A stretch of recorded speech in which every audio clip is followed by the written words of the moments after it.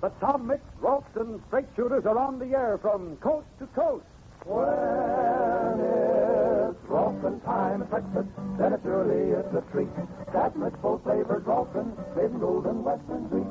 Wrangler says it is delicious, and you'll find before you're through. With a lot of cream, boy, your taste keen. It's a top for breakfast, too. Ask your mother in the morning, serve you up a steaming plate. It's a grandma whole wheat cereal, and the cowboys think it's great.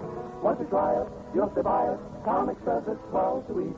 Gina Jimmy, too, say it's best for you. Ralston cereal can't be beat. Tom Mix suspects Jack Sargent of smuggling a gun into the Dobie jail and giving it to Simon Blake so that the dangerous outlaw could use it to make good his escape. One reason for Tom's suspicion is that Sargent's own gun is mysteriously missing. If Tom can prove that Sargent gave Blake that gun, he'll have a valuable piece of evidence to help him in his fight for James. Now, Tom has asked the sheriff to post a posse around the base of Bald-Faced Mountain in the belief that Blake is hiding there and that they can starve him out. If they succeed in capturing Blake, Tom may find the outlaw is carrying Sargent's gun. And if this is true, Sargent will be in a mighty bad spot. Meanwhile, Tom has heard no word from the wrangler whom he sent east in search of witnesses. Well, a new visitor arrived at the T.M. Bar Ranch yesterday. Professor Wallace, a lovable but absent-minded old scientist, has come west to help Tom with his plans to create a national park. In just a moment, we'll take you out to Dobie. But first, here's James. Hi, straight shooters. These flashlights that Tom's offering to send you are the swellest flashlights you ever saw. Pecos and I use them for signaling to each other. You see, just by turning a little dial on the end of the flashlight, you can make it throw a red, a green, or a white light. It's really 3 flashlights in one. I carry mine around with me all the time. It's not only swell for signaling, but simply grand for hiking or camping trips. You can find your way around your house in the dark. You've never seen a flashlight like this one. They've been made just for Tom and aren't sold anywhere. So if I were you, I'd order one right away because they're going fast. Here's one grant to tell you how easy it is to get yours. Straight shooters, to get Tom's beautiful, streamlined, pocket-sized flashlight with battery and bulb all ready to use, a flashlight that at the simple turn of a dial will throw a red, a green, or a white light, here's all you have to do. Simply print your name and address on the backs of 2 Ralston box tops and mail to Tom Mix, number 1, Checkerboard Square, St. Louis, Missouri. That's all you have to do, and this handsome flashlight is yours. If you prefer, send only 1 Ralston box top and 10 cents in coin. Be sure to send box top from Ralston, the grand, hot, whole wheat cereal that is so good to eat and so good for you. This offer is made only in the United States. Be sure to get your order in tonight. And now, come on out to Dobie. Lawyer Snood and his nephew William have just dropped in at the T.M. Bar Ranch. Lawyer Snood has gone inside to talk to Tom, leaving William out with James. Listen. William, please don't do that. Why not? Because it hurts him. Come here, Checkers. Yeah, he's nothing but a little old dog. You wouldn't like it if someone twisted your ears, would you? I didn't twist them very hard. Say, look at that bird up there in that tree. Bet you can't hit him with a rock. Well, I wouldn't want to. Why not? Because I like birds. Well, I don't. Watch me hit it. William, please. Say, you let go of my arm, James. You can't throw rocks at birds. I'll call my uncle. All right, call your uncle, William. Say, you better be pretty nice to me, I guess you better. I'm trying to be, William. Only you can't throw rocks at birds or pull Checker's ears. Oh, can't I? My father's a pretty important man, I guess. Well, maybe he is, I William, guess I can do just about whatever I want. I guess nobody can tell my father what to do. No matter how important people are, if they do something wrong, someone will stop them. Oh, that's what you think. I guess you just wish you had a father like mine. Well, that's that Tom. Tom Mix? He isn't your father. No, not my real father, William. But he's sort of a father. You see, I'm an orphan. You are not. Who told you that? Tom, I asked him after you laughed at me that day in Dobie and called me one. Well, you're not an orphan. And Tom Mix can't say he's any kind of a father. Because you've already got one. What do you mean, William? I know who your father is. I listened at the door when he told my Uncle Amos. When he told your Uncle Amos what? Said he was your father. You want to know who it was, Jane? No, you're just joking. You wait and see how much of a joke it is. When he comes to take you away from here. Just wait, that's all. When who comes to take me away, William? Jack Sargent, that's who. Jack Sargent? Yes, he's your real father. He and Tom Mix had a big argument about you. Right in my Uncle Amos's office. I heard him. Sargent's going to have Tom arrested. And make him give you to him. Has Tom arrested? Sure. They'll probably put him in jail for years and years. And then the police will come and get you. You'll have to go and live with Jack Sargent or, well, they'll probably put you in jail, too. But, William, it's not so. You're making it up. It can't be so. Oh, just wait and see, that's all. Yep. Guess you won't be telling people not to throw rocks at birds then. Yeah, I guess you'll be pretty sorry you didn't treat me nice out here at the ranch. Because you won't be living here at the ranch anymore. It's not so. Cry, baby, cry, baby. Come on, Checkers. Come on. Cry, baby, cry. Stick your finger in your eye. Tell your father it was I. Cry, baby, cry. While William taunts Jane, inside the ranch house, Tom is concluding a conference with William's uncle.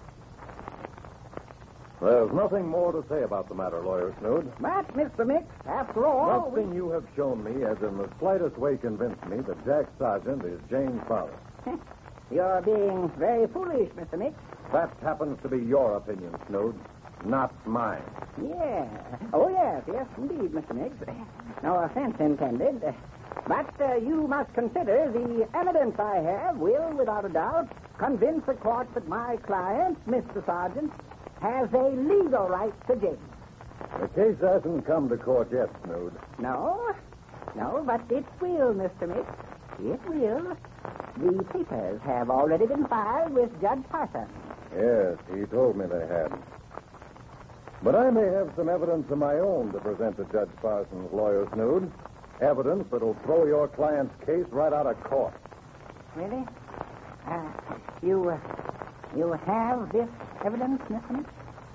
Not at the moment, no. Oh, I understand. You're counting on Wrangler to find it for you, eh? I understand he went east the other night. Yes. Yes. It was the night that your other client, Simon Blake, broke jail, Lawyer Snood. Yes. Yes, a very unfortunate occurrence, wasn't it? It'll be more unfortunate for the ones who helped Blake if we can discover who they are. Oh, undoubtedly, Mr. Mix. Undoubtedly. Well, now about this Jack Sargent matter, I wouldn't count too much on what Wrangler is able to dig up, Mr. Mix. Why not? Well, witnesses lose their memory after several years, and it was witnesses he went to find, wasn't it, Mr. Mix? Did I say that? No, just guessing. But, well, this fight for the custody of Jane may last a long time, and court cases run into money. Wouldn't it be better for both parties if we came to some kind of an agreement? What do you mean by an agreement, Snood? A financial agreement, Mr. Mix. Mr. Sargent, my client, realizes how much affection you have for the child, of the care and attention you have lavished upon her since the time she was a baby. My client, my dear Mr. Mix, is most grateful, and he feels that you are entitled to some compensation for your benevolence. In substantiation of this fact, he is sincerely willing to amply repay you for all you have done for his motherless daughter. Putting that in plain, short words, you mean Jack Sargent wants to buy me off? Oh, really, Mr. Mix? Instead of a fight, which he isn't as sure of winning as you tried to make me believe, he wants to make it a deal of dollars and cents. No, Mr. Mix. He wants me to figure out to the penny how much I think Jane's worth to me.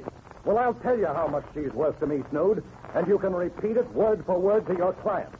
She's worth every cent I've got, with a TM Bar Ranch thrown in. And if it takes that much to fight Jack Sargent through every court in the country to keep Jane, she's worth it to me. Here's your hat, Lawyer Snood. Go back to Dobie and tell your client what I said. But now, Mr. Mix. Goodbye, Snood. But, well, now, really... Goodbye. Yes. Yes, indeed. Good day, Mr. Mix. Good day. Oh. Sorry, Snood. Oh, yes, take her. Okay. Doggone near run him down. Yes, Holmes. Take care of telegrams just come for you. Thanks, David. Look, if he comes back and says it's my fault that his nephew William just fell in a horse trough, don't you believe it. I was more than a foot away from William when he lost his balance and fell in. Of course, I'll take us. Huh? This wire's from Wrangler. Yeah? What's he say? He's located one of the 3 witnesses he went to find. Who is he?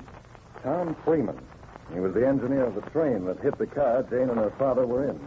Where is this Freeman? He's living in Coyote Wells, just 50 miles from here. What you gonna do, Tom? Tomorrow morning, I'm riding to Coyote Wells with Jane to see Mr. Freeman and find out just how much he remembers. Well, straight shooters, it looks as though the Wrangler has succeeded in locating a very important witness who lives just 50 miles from Goby. That's a lucky break for Tom. But I wonder how much this Freeman will be able to tell Tom about the accident. Tom is working against time, and every day counts. For Sergeant, you'll remember, has taken the matter to court in an effort to force Tom to turn Jane over to him. Unless Tom can prove that Sergeant is not Jane's father, he will have to give Jane up. And now here's Tom Mix. Straight shooters, I have found that working around the ranch and when I'm hiking and camping, I just can't get along without a flashlight. They're the handiest things in the world. Well, sir, some time ago I designed my own flashlight. One I could use not only to find my way around in the dark, but I could use to signal with, too. And everybody I have shown this flashlight to is so plumb crazy about it, I've had some made up special for all my straight shooter pals. This flashlight can't be bought anywhere. No, sir. It's streamlined, pocket size. On the head, there's a little dial. And by turning this dial, you can make the flashlight show a red, green, or a white light. It's really 3 flashlights in one. I'm saving one of my flashlights just for you. And if you'll get your order in, I'll send it to you right away. Here's Lynn Brandt to tell you how plumb easy it is to get yours. Thank you, Tom. Straight shooters, to get Tom's flashlight with battery and bulb all ready to use, here's all you have to do. Simply print your name and address on the backs of 2 Ralston box tops and mail to Tom Mix, number 1, Checkerboard Square, St. Louis, Missouri. That's all there is to it, and Tom's beautiful flashlight is yours. If you prefer, send only 1 Ralston box top and 10 cents in coins. This offer is good only in the United States. Be sure to send box tops from Ralston, the hot whole wheat cereal that Tom Mix recommends to give you cowboy energy. And hurry, hurry, hurry. They're going fast, so get your order in tonight. Mr. Freeman, do you remember an accident just outside of Dobie some years ago? A train hit a car carrying 2 men and a baby at a crossing. Yes? Do you remember what the men in the car looked like? Tomorrow, Tom Mix talks to Freeman, the engineer of the train that was in the wreck in which Tom believes Jane's real father was killed. On this conversation, Jane's whole future may depend. Will Freeman identify Jack Sargent as Jane's father? Or will he say that Sargent is an imposter and a fake? Be sure to listen in. Hold on now. I'll be a bobtail beaver. Look at it. Round-up time. So let's get started. It's Ralston time and breakfast. There surely is the treat. That rich full-flavored Ralston, made golden western wheat. Wrangler says it is delicious, and you buy it before you're through. With a lot of cream, boy, sure tastes keen. It's enough for breakfast, too. Ask your mother in the morning, serve you up a steaming plate. It's Grandma whole wheat cereal, and the cowboys think it's great. Once you try it, you'll have to buy it. Thomas says it's swell sweet. Spinach and meat do say it's best for you. Ralston cereal can't be beat. To announcer Lynn Brandt, Tom Mix was impersonated. This is the National Broadcasting Company.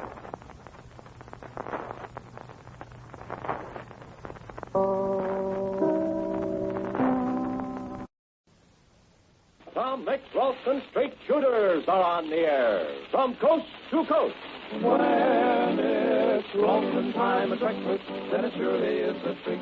That's full flavored Ralston, bacon, golden western wheat. Wrangler says it is delicious, and you find before you're through. With a lot of cream, boys, your taste keen, it's hot for breakfast too. Ask your mother in the morning, serve you up a steaming plate. It's Grandma Holden cereal, and the cowboys think it's great. Once you try it, you'll say buy it, for it's really swell to eat. Today to me Tuesday, it's just for you, Ralston cereal can't be beat. Whisper Johnson and his man Nick, who were surprised and almost caught on the hidden mesa by Tom and the Wrangler, have just taken off in a fast plane and are speeding through the pitch blackness of the night to bomb the Verde River powder plant. Tom and the Wrangler emptied their six-shooters into the plane as it roared across the mesa, but are not certain they damaged the plane. The Wrangler believes that now there's no possible way to save the powder plant. But Tom, noticing black storm clouds have blotted out the moon, has hit on an idea that may stop Whisper Johnson. Just what it is, we'll learn in a moment. But first, here's your pal, the old Wrangler. Howdy, straight shooters, howdy. If you've been aiming to try shredded Ralston, the delicious, delightful, lovely, and delectable bite-sized ready-to-eat cereal, then here's your big chance. Yes, sir, here's a golden opportunity to enjoy this bang-up cereal with a $1 million flavor and get a swell, elegant Tom Mix Color Comics book at the same time. Now, this Tom Mix Color Comics book number 5 is a knockout. It's packed with thrilling action comics of Tom, Pecos, Jane, Amos, Q, Snood, and the characters you hear on these programs. Then it shows you how to do magic tricks that'll fool your friends, how to make things, games you can play, puzzles you can work, facts about the West, and a world of information, all in pictures. You'll go daffy over this big, fascinating colored comics book. And it doesn't cost you a dime.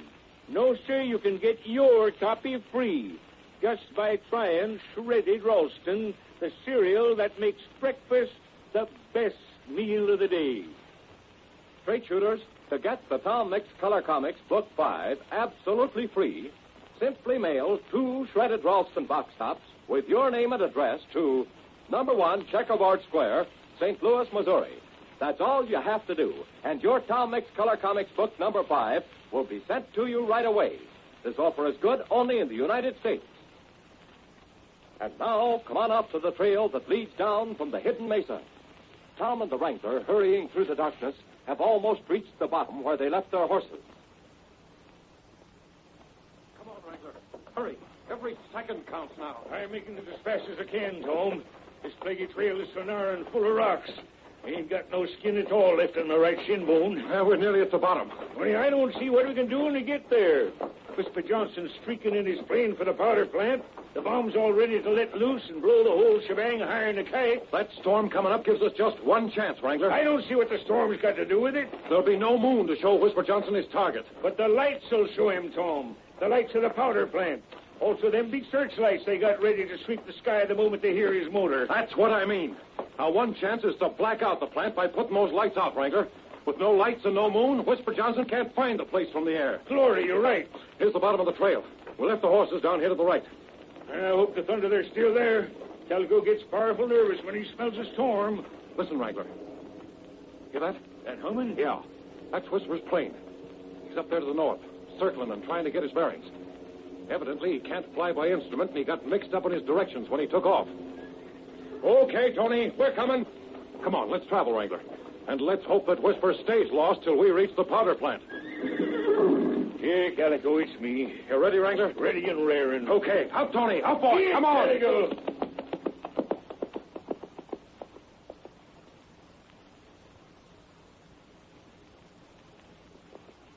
Come on, Tony. Come on, boy. The Hargone's nearly over. Main road just ahead. Calico, will you stop putting down your heels so hard? My liver's cleaned up against my Adam's apple. Wrangler, hear that? Huh? That plane.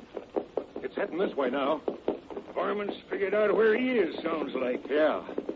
He's up there in the dark somewhere, right over our heads and on a beeline for the powder plant. Tom, look up ahead. What's that glow in the sky? Is it fire? No. No, the men at the powder plant have heard Whisper Johnson's plane. They've turned on their searchlights to pick him out. Thunderation. They're giving the location of the plant. Head away to him. Well, they're simply following orders, Wrangler. If there was a moon, it wouldn't matter. Well, there goes our last chance of saving the plant. Whoa. Whoa. Calico. What are we going to do now, Tom? We don't have to get to the powder plant to turn off those lights, Wrangler. Why don't we? We can turn them off right here. Tom, are you gone crazy? No, Wrangler, listen. This is the main road. The road that leads to the powder plant. Sure, I know that, Those poles are the ones that carry the lines to the plant. If we can cut the line, every light of the plant will go out. But, Tom, you ain't got no way to cut it. I'll find some way, Wrangler. But them wires carry enough current to strike a man dead like a bolt of lightning. Those lights at the powder plant have got to be put out before Whisper Johnson's plane flies over, Wrangler. See if you can pick out that wire with your flashlight, and then get back out of the way. Okay, Tom. I'm going to try to throw a rope over it. There she is, right up there. Yeah, I see it. But, Tom, you're playing with sudden death. Here goes. Okay, no fireworks yet. The rope's over the wire, but now what? Now Tony and I take off. There's plenty of slack in the rope, and I reckon when we reach the end of it, the sudden pull on that wire will break it like a violin string. You and Calico get back out of the way, Wrangler. When that live wire hits the ground, it'll look like the 4th of July. You ready, Tony, old boy? Okay, let's go. Up, boy. Come on.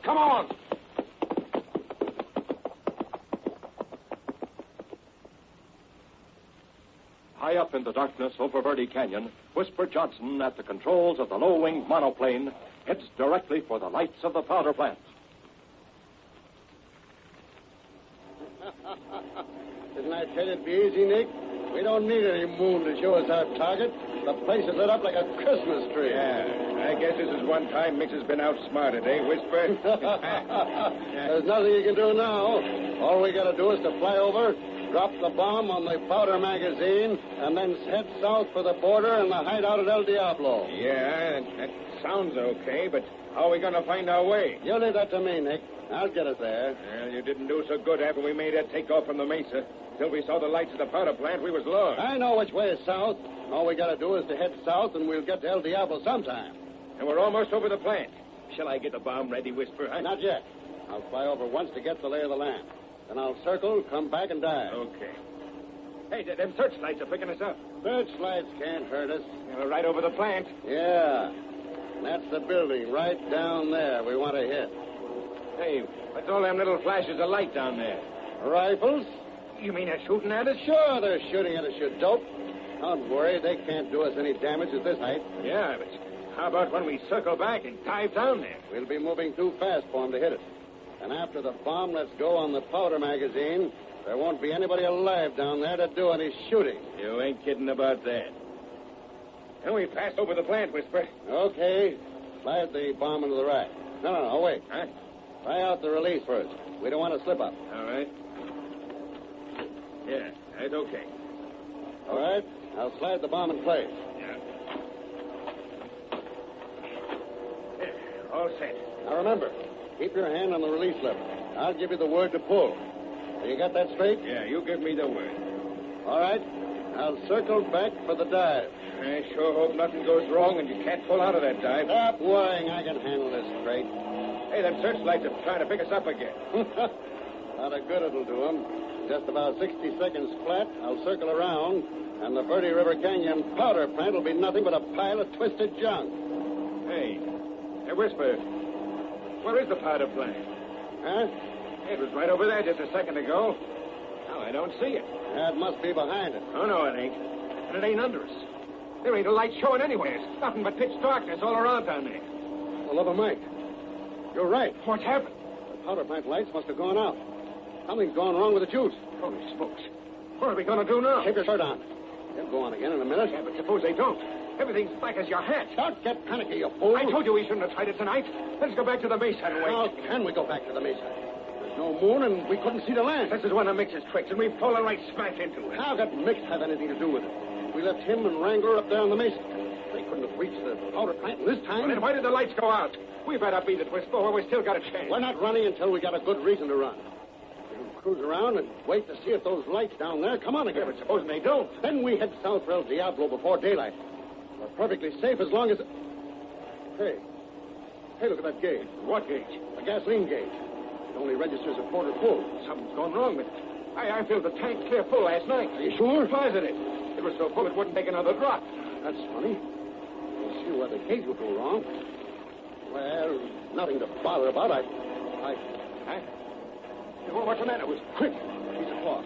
Your hat or a piece of your shirt, anything. Hurry up, you fool! The gas tank. I don't know what you're... There's a bullet hole in the gas tank, don't you see? Oh, that's where our gas is gone. Plug it up. Don't sit there with your mouth open. Do something. Yeah, sure. We must have been losing gas ever since we took off from the Mesa. One of those slugs from Nixon Wrangler threw us and plugged our gas tank. Come on, what's the matter with you? What, do you got a move on, Nick? Get that whole stuff up and be quick about it. And down below on the road that leads to the Dobie Airport, Tom and Wrangler race through the darkness on Tony and Calico. I don't get it, Tom. You put out the lights at the powder plant for breaking the power line, and then instead of heading for the plant, we head for the airport. Come on, Tony. Come on, boy. The plant's safe for the time being, Wrangler.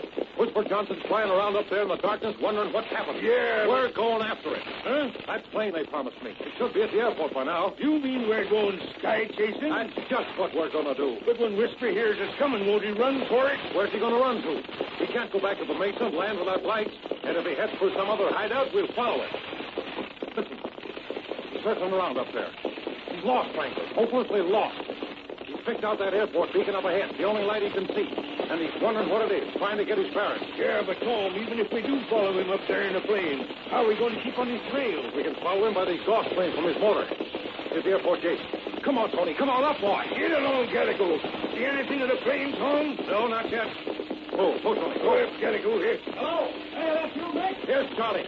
Have you seen anything of an Army plane that was to be flown here for me tonight? I sure have. It's out there on the runway, gassed up and ready to go. Good. Come on, Wrangler. We've trailed some pretty low-down hombres by foot and by horse. But this time we're going after a couple of high-flying buzzards by air. Come on, let's go. What will happen when Tom Mix climbs into the fast Army pursuit ship and takes off into the darkness after Whisper Johnson? On Monday, we'll join Tom in the most thrilling chase of his career. Be sure to listen in. Great shooters, would you like to see how Tom Mix shot it out with a bad man in the streets of Dobie some time back? All shown in colored pictures that fairly take your breath away? Would you like to read the hair-raising story of Tom's narrow escape from death in the underground treasure vaults of the Toltecs, told in a comic that'll knock you for a loop? Then be sure to send in pronto for your copy of the Big Tom Mix Color Comics book number 5. You'll find not only these, but other exciting comics starring the characters you hear on these programs in this fascinating Big Color Comics book. Now, these Tom Mix Color Comics can't be bought anywhere at any price. But here's Don Gordon to tell you how you can get your copy free if you act right away. Straight shooters, to get your free copy of the sensational big 35-page Tom Mix Color Comics book number 5, just mail 2 shredded Ralston box tops with your name and address to number 1, Checkerboard Square, St. Louis, Missouri. Let me repeat that address. It's number 1, Checkerboard Square, St. Louis, Missouri. That's all you have to do, and we'll send you this Color Comics book right away. This offer is good only in the United States. But hurry, get your order in tonight. Tomorrow, sure. Hold on, Don. Strip my gears. It's roundup time. So let's get going. Well, it's Ralston time at breakfast, then it surely is a treat. Cabinets full flavored Ralston, tastes golden western wheat.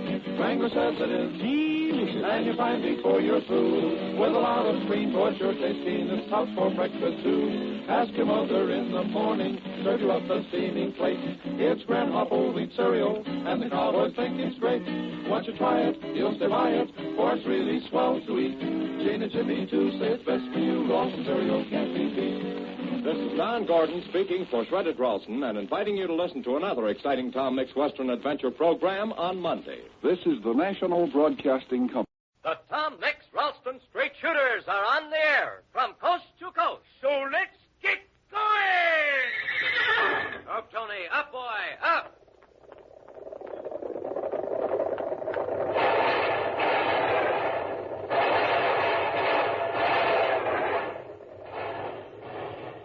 The Mystery of the Black Cat. Tom Mix has been called to a large eastern city by his old friend, Professor Harvey, to investigate the strange disappearance of radium from various hospitals. Well, soon after Tom arrived, over $1 million worth of radium was stolen from what was believed to be a burglar-proof room of a big hospital. While Tom and Inspector Jameson stood outside the heavy steel door to this room, 20 stories above the ground and whose only window was barred, the thief managed somehow to get in, steal the radium, and leave a black cat in its place. And now, it's some time later, and Tom has been summoned to Professor Harvey's home, only to learn that the professor himself has been spirited away from his own house. Well, Tom, Inspector Jameson, and the others are searching the grounds of the Harvey estate for clues when suddenly a car comes roaring out of the driveway straight at them. It's the inspector's car, and behind the wheel they see the huge form of a black cat. In a moment, we'll learn what happens. But first, here's your pal, the old Wrangler. Howdy, straight shooters, howdy. If you know any Chilly Willies or Icy Irenes in your neighborhood, kids that are feared to poke their noses out of doors when the weather gets cold, then just you tell 'em about good old Ralston wheat cereal. Will you? Say, once a Chilly Willie starts eating Ralston regular for breakfast, his shivers are over. 'Cause Ralston is a hot cereal, the kind that warms you up away down inside and helps keep you warm. Why, with a steaming dish of Ralston under your belt, you don't have to be a stay-at-home or a sit by the fire. You can enjoy cold weather. You see, Ralston is made of whole wheat, and it's cram full of nourishment and cowboy energy. The kind of energy that makes you want to go places and do things. And Ralston puts the B1 in breakfast. Does it taste delicious? I don't have to tell you, it does. Now, rope your friends tomorrow and give 'em the lowdown on this bang-up Western cereal. Tell 'em to breeze through cold weather with Ralston, the hot whole wheat cereal that comes in the red and white checkerboard package. And now, it's close to midnight. Tom and the others are standing in the driveway leading to Professor Harvey's house when suddenly they see the inspector's car start toward them. They barely get out of the way in time. The Wrangler says, "Who's driving that car? A cat, Tom. A big black cat." Mrs. Harvey, she's faded, Tom. Yeah, take her into the house, Pegas. Right. Inspector. Yes, Mix? You'd better go in and call headquarters. Tell them to be on the lookout for your car and warn them to close all roads leading into and out of the city. I'm on my way. Right. I'll have them rush another car out here to pick us up. As soon as I get Mrs. Harvey safe inside the house, I'll be back, Tom. Okay, Pegas. Now, Wrangler, let's see if we can get that model of the clipper ship in off the pond. How you going to do that? Well, the wind's blowing it toward the opposite shore. Let's go around on that side. Come on. I've seen some mighty funny things, Tom. This here is the darndest mystery I ever did see. Now, that there model ship a-floating out there, there's something mighty queer about that, Tom. I know what you mean. Something fantastic about it. That's it. Why, when you turned that flashlight on it, it looked just like a real ship. Yeah. Look, there it is. Yeah. Hey, something's happened to it. Looks exactly like the wreck of a small ship. Well, I'll wait out and get it. Let me do it, Tom. My boots is higher than yours. The water's kind of shallow. All right, go ahead. There. I got it. Good. Yeah. Look at there, Tom. The mast on this little ship have been broken off. So I see. And there's a hole in the side. What's it mean, Tom? That can mean only one thing, Wrangler. Professor Harvey gave me this ship's model and told me to guard it with my life. That means it must be important, for some reason. Now, what is that reason? There must have been something hidden in it that the cat wanted. Now, wait a second. Here comes Pegas and the inspector. Pegas, Mrs. Harvey all right? Yeah. I left her with one of the maids, Tom. Good. Our cat friend won't get far, Mix. I've been in touch with headquarters. He certainly made a mistake in stealing my car. My boys will pick him up before he gets 10 miles from here. Right now, there's a statewide alarm out for him. If we don't have him cornered before another hour... Cars, state police patrols, Parkway police. The cat, wanted in connection with the recent robberies of radium in New York City, is attempting an escape in an official car. The description of the car is as follows. 12-cylinder sedan. All toll bridge keepers, gatekeepers, and ferry landing superintendents. Watch for a black 12-cylinder sedan with the license number Y413. License number Y413. Car being driven by a man known as the Cat. Wanted in connection with the robbery of radium. Stop, press it! Stop him, you hear? You're going to rip out the front page. Here's the screamer to go in. The white cat is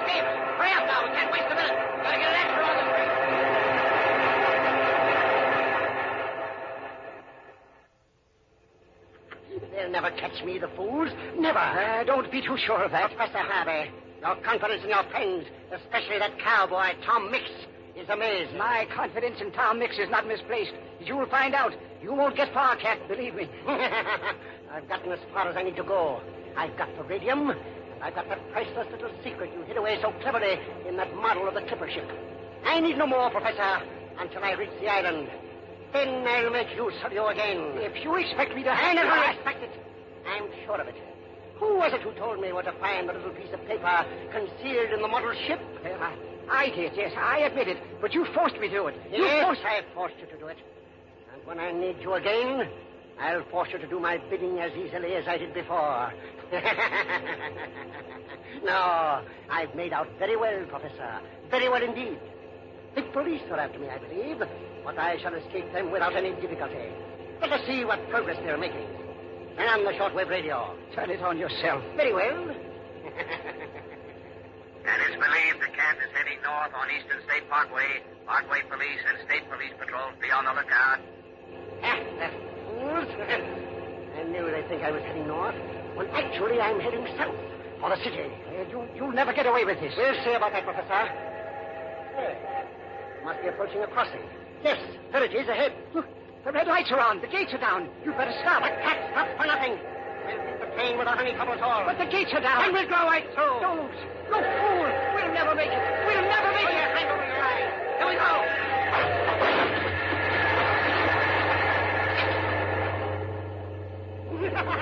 We made it. Thank heavens for that. Now you know why I always win, Professor. I take chances no one else would dare take. Wait, what's that? Sounds like the police. Yes, it is. Hold on, Professor. It looks as if we're in for a chase. A chase that you're going to find highly exciting.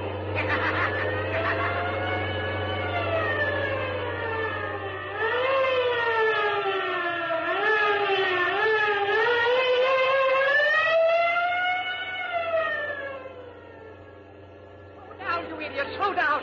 We're in the heart of the downtown traffic district. We'll all be killed. How can I slow down with all those police cars on my tail?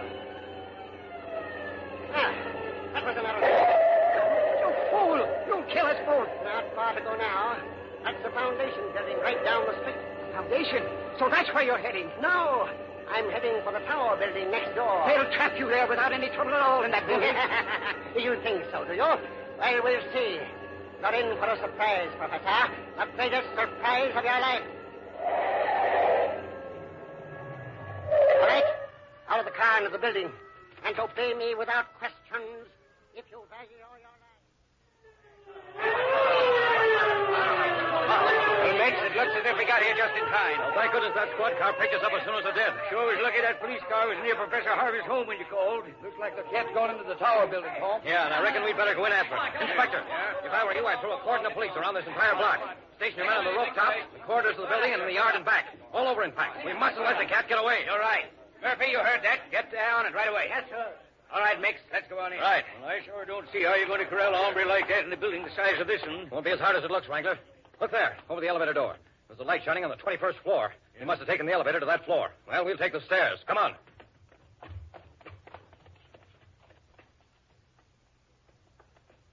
The stairs may be quicker, but that there elevator shore'd be much easier. Shuckins. This ain't no climb at all, Wrangler. Well, here we are. Now to find which office he went into. That's going to take some time. Must be about 50 officers. Hold it. Listen. Hear them?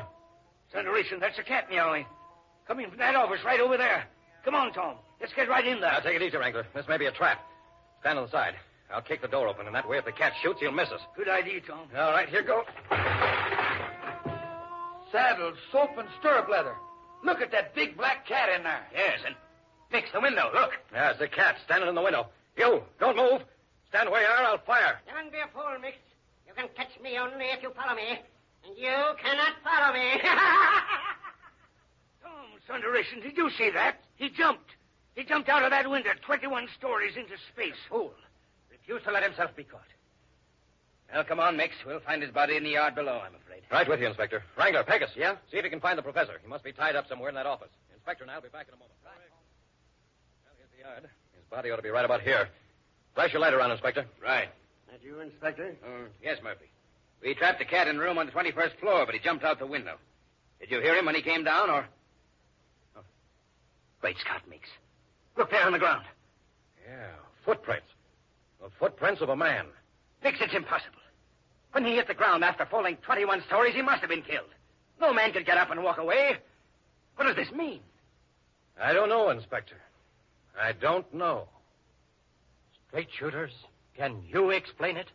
Do you know how a man can jump 21 stories into space, land on his feet, and walk away? That is the mystery that confronts Tom Mix right now. And say, have you figured out how the cat managed to get into a room no one could get into? There are plenty of thrills, surprises, and mystery tomorrow. So be sure to listen in. Say, you won't catch any of us straight shooters eating a cold breakfast on a cold morning. No, sir. Thunderation, when we start trading punches with Jack Frost, we want a red and white checkerboard package of good old Ralston on our side, because we know that with a hot dish of Ralston under our belts, we can knock Mr. Frost flatter than a pancake. You see, Ralston not only gives you warmth, but it gives you cowboy energy to fight cold weather. And just between you and me, the reason Ralston gives you so all-fired much cowboy energy is because it's rich in vitamin B1, the pizzazz vitamin. Why not ask your ma to serve you Ralston, so you can laugh at cold weather? Well, sir, I'll be a bag-eared baboon with baby blue eyes. Look it. It's roundup time. So let's get going! Up, Tony. Up, boy. Up!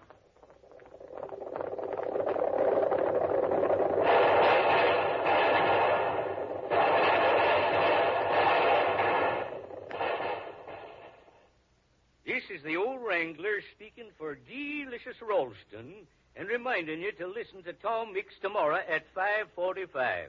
Good night. Enjoy delicious Rye Crisp as bread at every meal. Rye Crisp is an exciting new kind of bread.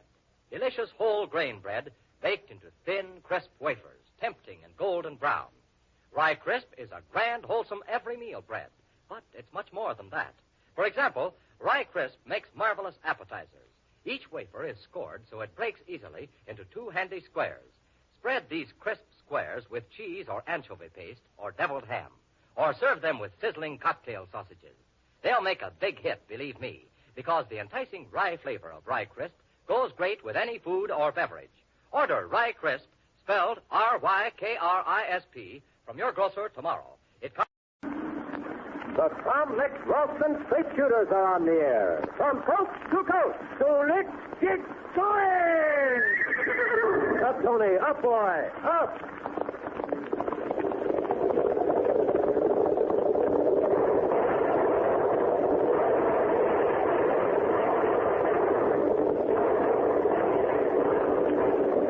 The mystery of the Black Cat. The Black Cat, a dangerous criminal wanted for $1 million radium robbery, has been traced to an office on the 21st floor of a downtown building. Tom Mix, believing that the cat would return to his skyscraper hideout, decided to lie in wait for him with the Wrangler and papers. The office was in pitch blackness. And as the clock struck midnight, they heard a sound at the window and saw the Black Cat standing outside on the window ledge. He was preparing to enter the room when Pecos sneezed, and they saw the cat leap into space and disappear into the darkness below. Then, to the amazement of the Wrangler and Pecos, they saw Tom suddenly rush over and dive through the window after the cat. For once, it looks as if Tom's courage has carried him too far. For how could he possibly... But wait. Here's your pal, the old Wrangler.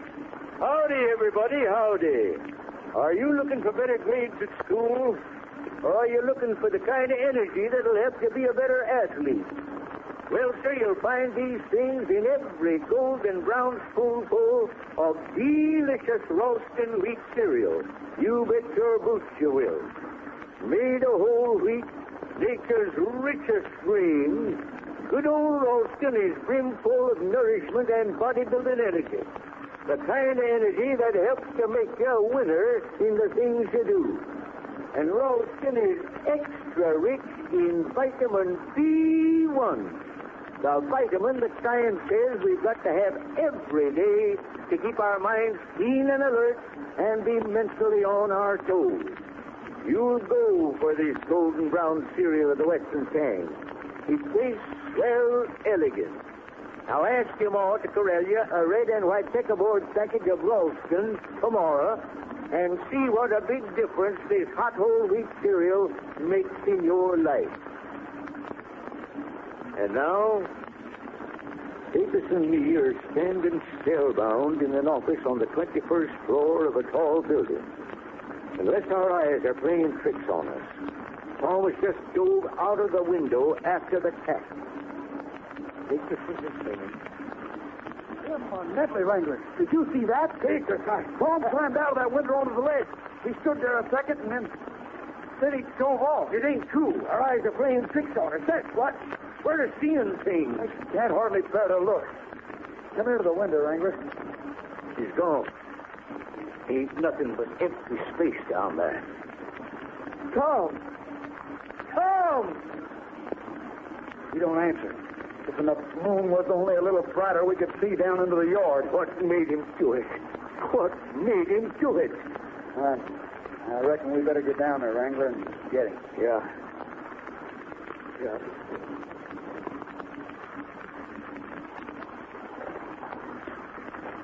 Here's the yard.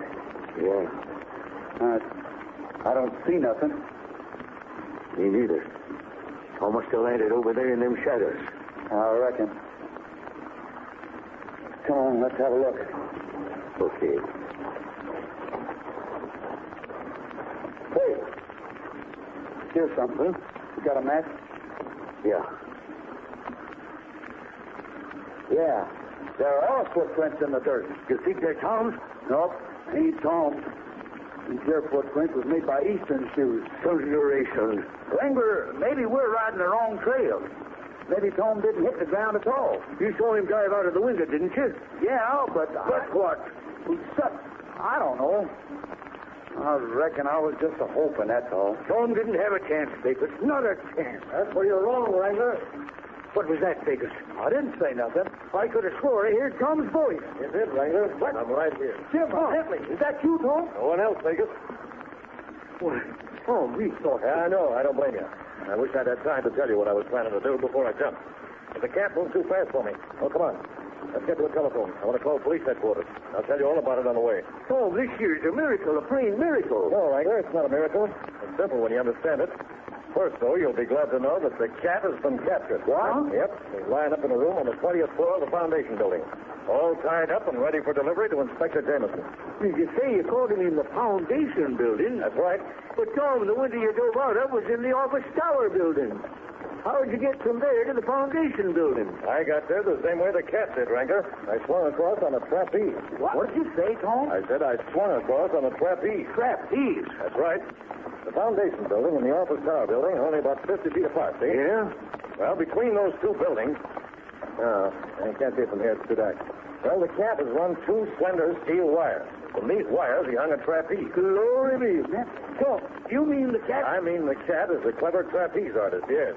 As a matter of fact, he's one of the best I've ever seen. What do you You say this your cat, hombre, when he went diving out of the window, caught a hold of that there trapeze and swung across to the other building? Exactly. Then how come he left his footprints down here in the yard? Yeah, well, that had me stumped for a time. Apparently, the cat man was afraid that we might get suspicious unless he made it look as if he'd landed down there. So he planted his footprints in advance. You mean he left his tracks down there before we started chasing him? Yeah, that's it. Where? And here's the door to the lobby of the foundation building. Must be a telephone inside. Great day in the morning. Well, I can see everything now. That explains how the cat man stole the radium. Sure. When we put the radium on the table and locked the door, this your cat, hombre, was probably watching us from across the way. Right. As soon as he see us leave the room, he just swung over on that there trapeze, grabbed a hold of them bars on the window, wrecked through with that long steel rod and lifted the radium off the table. And with a box of radium tucked under his arm, he swung by one hand back again. Shucks, no wonder we couldn't find no trace of it. Yeah, but Tom, there's still one thing that puzzles me. What's that, Wrangler? This cat man being the expert to catch that trapeze blindfolded when he dove from the window. But when you took out after him, How in thunder was you able to catch it in the dark? Oh, it's not so very dark tonight, Wrangler. There's enough moonlight to see by. But when me and Wrangler looked out that window, we didn't see no trapeze. No. Well, that's because you weren't looking for it. You see, I had a hunch the cat was using the trapeze. Sure enough, there it was. Well, Tom, you took your life in your hands. Of course he did. Tom, why couldn't a person see that there trapeze in the daytime if it was a hanging there? Yeah, but it wasn't hanging there all the time. Yeah? The catman had it rigged up so he could pull the trapeze itself into his hideout and out of sight in the daytime. Oh, what about them wires it hung from? Well, in the daytime, no one would notice them, you see. They look like ordinary telephone wires. Oh. Now, here's the phone booth. I'd better call headquarters. And the quicker the cat is safe in the hands of Inspector Jameson, the better off I'll feel. Passengers for Flight 7, Chicago, Kansas City, El Paso, and Los Angeles. At Gate 5, please. Flight 7, Chicago, Kansas City, El Paso, and Los Angeles. Oh, are you sure you have to go back to the TM bar? Yes, Professor, I'm afraid so. Tom's got a pretty large ranching business to take care of, Professor. That's right. Every time he's tracing the trail for a couple of weeks, things sure get into a mess. Yes, of course. But Tom, you've done such a wonderful job of clearing up the problem. I'd certainly like to have you along on the expedition to the Mato Grosso. Well, thanks, Professor. Tom, are you sure you won't change your mind? Well, I'd sure like to, but right now I'm afraid it's impossible. Well, I don't like to insist, but the Harvey expedition to the Mato Grosso in search of those fixed landmines won't be for 2 weeks, maybe more. Yeah. Now, don't you think you could clear up your affairs with the TM bar in that time? Well. Why, we'll hold the expedition just as long as you like. I'll feel a lot happier with you along. Careful, Joe. The professor's got that there branding iron all set to lay with your hide. I know he has, Well, all right, Professor Harvey. Bob, you'll come? You'll come with us on the expedition. Yes, I can make it. Of course, everything depends on how quick I can clean things up at the TM bar. Wonderful, Tom. Wonderful. The following passengers for Flight 7 report to Gate 5 immediately, please. Tom Mix, Pecos Williams, and Mr. Wrangler. Tom Mix, Pecos Williams, and Mr. Wrangler report to Gate 5 at once, please. Flight 7 is ready to depart. Yeah, well, it looks like we're holding up the plane. Yes. We've got to go now, Professor. If we can get back in time to make the expedition to the Mato Grosso, we'll sure do it. Sure will, Professor. Come on, Pecos. Reckon we better be getting to Gate 5. Right with you. Come on, Professor.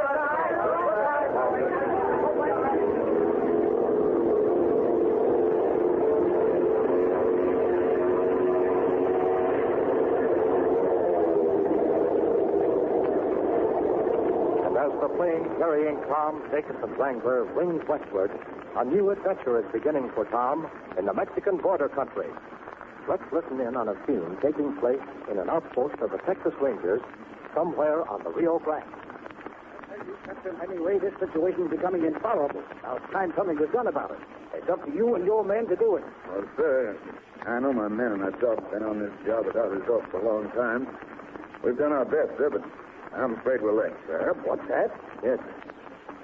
I hate to admit it, but, well, it's a mystery, sir. A mystery I'll never be able to solve. As a matter of fact, I know of only one man who can solve it. And who might that be? Tom Mix. Mix? Why, heavens, you're right. I should have thought him myself. All right, then. This thing's got to be solved, and solved quickly. Get Mix. You understand? Get Mix as quickly as you can. I've been dispatched to Ranger headquarters of El Paso. Tom Mix wanted at once at Ranger outpost near El Campo.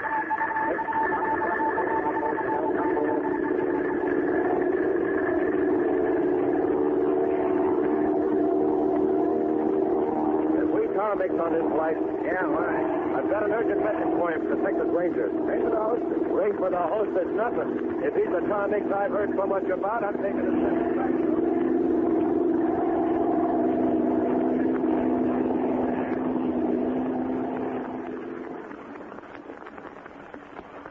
An urgent message. Get Tom Mix at once. It's relayed from the lonely outpost of the Texas Rangers at El Campo, near the Rio Grande, to a plane speeding across the continent. What is the mystery that needs all of Tom's detective ability and skill? What new adventure awaits our friends in the Rio Grande country? For thrills, adventure, and mystery, be sure to listen in tomorrow at 5:45. Say, straight shooters, if you know any troopers in your neighborhood, be sure to tell them about good old Ralston. Now, a trooper is a kid who's so soft he can't go out for the team or nothing. And so tuckered out all the time he can't keep up with a gang. Shuckin'. Once the trooper starts wrapping himself around a dish of Ralston regular for breakfast, chances are he'll be so all fired full of energy he won't know his own self. Because Ralston is the cereal that gives you pizzazz. And does Ralston taste good? Jim, monumentally. It's got a flavor that's a jelly whacker. A genuine jelly whacker. So round up the troopers in your neighborhood pronto and tell them about good old Ralston, the cowboy energy cereal that comes in a red and white checkerboard pack. Hold on, Pickers. Braid my hair and call me Betsy. Look at it. It's round-up time. So let's get going.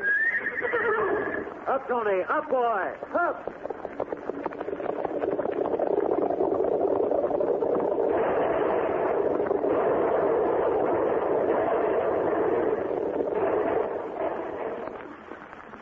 This is the old Wrangler speaking for delicious Ralston and reminding you for a thrill a minute, tune in Tom Mix tomorrow at 5:45. Good night. Mother, here's a brand new way to fix a hot wheat cereal breakfast. The quickest, easiest way you ever heard of. Just serve Instant Ralston, the sensational new hot cereal that needs no cooking.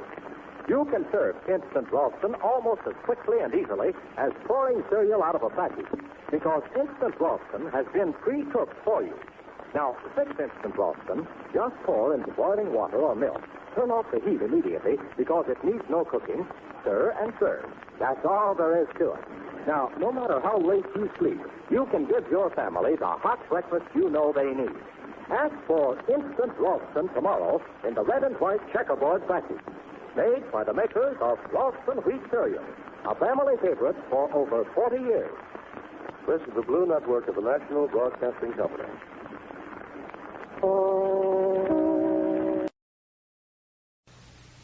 The Tom Mix Ralston Straight Shooters are on the air. From coast to coast. So let's get going. Up, Tony. Up, boy. Up.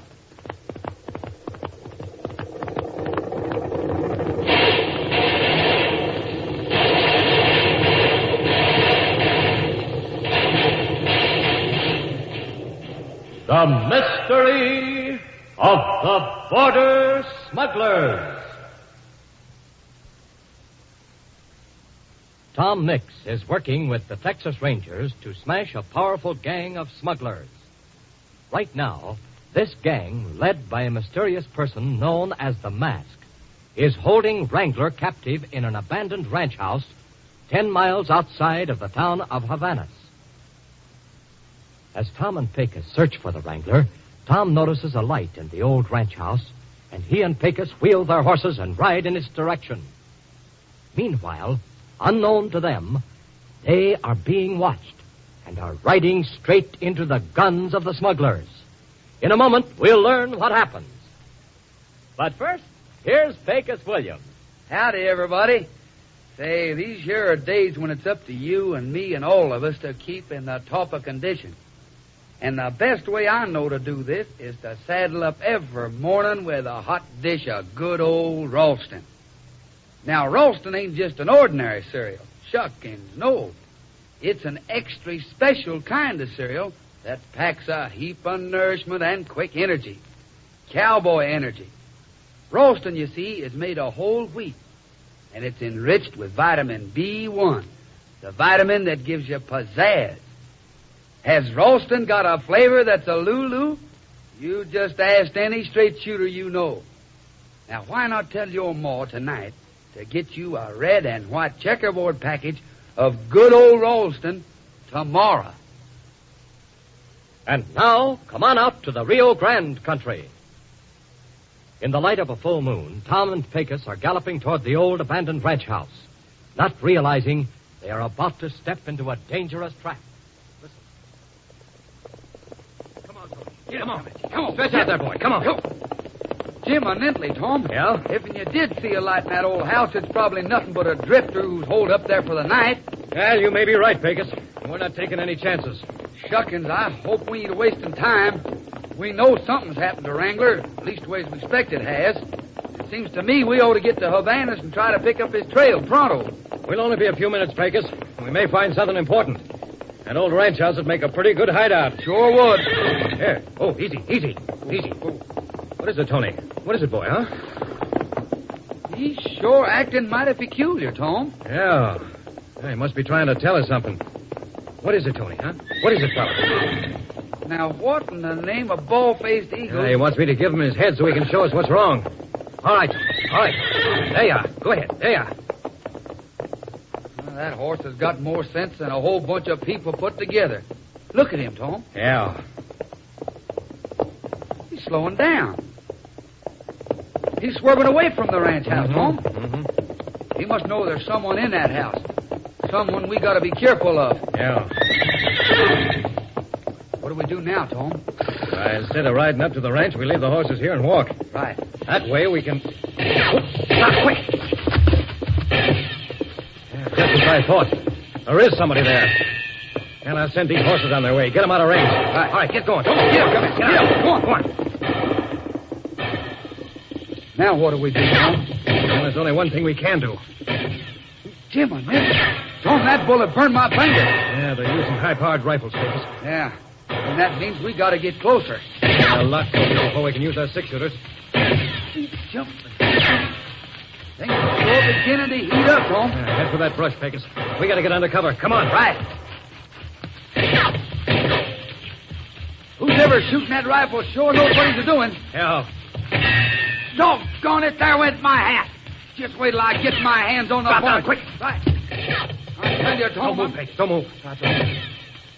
Man handling that rifle's a good shot, all right. Yeah. I don't like the looks of this, Pecos. Well, the only thing to do is to smoke them skunks out of there, Tom. Yeah, maybe. If Wrangler's in that house, he might... You mean to make it too hot for him, they might... Right. Listen, Pecos. Huh? These men are sharpshooters, and there's a full moon. There's only a slim chance we can get up to that house without being hit. We've got to risk it. Well, what are you leading up to, Tom? Just this. Whoever gets close enough to help Wrangler has got to be a mighty good Indian fighter. I get you. All right, then. Come on, we'll try it together. Give me your knife. Here. Going to hack off some of them bushes, huh? That's right. We'll hold the bushes in front of us and creep up on the ranch house that way. There. Now, I'll hack off enough of these bushes. Meanwhile, as Tom hacks away at the bushes, preparing to approach the ranch house Indian style, within the ranch house, Wrangler is being held prisoner. Take these ropes off of me, you yellowback varmints. I just dare you to take them off. Save your breath, mister. All the shouting in the world won't do you no good where you're going. We got orders from the mess to put you out of the way, so get moving. Try and make me. Just try and make me. I'm giving you one more chance now. Are you coming quiet, or do we have to persuade you? Listen to me, you sneaking polecat. I'm tired of looking at your ugly face. So if you're aiming on shooting me, you may as well do it right here and now. No, we ain't gonna shoot you. We got other plans. Yeah? Yeah. There's a cliff about 6 miles from here. We ride out to that cliff. When we get to it, we stop. But you keep going. Gonna ride me off the cliff, eh? That's right. When the rangers find you, they'll think you've had an accident. You get it? What do you say? Do you come quiet, or do we get rough? What do you think? I think we gotta get rough. You're right. Okay, I've wasted enough time. Joe, Pete, grab him. Yeah. All right, partner. You just come along. Oh, boy. My stomach, he kicked me. Hey, orders or no orders, I got a mind to plug you for that. Get away from him, Joe. Hey, go ahead. I ain't scared of you, you yellow-livered coyote. You asked for it, now you're gonna get it. Pete. Now, what? The mask wants you. Quick. What's up? The place is being attacked. Okay, wait till I bed down this culprit. Oh, it ain't no time for that. You can take care of him later. Come on. Okay. I guess you'll be safe enough here, mister, till I get back. All right, boys. Come on.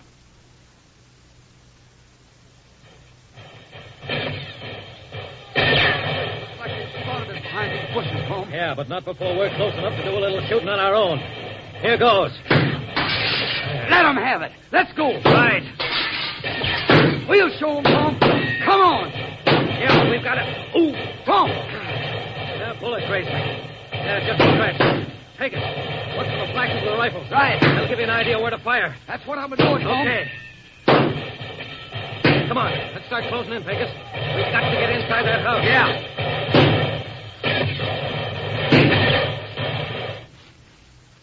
Hey, they stopped firing, Pecos.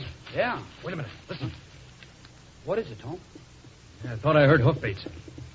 I don't hear nothing. Wait. Yeah, there they are. The whole gang heading away from the ranch. Well, what's it mean, Tom? That means they're afraid to stand and fight. What'll we do? We're going after them. I'll whistle for Tony. If Wrangler was in there, they'd probably taken him with them. They wouldn't leave him behind. Well, maybe they would, No, Tom. he'll make too valuable a hostage if we get him cornered.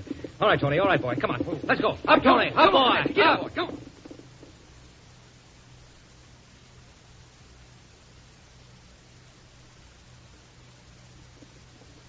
Sure was right, Tom. There they are up ahead. Yeah. Get moving, Tony. Come on, stretch out, boy. Come on. Come on, Phil. They're a chucking lead back this way, Tom. Yeah, I know it. I don't care about them getting me, but if they get my horse like they got my hat... We're gaining on Pecos. We're gaining.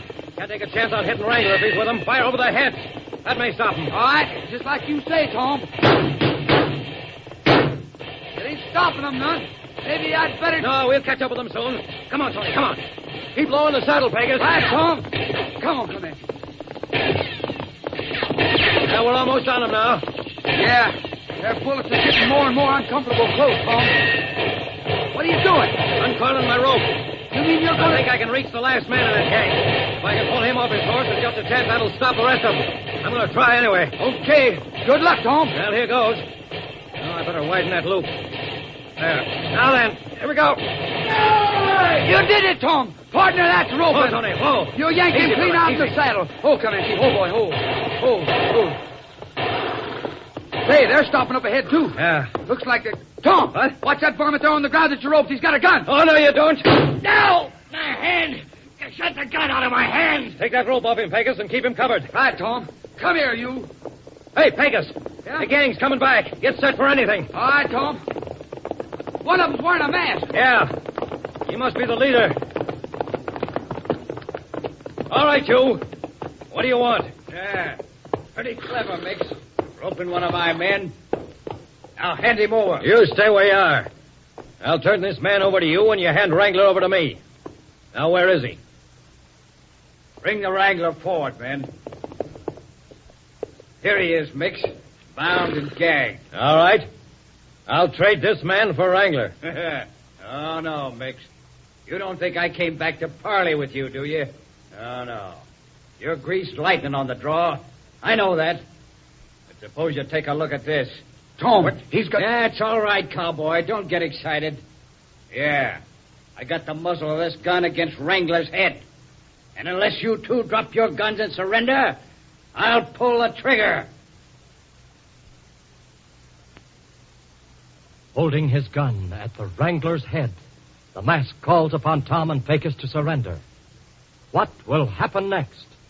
For fast action, mystery, and thrills, be sure to listen in tomorrow. Say, Uncle Sam wants you to help build a stronger America by keeping physically fit and in the top of condition. Now, many wide-awake young Americans who are going places and doing things depend on good old Ralston to give them energy to help keep them fit. For Ralston puts the B1 in breakfast. And vitamin B1, as you know, is the cowboy energy vitamin. An amazing vitamin science tells us we must have every day if we want to have a keen, alert mind, good digestion, buoyant energy, and robust health. So if you want to be a leader and a winner, join the thousands of alert, wide-awake, straight-shooters of America who start each morning off with Ralston, the hot whole wheat cereal that puts the B1 in breakfast. Say, you go for Ralston. It tastes great. Ask Mother to get you a red and white checkerboard package tomorrow. Hold on there, Don. I'll be a gallop and go for a look at. It's roundup time. So let's get going. Up, Tony. Up, boy. Up.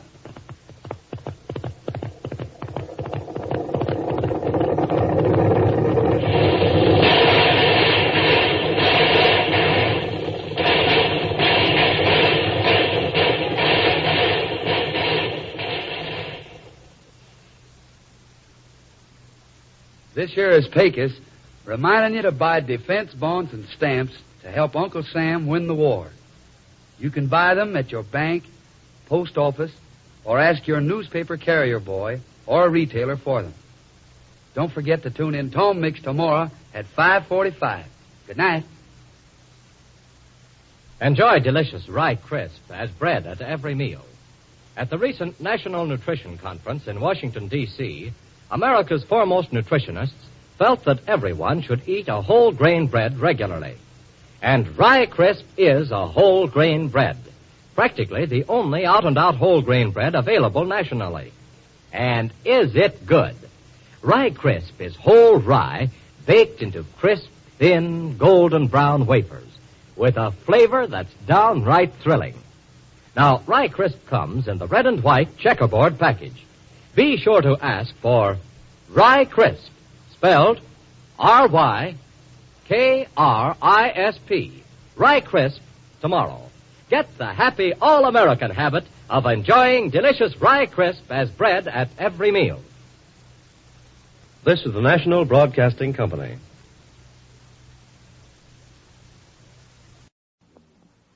Tom Mix Ralston Straight Shooters are on the air. From coast to coast. Let's get going! Up, Tony. Up, boy. Up. The mystery of the Mastermind. Dangerous gang, led by a man known as the Mastermind, has taken Wrangler prisoner. And yesterday, this same gang tried to capture Pecos Williams in a taxicab.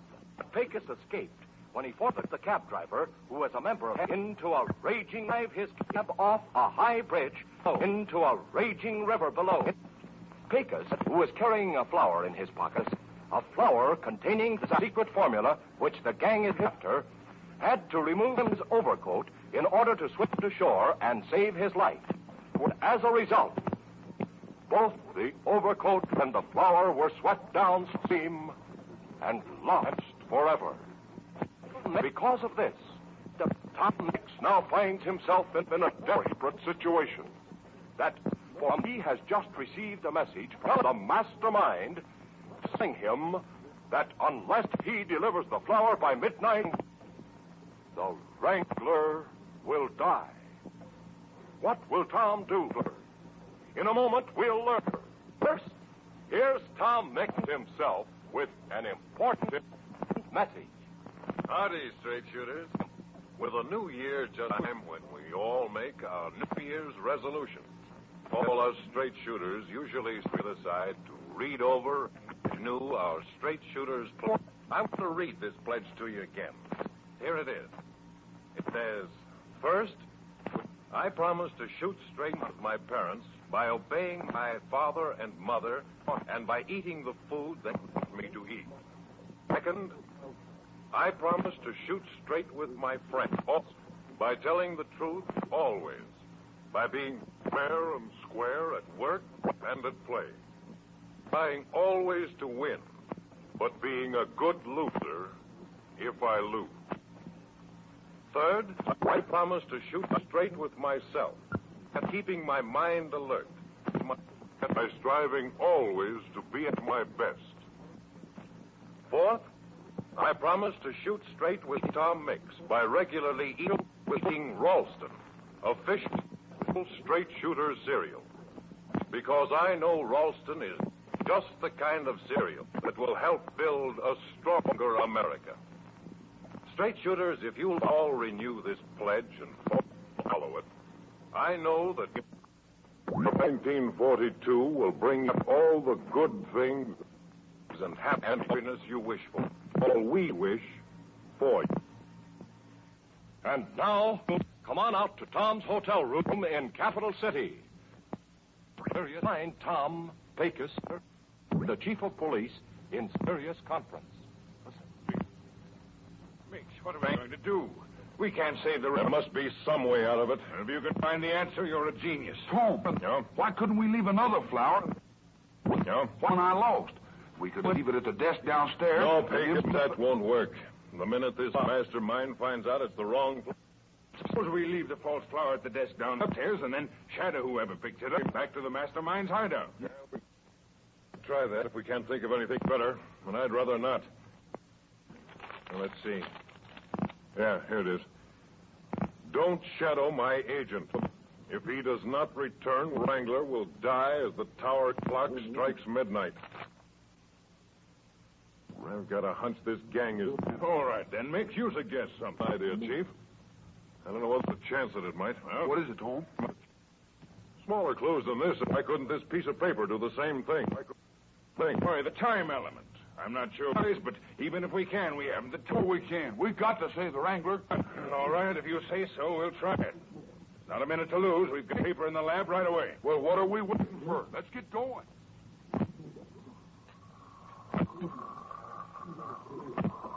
Well, Sparkman, what do you find? One moment more, Chief. Yes, I think I can tell you. My tests show, Chief, that this paper is a product of Hickman and Company, the watermark very clearly. Mr. Mix, it's a fine grid of paper. What else can you tell us? Well, sold only at the leading station when people are putting out a fusionary. How long has it been on the market? Not, Chief. Well, that narrows it down considerably. Yeah. We know that this paper must have been sold to the mine within the last 6 months. I know anything about it. This paper has been sold within the last 2 months. Good. Now, our next step is to get in touch with Hickman and Company right away. Yes, this is George Hickman of Hickman and Company, Los Angeles. This is Tom Mix, Mr. Hickman. I'm calling from Capital City. Oh, yes, Mr. Mix. What can I do for you? Mr. Hickman, I want you to give me a list of all jobbers in Capital City to whom you've sold your new Stylus brand of paper within the last 2 months. Oh, anything wrong, Mr. Mix? Plenty, but I can't take the time to tell you now. I'll be mighty obliged if you'll just give me the information I need without asking questions. Oh, yes, certainly. Just give me a minute to get the list of our jobbers in Capital City, and I'll be able to tell you what you want to know in no time at all. I'm from the police department. I want a list of all your customers who bought the new Hickman Stylus brand of paper within the last 2 months. Now, don't ask questions. Just give me the list. We'd like a complete list of all the people you've sold this Stylus brand of stationery to in the last 2 months. And I'm trying to get on the trail of all the folks that's bought this here kind of paper in the last 2 months. I'd be mighty obliged to you, pardon, if you do that.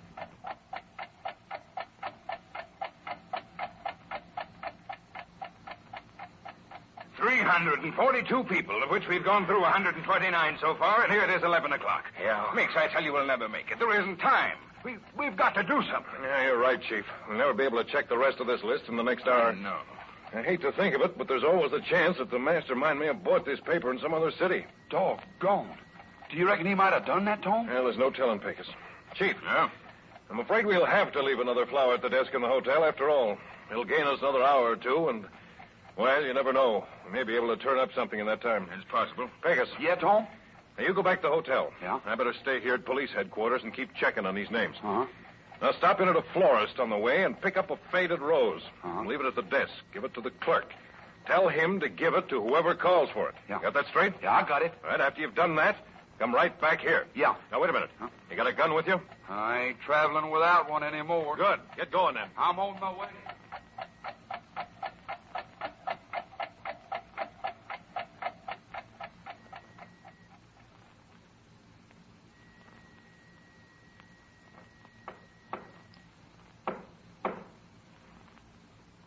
Come in.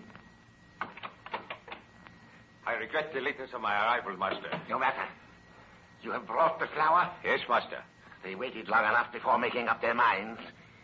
It's an easy thing, I dare say, to trifle with another's life, so long as it is not your own. You have saved the Wrangler's life by a scant 10 minutes. It was not my fault, Master. The flower was left at the hotel desk only 15 minutes ago by Mix's cowboy friend. You are sure you are not followed here? Positive. Give me the flower. Yes, I have it here. You will keep your promise, Master. You will not do away with this Wrangler person. Have you ever known me to go back on my word? I never say something I do not mean. I will release the man as certainly as I should have killed him on the stroke of 12 had you not brought the flower. Wait. Yes. Is that the flower? It is, Master. That is a flower left at the hotel desk? Oh, yes, Master, of course. I would not bring you any other. You senseless fool. You idiot. Have you no eyes that you cannot see? Is something wrong? Wrong, of course it's wrong. That flower has the bloom still on it. Well, I do not see what... The flower we are after is withered and dead. It was given to the girl by her father 2 weeks ago, the day on which he died. Already it was losing its freshness when she gave it to Tom Mix on the plane. And you idiot, bring me a rose plucked only a day or so. Master, I never Does thought... Mix consider me such a fool that he thinks I will fall for so obvious a trick? Mix will suffer for this, and I will also get the flower. He'll suffer through his friend, Wrangler. Where is Mix now? At the chief's office, police headquarters. You will go to the corner drugstore. You will telephone Mix from there and tell him either I hear from him by 1 o'clock or Wrangler dies. I will give him 1 more hour. 1 and no more. Is that clear? Yes, Master. When you have delivered my message, hang up quickly. We do not want the police tracing the call. Very good, Master. Then go. On your way out, tell Joe to bring the Wrangler. And I watched, Tom. Yeah? And I saw an hombre come up to the desk, take the flower from the clerk, and skedaddle out of there pronto. Good. I hope it works. We need the time to get through these names. How the reports are coming in, Tom? Police cars throughout the city are investigating names and addresses that look suspicious. My boys here at headquarters are telephoning all the others just as a double check. Oh, Mix, this may be what we're waiting for. Yeah. Hello? Let me talk to Tom Mix. Just a minute. It's for you, Mix. Thanks. Hello? Tom Mix? Yeah? I'm calling for the Mastermind. Yes? Yes? Chief. You fool, Mix, to think you could deceive the Mastermind by sending the wrong flower.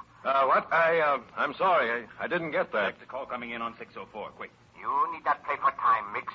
Suffice it to say, my master has discovered your trick, and you will pay dearly for it, unless you give him what he wants.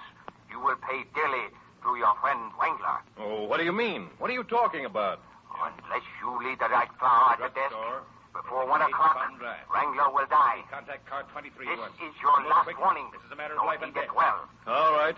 I guess I haven't any choice in the matter. You tell the Mastermind I'll do as he says. I'll leave the real flower at the hotel desk by 1 o'clock tomorrow afternoon. You do not understand me. I said 1 o'clock in the morning. Oh, but that's less than an hour from now. I can't get the flower in that time. Get the flower or Wrangler dies. Now listen to me. I've got to have more time. Mix, keep him on there as long as you can. It's impossible for me to get that flower by 1 o'clock. I'm merely giving you the message I was told to give you. Goodbye. Hello. He's hung up. Well, at least we've gained another hour, Chief. But this time the Mastermind means what he says. Either we manage to reach Wrangler by 1 o'clock, or I reckon we won't have to bother about reaching him at all. Tomorrow, Tom Mix swings into action, closes in on the Mastermind's hideout, and then, for the thrilling climax to this exciting mystery, be sure to listen in tomorrow. And now, the makers of good old Ralston wheat cereal join with Tom Mix, the old Wrangler, Pecos, and yours truly, Don Gordon, in wishing our straight shooters everywhere a happy and a prosperous new year. Well, look, it's roundup time, so let's get going.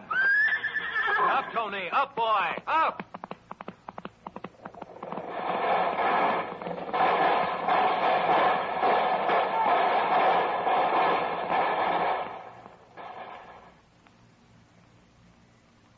Help Uncle Sam win the war by buying defense bonds and stamps.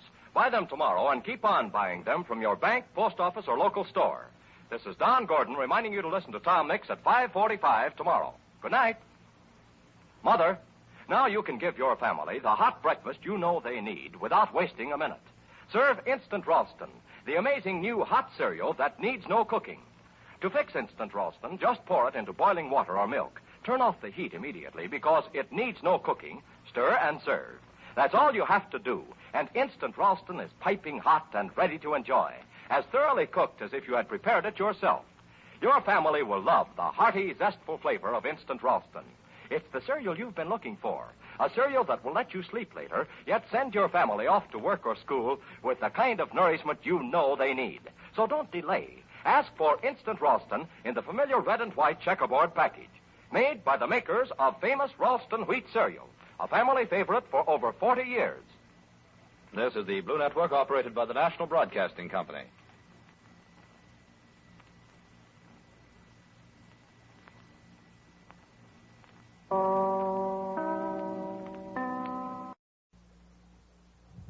The Tom Mix Ralston Straight Shooters are on the air. From coast to coast. So let's get going! Up, Tony. Up, boy. Up!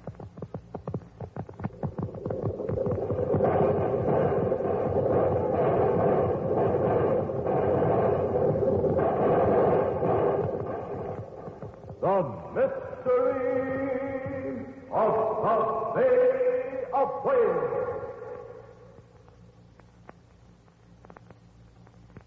Tom Mix is face to face with one of the strangest and most startling mysteries of his career. Sent by the government to the Bay of Whales to investigate the mysterious disappearance of hundreds of valuable whales, Tom, Wrangler, Pecos, and Jane find themselves in the midst of a thrilling adventure. Right now, in a small motorboat, we find them out on the ocean where a number of whales killed that day have strangely vanished. It is night. There's a heavy fog. Suddenly, they hear the eerie moan of a foghorn very close to them and see coming straight at them through the mist a... But wait.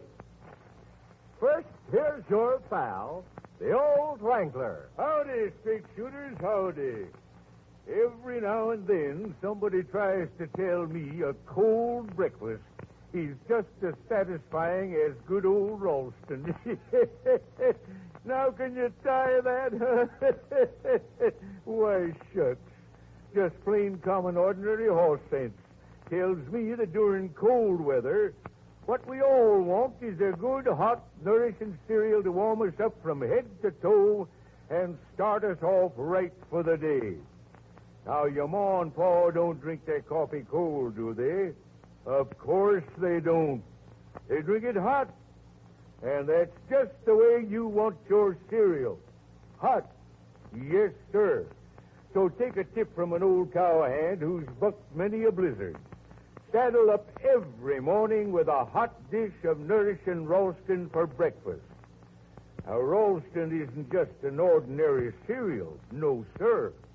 Ralston actually gives you more natural vitamin B1, the cowboy energy vitamin, than any other nationally popular brand of wheat cereal. And is it delicious? I hope to kiss a Mustang it is. Now ask your ma to get your red and white checkerboard package tomorrow. And now, let's join Tom, the Wrangler, Pecos, and Jane in a small boat out on the Bay of Whales. Coming toward them through the night and the fog is the weird sound of a foghorn. Listen. Tom, I'm scared. Do you think... Now, steady, Jane, steady. Just hold on to yourselves, all of you. Any minute now, we may... Look, Holmes. There she is. By the great corral, there she is. I don't believe it. But she's coming straight for us. Full-rigged, sails billowing in a wind that isn't there. It's the Flying Dutchman. Tom, you mean to say that schooner sailing toward us out of the fog is a ghost ship? What else can it be, Wrangler? Everyone knows the Flying Dutchman is a ghost ship. Thunderation. This here must be one of them mirages, Holmes. A minute ago, we couldn't see nothing in this fog. And now we can see that ship as plain as the markings on a pinhole. Yeah, you're right. It just doesn't make sense. There's a strange light about that boat. It kind of glows white. I reckon that's on account of it's a ghost ship. Look. Yeah? It's coming straight for us. Another minute and she'll crash into us. Tom, don't you think we'd better start the outboard and get out of here? Shuckins, yes. Let me at it. I'll start the darn thing. Better be quick about it, Pecos. We ain't got much time. I've never seen a ship like that. It's not making any noise except for that foghorn. You can't even hear the bow cutting through the water or anything. Ghost ships don't make no noise. Now I got it going. Hey, let's get the trail out of here. Can you make us go faster? Wait a minute. Cut that motor. What do you say, Tom? Cut that motor, Pecos. But, Tom, that ship is heading straight for us. She'll run us down. If it's a ghost ship, it won't. We're staying right here. Tom, have you gone local? Please, Tom, let's go. Now, take it easy. There's nothing to worry about. That boat isn't going to run us down. In a minute or two, it's going to disappear. Disappear? Yeah. I got an idea what that Flying Dutchman is. What is it, Tom? What is it? I won't say till I'm certain, Pecos. Tom, look at it. Yeah. The towering there above us. It's going to be down on top of us any minute. Jim, on that. Wait, I said. Wait. We're going to crash. We're going to crash. Steady. Steady, all of you. Hold your head. Here we go. Look, see there? She's turning. She's turning broadside to us. Man alive, Tom. I ain't never seen nothing like this. Sails are billowing out like a gale was blowing. And Tom, flying from the stern is a pirate's flag. Yeah. Skull and crossbones. Great Josephine. It's a skull and crossbones showing up. Now, what do you know about that? Look, she's changed her course. She's moving away from us now. Yeah, she's getting smaller. Smaller. Okay, Pecos. Now you can start up that motor and let's go. That suits me just fine. After the Flying Dutchman. That's the way I like to...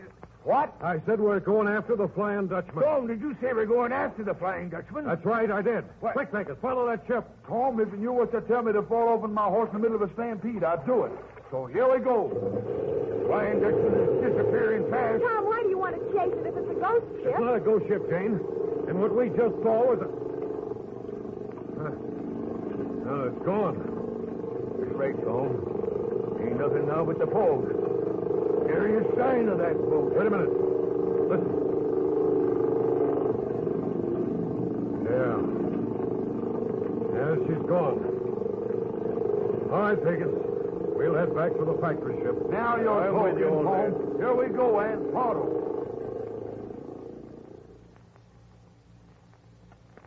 And now, it's early the next morning, and we find Jane talking to Captain Johnson aboard the factory ship.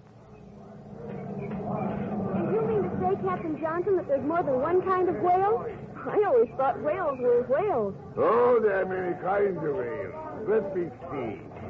Well, there's the Greenland whale, the Atlantic right whale, the humpback whale, the fin whale, the bottlenose whale, the blue whale, the Pacific gray whale, and the kind of whale we catch down here, the sperm whale. My goodness. Well, what makes the whales blow the way they do? Every time they come to the surface, they blow a big cloud of spray into the air, like a geyser at Yellowstone Park. Well, that's exactly what it is, a geyser. You see, Jane, when the whale dives under the water, he's got to hold his breath. When he can't hold his breath no more, he comes to the surface. And the blowing of the whale, or the spouting, as we call it, is caused when the whale lets his breath go after holding it so long. Oh, I see. But we are getting off the subject. I was going to tell you about Baleen. Oh, yes. What is Baleen, Captain Johnson? Baleen is the whaler's name for whalebone. Now, whalebone has many uses, you betcha. For example... Oh, hello, Mick. Hello, everybody. Well, I see you're up early, Janie. Yes, Tom. I had breakfast with Captain Johnson in his cabin. Well, what do you know? And, Tom, do you know what we had for breakfast all the way down here at the Bay of Whales? It couldn't have been Ralston, could it? Tom, how did you know? Well, I just figured whalers probably like something for breakfast that'd warm them up and stick to their ribs. Yeah, that is right. You know, Mick. Yeah? I can't sleep all night thinking about what happened to you with Flying Dutchman last night. I didn't sleep much myself thinking about that. It is all over the ship already. Yeah? My men talk about nothing else. You see, Mick, there is something to a sailor's superstition after all. I don't think so, Captain. What we saw last night was something that wasn't actually there at all. Of course. You saw the ghost ship, the Flying Dutchman. No, you don't understand what I mean. Well, never mind. The important thing is this. I want to investigate the Cove of the Flying Dutchman as soon as possible. Now, Mick, I warn you. I'd like to have some of your men come with me on one of the chaser ships right now. That is impossible. Yeah? There's not one of my men who will go with you. You don't seem to understand. The Cove of the Flying Dutchman is haunted. Everybody knows that. That is why no one will go there. Well, I don't believe in ghosts, Captain. I'll tell you what we'll do. Pecos and Wrangler and myself will take the small boat, the one we used last night, and we'll go by ourselves. I can't let you do that, Mick. But, Captain, Now, Mick, you listen to me. You represent the government, yes. But I am the captain of this ship, and I give the orders. If you try to get into the Cove of the Flying Dutchman in one of the small boats, you would be smashed to bits on the rocks. You would all be killed. Even an expert sailor wouldn't stand a chance. You may be right, Captain. But if we're going to clear up this mystery, we've got to investigate the Cove of the Flying Dutchman. But how can we do that? Tom will do it all right. If he says it has to be done, he'll do it. There she blows! Look out. He sighted a school. Fire away! Well, we must be off. You wish to come with us again, Mix, or do you want to stay behind? Oh, no. We'll come, Captain. I'm particularly anxious to go on this whale hunt. Yeah, particularly anxious.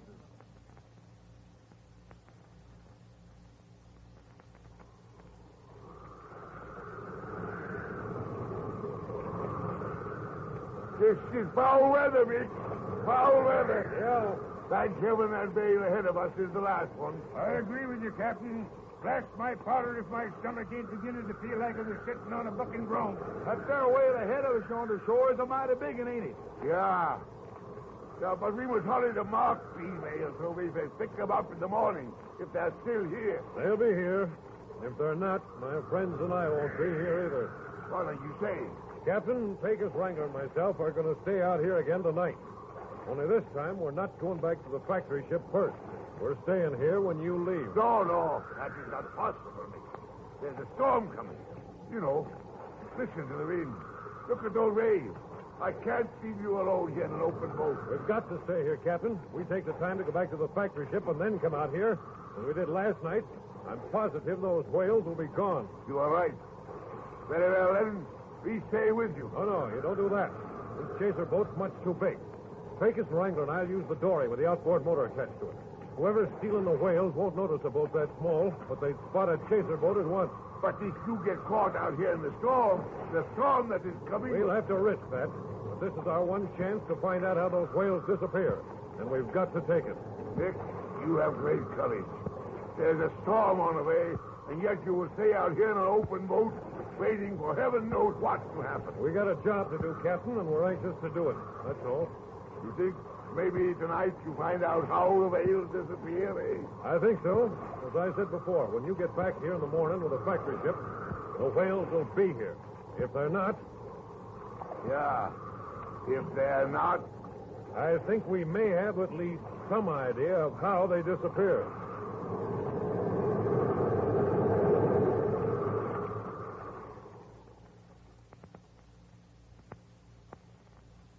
With a storm coming on, Tom Mix, the Wrangler, and Pecos are planning to risk their lives in an open boat. Alone at night upon the sea. What will happen to them? What will they discover about the mystery of the vanishing whales? For a thrill a minute, don't miss Tom Mix tomorrow at 5:45 when exciting things happen. And great day in the morning, don't miss the mouth-watering flavor of good old Ralston another day. If you didn't enjoy Ralston this morning, then enjoy it tomorrow. Believe you me, it's an honest-to-goodness Western dish you'll go plumb loco over. Served up steaming hot with plenty of cream and sugar. Yum, yum, and double yum. It's the tastiest dish your taster ever tasted. Yes, sir, it is. And Ralston will make a straight shooter out of you. You bet your boots it will. Now ask him all to get you a red and white checkerboard package of Ralston tomorrow. Tell her it puts the B1 in breakfast. Well, sir, I'll be a bag-eared baboon with bushy eyebrows. Look at, it's roundup time. So let's get going. Up, Tony. Up, boy. Up.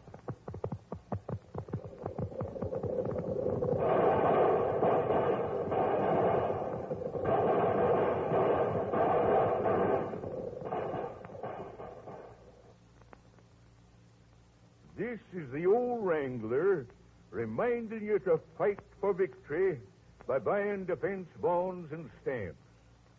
Don't forget to listen to Tom Mix tomorrow at 5:45. Good night.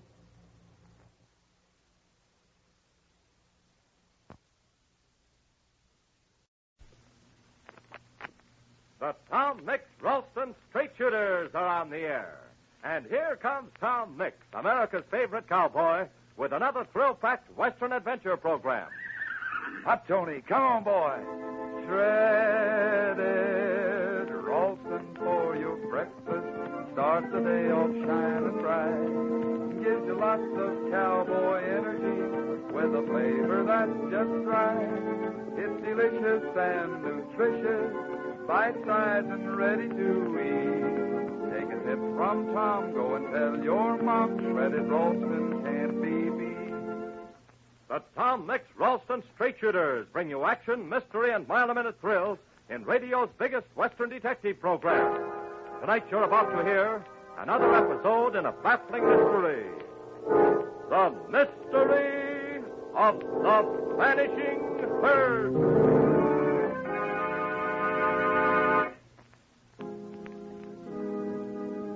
Thousands of cattle killed mysteriously on the range.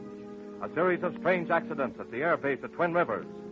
As Tom Mix seeks to solve these baffling mysteries, the man who is behind all of this, the Nazi saboteur known as the Iron Mask, prepares to strike one last powerful blow. Tonight, at exactly 9 o'clock, he plans to kill 10,000 cattle and at the same time bomb the hangar at the air base where Colonel Christie is carefully guarding a new secret fighter plane. Well, right now, Tom Mix is at the air base, while at the hideout of the Iron Mask atop windswept Devil's Mesa, two people sit in a heavily barred room talking.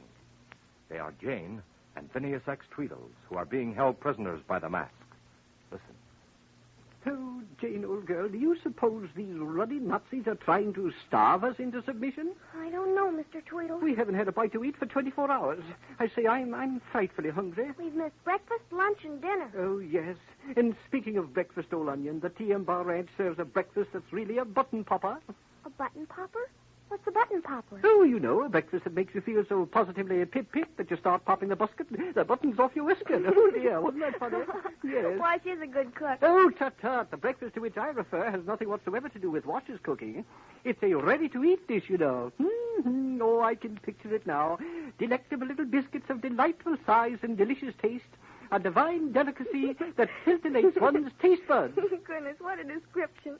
You must be talking about shredded Ralston. Come again, old girl? Shredded Ralston. That's the cowboy's favorite cereal. Don't tell me you've never tried it before. Can't say that I have. Shredded Ralston is whole wheat baked into little bite-sized biscuits that fit right on your spoon. Oh, I say. It's crisp and toasty. Oh, stop it, old girl. With a flavor that... Oh, it's so good. Oh, no, please don't. And served with cream and berries. Oh, I can't stand it. My mouth is positively drooling. Shredded Ralston gives you cowboy energy. And... Yeah, right. Hey, listen. Huh? Ooh, sounds like aircraft. Mr. Tweedles, I've never seen anything like this. Look through the bars of this window here. The Iron Mask's men have uncovered a runway we never even knew was there. And what we thought were trees and bushes are actually cleverly camouflaged planes. Yes, my dear, I spotted all of that when we were brought in here. Oh, Mr. Tweedles, you know you didn't. No, I beg your pardon. Quite right, old girl, I really didn't. In fact, I humbly beg your pardon. Look, it's dark, but you can see the planes by the floodlights they're using. Yes? Those are fighter planes, Mr. Tweedles, and medium bombers. Yes. In 15 or 20 minutes, they're going to take off to bomb the air base, to bomb the hangar where Colonel Christie is keeping that new secret army plane. I know, my dear, I know, yes. What can we do about it? We've got to warn Tom. We've got to let him know what the Iron Mask is up to. Oh, and goodness gracious. I say, old Tutney, what's wrong now? The cattle. The Iron Mask said he had plans to kill 10,000 steers tonight by gassing them. Oh. We've got to save those cattle, You're too. perfectly right, we do. The only question is, how? Mr. Tweedles, please don't just sit there. Do something. Did it ever occur to you, my dear Jane, that one of the best ways of doing something is to do nothing? Oh, golly, you're no help at all. No, seriously. I mean what I say. You see, while you've been in that fetching childlike manner of yours, I, Phineas X. Tweedles, have been thinking. What good will thinking do? The truth of the matter is, my thinking has been helpful, or shall be shortly. Oh, dear. Jane, I can't stand to see you worry any longer. I think the time has come for me to make a confession to you. Please, not now. All I want to do is get out of here, escape somehow, and warn Tom of what's happening. In that case, child, you had better listen to me. You see, I am not what I appear to be at all, and my name is not Phineas X. Tweedles. I feel I should tell you this now, for I'm going to need your help badly. What are you talking about?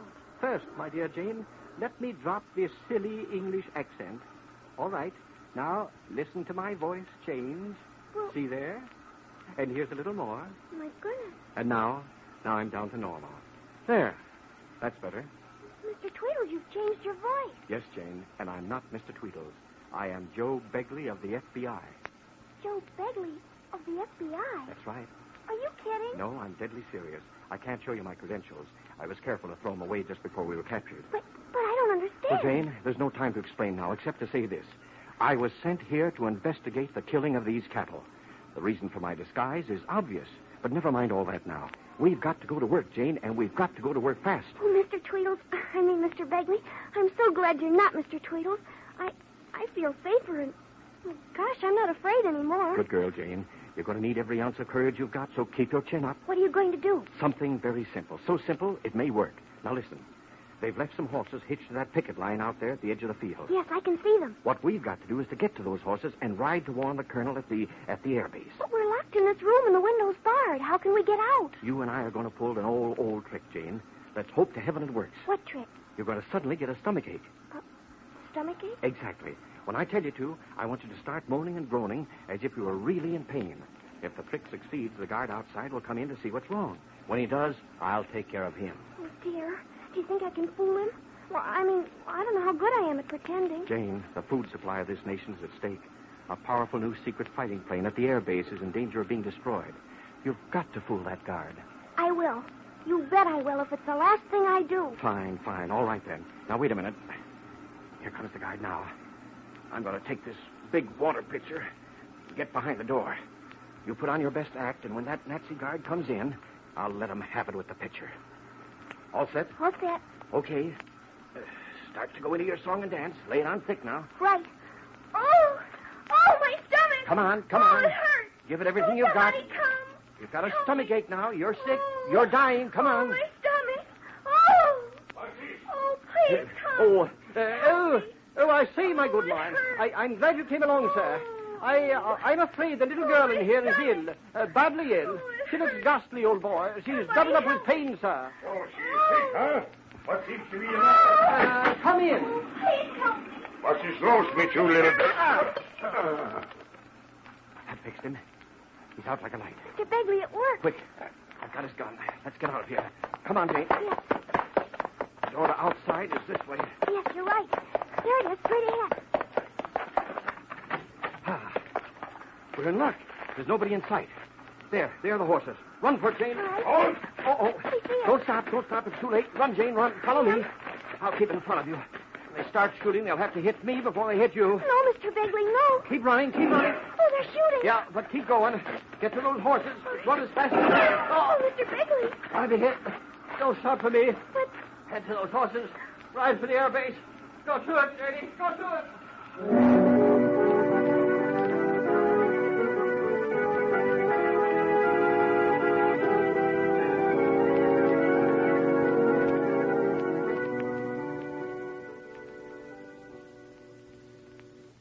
Sure you won't stay for at least a cup of coffee, Tom? No, thanks, Colonel Krusty. I've got to hit the trail and find Janie Tweedles. Tom, I know how you feel. About Jane, I mean. And you can be sure I'll have every plane at the base take off at daylight to make a search for her and Tweedles. That's mighty fine of you, Colonel. Mighty fine. Tom, there isn't a single man on this base that wouldn't do anything in the world for you. As for me, well, no matter what I did, it would never repay you for all you've done for me. I sure appreciate what you're saying, Colonel. You've got your hands full guarding that secret plane without worrying about my trouble. Come in. Captain Gentry reporting, sir. Yes, Captain? All quiet, sir. Cordon of men surrounds the hangar in which the plane is stored. So far, there's been no attempted sabotage. Good. Keep a close watch, Captain. Right, sir. Well, Tom, so far everything's quiet. Yeah, sure is, Colonel. You know, I hate to say it, but I've got a feeling it's not going to be quiet for long. What makes you think that? I wish I knew. Sort of a hunch, I reckon. I've had plenty of hunches in my life. I could show you a lot of bullet wounds that came just 10 or 20 seconds after I had a hunch to turn around. If I hadn't turned around, those bullets would have finished me off. So anytime I get a hunch, I hate to toss it aside like a busted stirrup. Of course, I may be... Colonel Christie, sir. Yes, Captain? The little girl just arrived on horseback, sir, and she insists on seeing... Janie, honey. Oh, Tom, I'm so glad to see you. Quick, Tom, you've got to do something. You've got to stop the Iron Mask. The child's overwrought. She's hysterical. No, Colonel, not Jane. Looks like my hunch was right. Janie, go ahead. We're listening. The Iron Mask.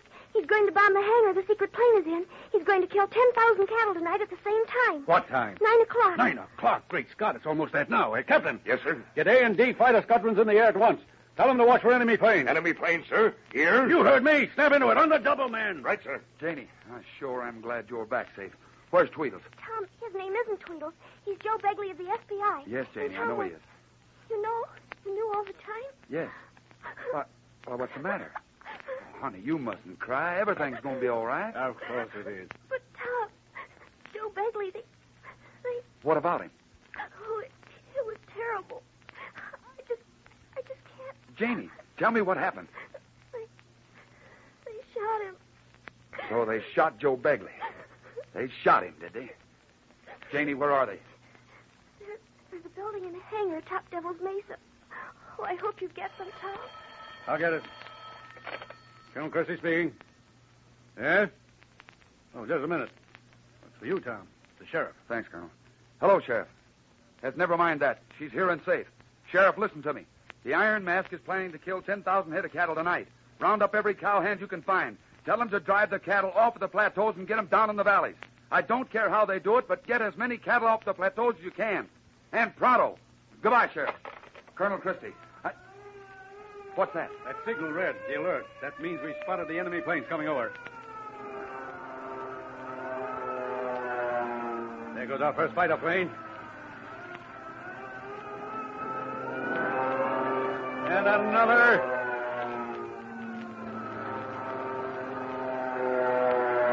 And there goes another. We're ready for him, Tom. Ready for him, thanks to this brave little girl.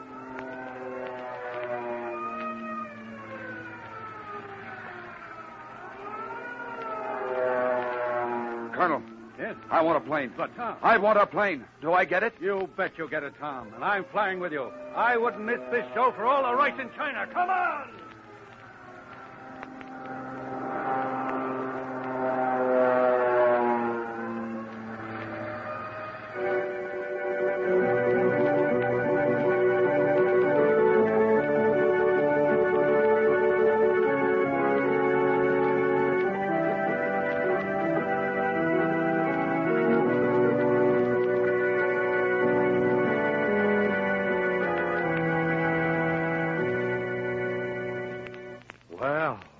It certainly looks as if there's plenty of action ahead.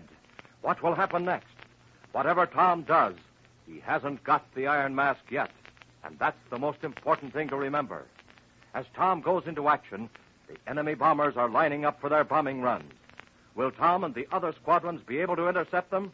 Will the Iron Mask succeed in his plan to destroy the new secret fighter plane? And will he follow out his threat to kill 10,000 cattle? Be sure to listen tomorrow. And straight shooters, tomorrow morning, be sure to sit yourself down to a bowl of crisp, toasty, shredded Ralston. Boy, oh boy, served with milk or cream and your favorite fruit, shredded Ralston has a flavor that tops them all. Made of whole wheat and baked into little bite-sized biscuits that fit right on your spoon, shredded Ralston will start more excitement around your house than a 3-day rodeo. And because it's whole wheat, shredded Ralston is loaded with cowboy energy. That kind of energy that gets you off to a flying head start for the day. Helps you to be a winner and a straight shooter. Now, if you don't have a red and white checkerboard package of shredded Ralston on your pantry shelf right now, rope your mother and tell her to get one for you.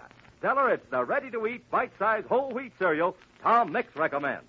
And don't forget to join us tomorrow when Tom Mix rides the range again. Up, Tony. Come on, boy. Shredded Ralston for your breakfast. Starts the day off shining bright. Gives you lots of cowboy energy with a flavor that's just right. It's delicious and nutritious, bite-sized and ready to eat. There goes Tom Mix, America's favorite cowboy. But he'll be back with another exciting adventure tomorrow evening, same time, same station, when the Tom Mix Ralston Straight Shooters are on the air. Tom Mix was played by Curley Bradley. Don Gordon speaking. This is Mutual.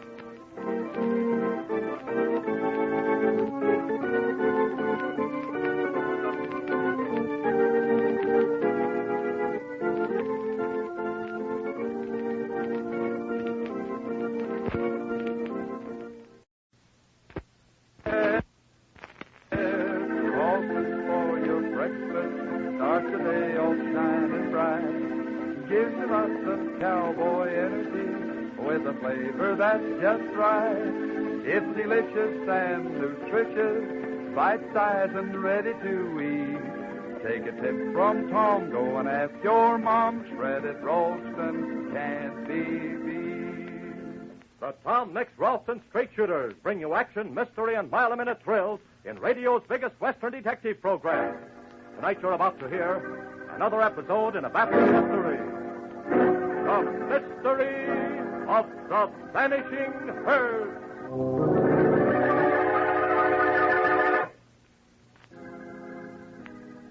Tom Mix is now in a desperate fight to the finish with the dangerous Nazi saboteur known as the Iron Mask. In our last episode, we heard how Tom saved a new secret army plane from being bombed out of existence by the Iron Mask, and then set off for Devil's Mesa to capture the mask in his hideout. As our last episode ended, the amusing Mr. Tweedles turned out to be Joe Begley, FBI agent, who was wounded and about to be killed by the mask and his henchmen. In a moment, we'll take you to the hideout of the Iron Mask. But first, straight shooters, if you wake up every morning singing, "Oh, how I hate to get up in the morning. Oh, how I love to lie in bed," then I'll just bet you a busted jackknife against a moth-eaten skullcap you've never tried shredded Ralston. Shredded Ralston is neat. It's crisp, toasty whole wheat baked into little bite-sized biscuits that fit right on your spoon for easy eating. And does shredded Ralston taste good? Boy, oh boy, it tastes so good your whole family will stand right up and shout, "It's delicious." And say, shredded Ralston packs more wallop than a cowboy's 45. It's loaded with whole wheat energy, cowboy energy, the kind of energy it takes to be a winner and a straight shooter. Ask your mother to get you a red and white checkerboard package of shredded Ralston tomorrow. Tell her it's the favorite ready-to-eat cereal of Tom Mix and his cowboys. And it's just the cereal you need to give you cowboy energy. And when you start to saddle up every morning with shredded Ralston, you'll go around singing, "Oh, what a beautiful morning. Oh, what a beautiful day." Yes, sir, you bet you will. And now, come on out to the hideout of the Iron Mask near Dobie. At the edge of a hidden runway, the Mask and his henchmen are about to finish off Joe Begley before they board a plane and make their escape when Tom Mix, flying a P-47, comes roaring in over the field. He's just in time. Listen. We must get away. Into the plane. Schnell! You're too late, Iron Mask. What do you mean, Beckley? Unless I miss my guess, Tom Mix is in that plane. He's arrived before you could get away, and, brother, that means you're not getting away. You're trapped. Iron Mask, this is your finish. Oh, no, it is not. You men, into the plane. Quickly. Schnell! Jawohl. That devil is swinging around. He's going to drag the field once again. Yes, by heaven, and here he comes. Boy flat. Flat on your face. Boy flat. He's striking the plane with machine gun fire. He's trying to blow it up.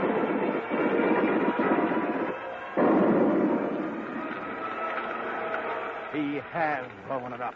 Good boy, Tom. That's showing these heinies how Americans do it. The shrine, the Americana shrine on. As for you, Beckley, Mix may capture me, but if he does, I will get rid of you. I will have that satisfaction at least. Go ahead and shoot, Mask. I've done my job, and so has Mix. You're through. And all your plans to wreck the food supply of this country, to bomb the new experimental plane out of existence, are all washed up, too. Go ahead and shoot. That's what I'd expect from a Nazi. Yeah, and that is what you will get. Wait. Yeah, what's this? He's landed that plane. He's coming towards us. What is he up to? I do not know unless he intends to. Oh! He's turning the plane. He's following us, firing as he comes. Kamerad! Kamerad!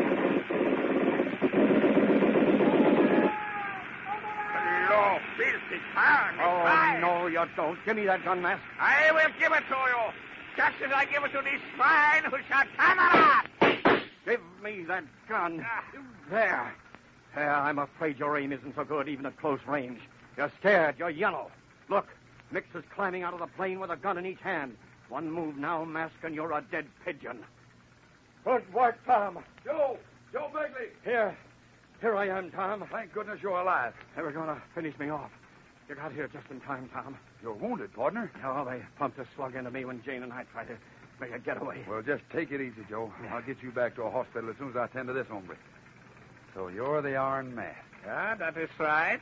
I heard a lot about you in Europe. Never thought we'd meet up here on Devil's Mesa. It is a small world, Mr. Mix? Yes, and getting smaller all the time. But I reckon, Iron Mask, your world is going to get a lot smaller for a while. Nothing bigger than that cell the sheriff's got down at the Dobie jail.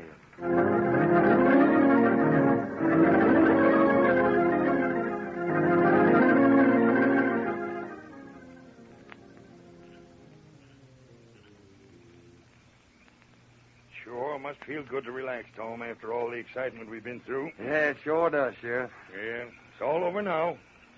Doc says Tweedles, or rather Begley's going to pull through, and the Iron Mask and his men are all tucked away where they can't do no more harm. Yeah, that's right. Don't fall me for an ornery maverick, Tom. If it ain't good just to sit here on the porch of the TM bar and look out over the range, out there where the hills begin with the sun going down behind them, making everything kind of gold and purple and blue and, well, I reckon almost any color you could name. Yeah, Tom, it sure is mighty good just to sit here doing nothing, just drinking in the scenery. You should have been a poet, Mike. You sure begin to sound plenty lyrical. Well, Tom, I reckon I am sort of that. Because I sure do feel like singing about them heifers out there being all safe out there on Peterson's range. They wouldn't be there, Tom, if you hadn't throwed the Iron Mask and you hadn't roped him and busted him good in a manner sort of speaking like. Oh, the breaks was with me, Mike. Sure, you would say that. But everybody else is talking about what brains it took and what courage. You did a mighty fine job, Tom. Oh, one thing sort of led to another. Well, one thing didn't sort of lead to another before you got back from England, Tom. It took you to find out that gas was killing them steers. It took you to figure out that gas was spread amongst the herds by airplane. Mike, I'm going to start preening my feathers like a peacock any minute now. No, you won't, Tom. You ain't no fancy dude with grand ideas. Sure, you've traveled. I reckon you've seen about all the world there is to see. Sat down to chow with the dukes and countesses and kings and all that there sort of thing, but you're just natural and regular, like any other Westerner. Well, let's say like any other American, Mike. Sure, Tom, sure. Well, Tom, now that your work is over, you going to get back to ranching? Well, I reckon my work isn't over yet, Sheriff. Yeah, but you done what you come back to do. You captured the Iron Mask and his men. You saved the food supply of our country. Well, I'm expecting new orders now that that's over. Any day now. Now, Tom, don't tell me that you're going back across the ocean. Don't tell me you're going to get into the invasion. I'd like nothing better. I sure was cut up about having to come back here when I knew the invasion was about to break loose. Yeah, I guess you knowed more about that than you're saying, Tom. Well, maybe, Mike. Hey, Tom, you must have been sashaying around with some mighty important folks there. Why, shuckings, Hey, you wait must a minute, have seen Mike. that. There's someone turning in at the gate. He's sure in a hurry. Yeah, in a hurry, just about half describes it, Tom. That boy's riding like the devil was on his tail. Can you see who it is, Tom? No, it's got too dark. But if I don't miss my guess, he'll be here in about 3 seconds flat. He sure is coming. A man rides a horse like that for only one reason, Tom, and that means trouble. Certainly looks as if it does. Well, whatever it is, we'll know about it fast. Here he is. Tom, it's Windy. Windy Wilson. What? So it is, Sheriff. Yeah, that means one thing, Tom. Leastwise, you and me are in for a lot of jawing. Once Windy starts talking, he never stops, and he never gets to the point.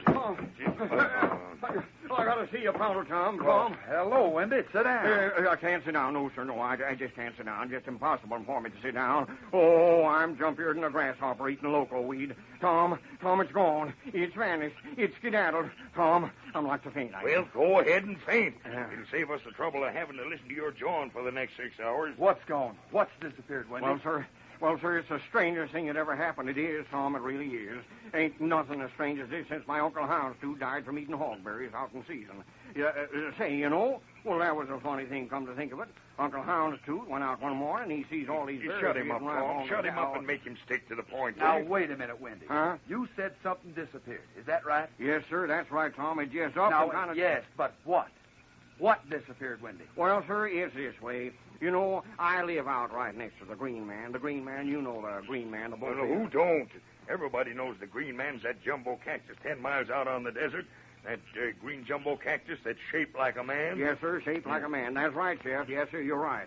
And I have a little house there, too, you know. Little house where I sell souvenirs. So many tourists come out to see the Green Man, you know. The Green Man, they come out. Yes, we know. Yes. Green Man is quite an attraction. Yes, he is. There's even sort of a legend growing up about That's right. But what's happened, Wendy? Well, sir, 3 days ago, I went to Silver City to pick up a consignment of souvenirs that was coming on from Rapid Falls. Yes. And, of course, I shut up my little house, locked it good and tight, I did, on account town, you can't trust nobody, see? Why, once I recall, I didn't shut up the house. I didn't lock it at all. And when I got back, somebody had stolen... Never mind all that. Huh? Stick to the point. What's disappeared? Well, like I say, I went to Silver City to get these here souvenirs, you see. Been gone about 3 days. Just got back this afternoon. Just a little before sunset I did. And it ain't there. Well, it's gone. It's completely vanished, yes, sir. What ain't there, Wendy? Well, I just don't savvy it at all, Tom. I'll tell you, the shock alone was enough to make me fall off a banjo-wise my horse. I rode up. I looked for it, and I couldn't find it. I'm going to cloud up and rain all over you if you don't tell us what you couldn't find. I feel the same way myself. It's beyond me, just simply beyond me. Now, really wait is. a minute, Wendy. Yes, sir. Just take up a notch in your saints and let's get a few things straight. Yeah. You've been jabbering away about losing. Oh, no, Tom. I didn't lose nothing. I didn't lose it. It disappeared. It vanished. It's just not there. And after all, people just don't walk off with a house, and a house sure don't walk off by itself. A house? Whose house? Well, my house, of course. You mean to say, Wendy, that your house has vanished? Well, it ain't there, Tom, and it was there 3 days ago. Tom, I was right. What do you mean, Sheriff? We got trouble, Tom, and plenty of it.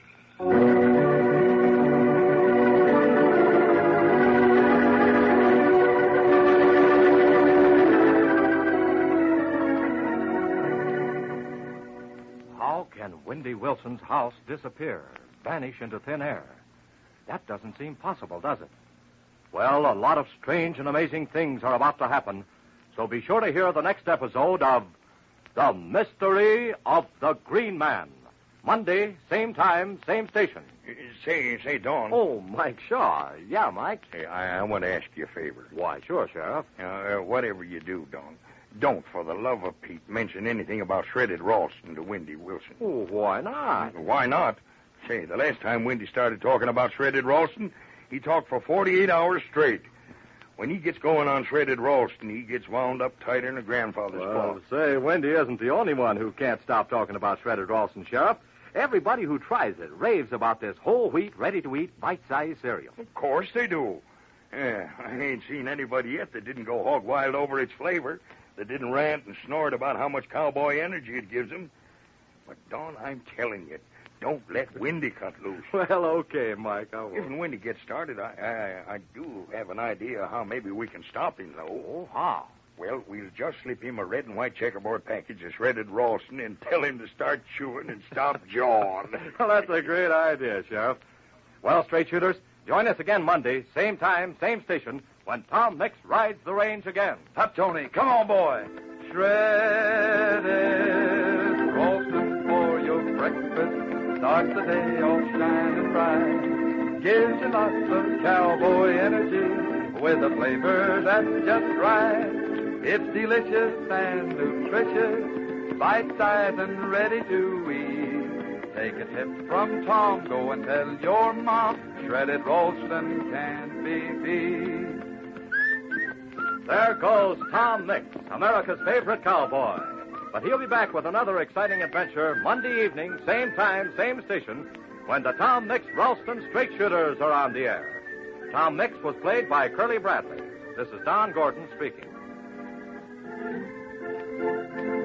This is Mutual.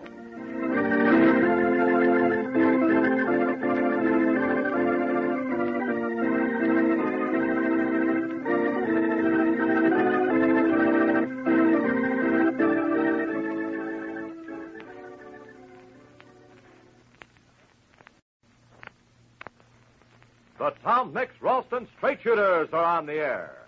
And here comes Tom Mix, America's favorite cowboy, with another thrill-packed Western adventure program. Up, Tony. Come on, boy. Shredded Ralston for your breakfast. Start the day off shining bright. Gives you lots of cowboy energy with a flavor that's just right. It's delicious and nutritious, bite-sized and ready to eat. Take a tip from Tom, go and tell your mom, shredded Ralston can't be beat. The Tom Mix Ralston Straight Shooters bring you action, mystery, and mile-a-minute thrills in radio's biggest Western detective program. Tonight you're about to hear another episode in a baffling mystery. The Mystery of the Green Man.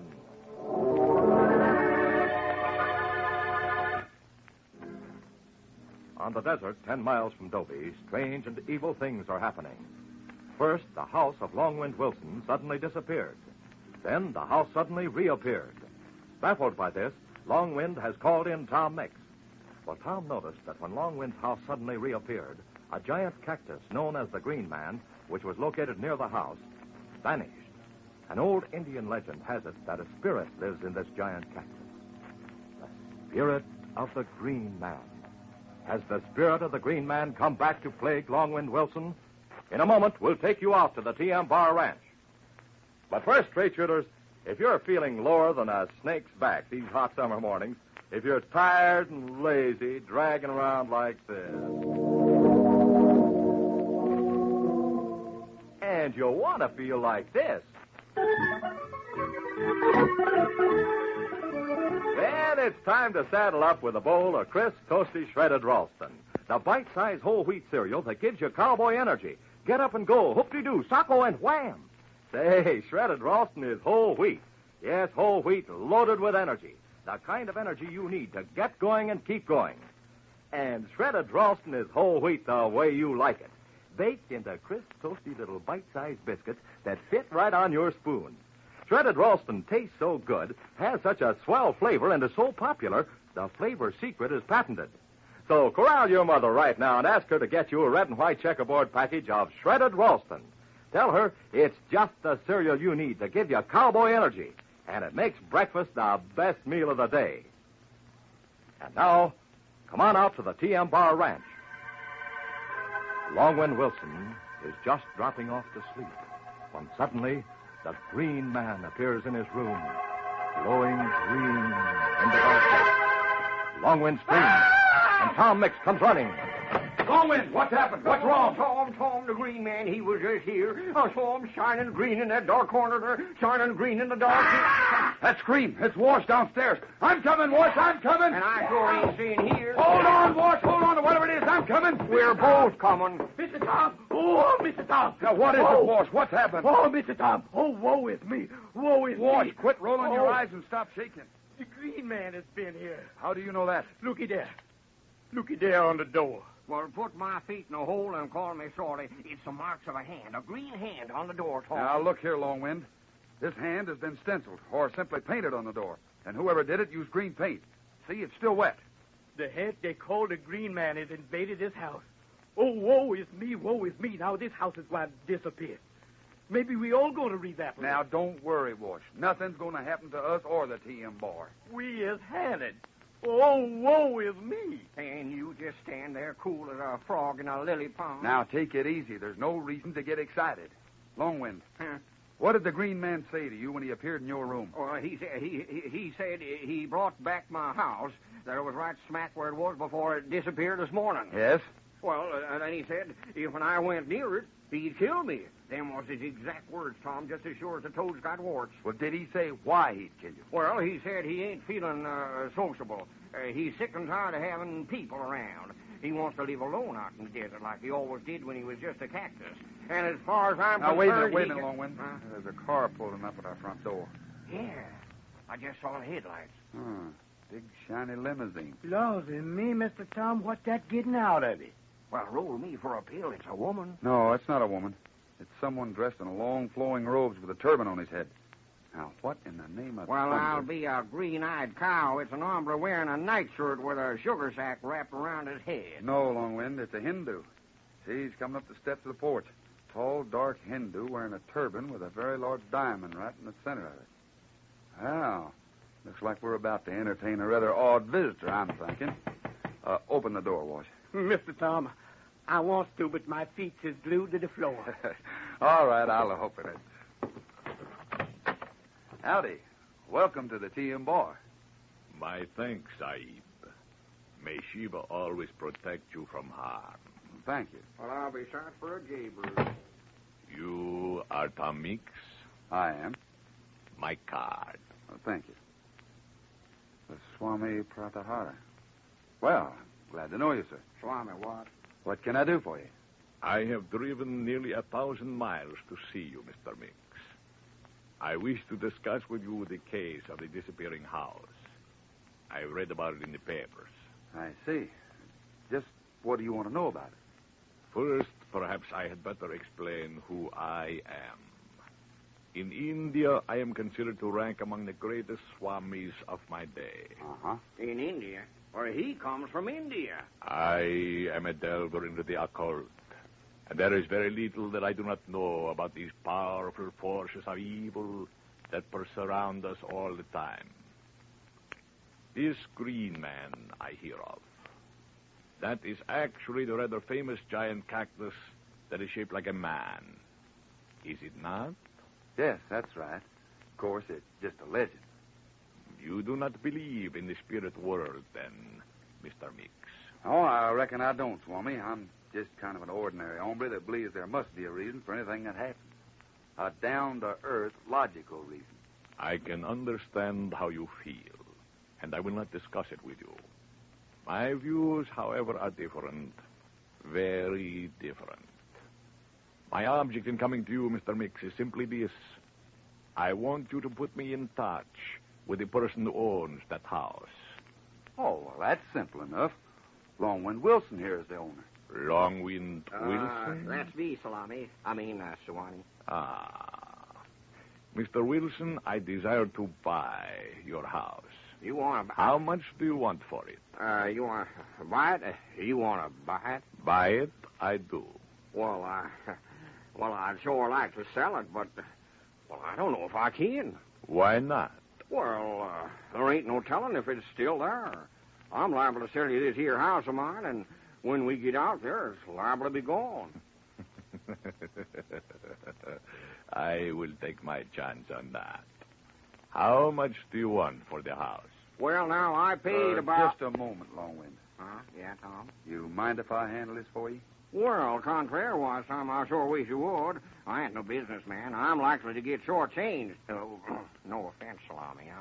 Indeed, of course not. You wish to handle this matter for Mr. Wilson, Mr. Mix? Yes. How much do you want for the house? Nothing. Nothing? It's not for sale. Tom is building them up, see? When he gets to the right price. Swami, why exactly do you want to buy the house? Merely for the purpose of carrying on my investigations into the spirit world. This house is haunted in a very strange way. According to the newspapers, the green man has been seen to glow in the dark. I, too, wish to see this. Well, I can understand your reason, but I'm afraid the house is not for sale. I will offer you a good price. $1,000. Oh, shucks, Wash. I only paid $600. I'll be making $400 on the deal. No, partner, I'm sorry. It's not for sale. Very well.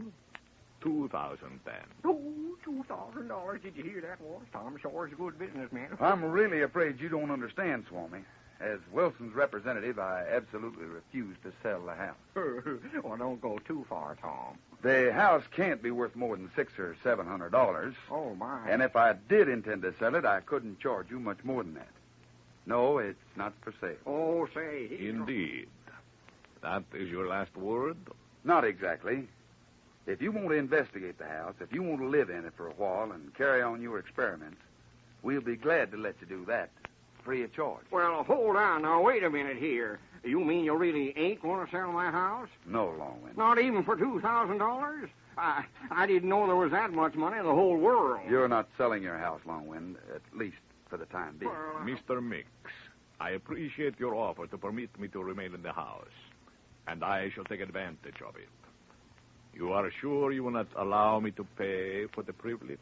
Not a penny. Oh, great day in the mountains, Tom. Couldn't you even charge him $1 a night? Auto camps get more than that. That's right, Longwind. Oh, me. $2,000 going down the creek just like that. I shall leave at once for the house. I wish to waste no time. Do you know how to get to it? I passed a few signs on my way here, pointing the way to the green man. Oh, yes. The signs were just there to show the tourist the way. Well, I don't savvy this spiritualistic business myself, Swami, but good luck. Thank you, Mr. Meeks. I shall return in the morning to advise you of what has occurred during the night, if anything. Good night. May Shiva always protect you. Thank you, Swami, and good night. Good night. May Shiva get me my $2,000 back, that's what. Tom, what have you done to me, huh? That there salami was going to pay me $2,000 for a house only paid $600 for, a house that even ain't there half the time. Come here to the window, Longwind. What for? Just come here. Take a look at that limousine. The porch lights are on, and you can still see it without any trouble. Well, what about it? I can Does see... that look like a car that's just traveled almost 1,000 miles over hot, dusty roads? Well, no, now that you speak of it. Why, it's as shiny and new-looking as a pair of mail-order shoes. If he had just come 1,000 miles, it'd be covered with alkali dust. Well, maybe it washed before he got here, though. A man who drives 1,000 miles in one long pull to see someone doesn't stop to have his car washed. And he had an A-card sticker on his windshield. Where'd he get the gas to drive 1,000 miles? Well, yeah, that's true. Mr. Tom, you think there's something peculiar about that salami? I know there is, Wash. We've got to watch him and watch him carefully.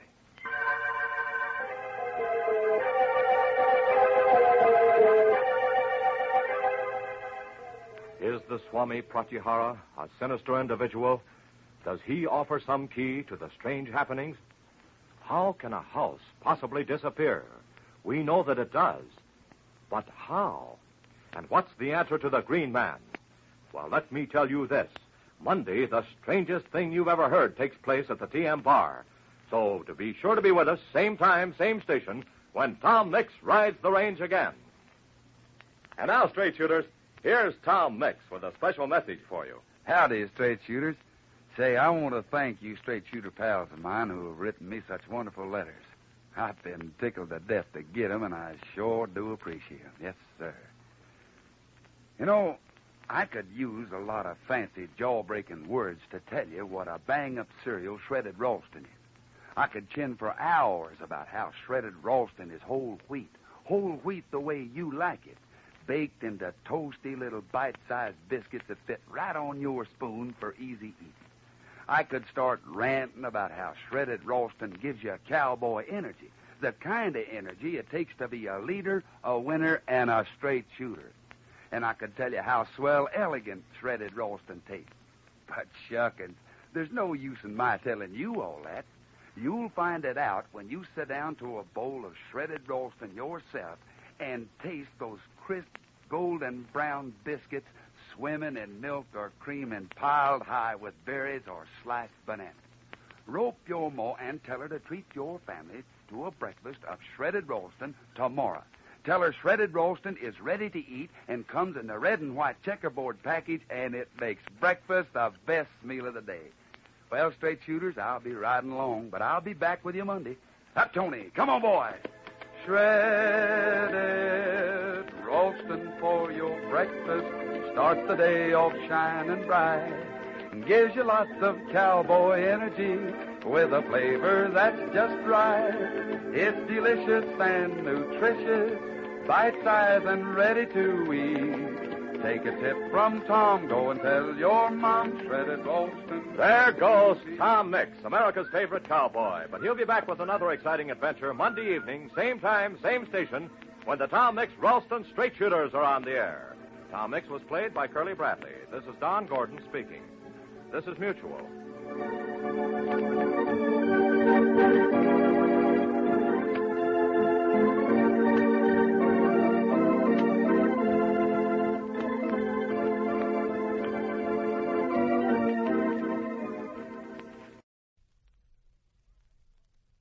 The Tom Mix Ralston Straight Shooters are on the air. And here comes Tom Mix, America's favorite cowboy, with another thrill-packed Western adventure program. Up, Tony. Come on, boy. Shredded Ralston for your breakfast. Start the day off shining bright. Gives you lots of cowboy energy with a flavor that's just right. It's delicious and nutritious, bite-sized and ready to eat. Take a tip from Tom. Go and tell your mom shredded Ralston can't be beat. The Tom Mix Ralston Straight Shooters bring you action, mystery, and mile-a-minute thrills in radio's biggest Western detective program. Tonight you're about to hear another episode in a baffling mystery. Secret Mission.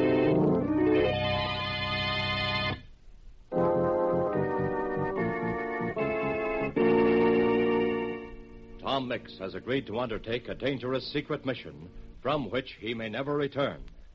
Right now, Tom and Sheriff Mike Shaw find themselves in a strange city after the plane in which they took off from the Twin Rivers Airport near Dobie was grounded because of bad weather. With them is a man who calls himself Mr. Moonlight. A moment ago, another car, driven by a beautiful young woman, ran into the car in which Tom, Sheriff Mike, and Moonlight were riding from the airport into town. The young lady's car was so badly wrecked that they agreed to take her home in their car. In a moment, strange and baffling things are going to happen. But first, here is Tom Mix. Straight shooters, as all of us know, today saw the end of the first part of the war. A war that's been going on almost as long as a lot of you can remember. But the war isn't over yet, and it isn't won yet. We've shown Hitler and his gang that we know how to lick bullies and racketeers. So keep right on buying and saving those war stamps. Keep right on doing your best as a straight shooter and a good home front soldier. Then, on the day when the war is really over, you can stick out your chest and say to the whole world, I helped America win.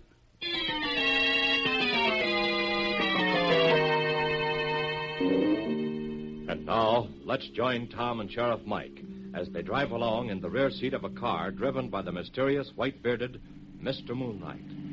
Seated between our friends is a tall and extraordinarily beautiful girl named Drusilla Drake. Mike, staring open-mouthed at Tom, says, Tom, did you hear what I heard? I heard, Mike. Do you savvy it? Nope. Well, it's really quite simple, gentlemen. It is, huh?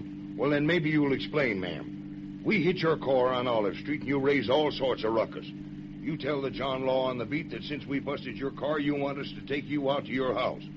Then, by golly, you gets into this here conveyance and talks to Mr. Moonlight like you'd known him for years. She does, pal. Lucy and me have been sidekicks for years. Yeah, and it's for you, Mr. Moonlight. First time we met you, you're a whistling Danny boy and a talking like somebody out of a fairy story. The sky is a gossamer veil made of gauze with stars sprinkled over it like pearls on velvet. Now, sudden like, you begin to talk like a tough character. I am tough, mister. Plenty tough, see? All right. I give up. Tom, take over, will you? Well, I don't mind explaining. You see? There's not much you have to explain, Miss Drake. I reckon I've been through enough of this kind of thing to recognize it. You and Moonlight are trying to throw somebody off our trail. Look back through the rear window. Yes, I savvy. Savvy what, Tom? That car behind us, Mike. We're being followed. Followed? By who? Enemy agents. Enemy agents? Now, wait a minute, friend. This year's America. Yeah? Anyhow, the boys in that car behind us are members of an enemy espionage ring. They picked us up when we crossed the St. Louis city limits. Well, where are we going? Would somebody mind telling me? My instructions were to keep things secret as long as possible, Mike. But I reckon you can know now. We're headed for Europe. Europe? You mean after VE Day and all that? Yes, that's right, Mike. There's certain things to be done yet, and it seems up to me to do them. Yeah, there's some pretty dangerous spots there yet, Tom. But don't you even know what your special job is? That information comes later, Mike. Well, now, Miss Drake, I'd like you to explain how all this came about. Well, as I said before, Mr. Mix, it's quite simple. We've all received separate instructions, as you know. Yes. That's the way an operation like this has to be handled. Well, after Moonlight radioed K-12 that he was making a forced landing in St. Louis, K-12 knew that Moonlight would be followed, and that those following him would have to be thrown off the scent. My instructions were to cross Olive and 16th Streets at exactly 9:01 in my car.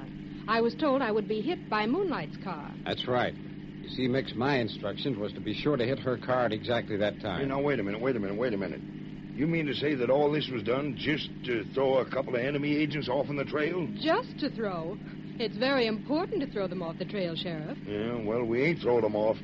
Not if that there car back there means we're still being followed. That's right. Here's Skinker Road. We'll go straight out the Clayton Road, Moonlight. Okay. Well, when do we throw them off? Well, I don't know that. My job is simply to carry out instructions to the letter. That's all any of us are doing, Mike. Oh, I don't savvy this here mysterious hocus-pocus at all. Why don't we just stop this here car, get out, and shoot it out with them there Mavericks?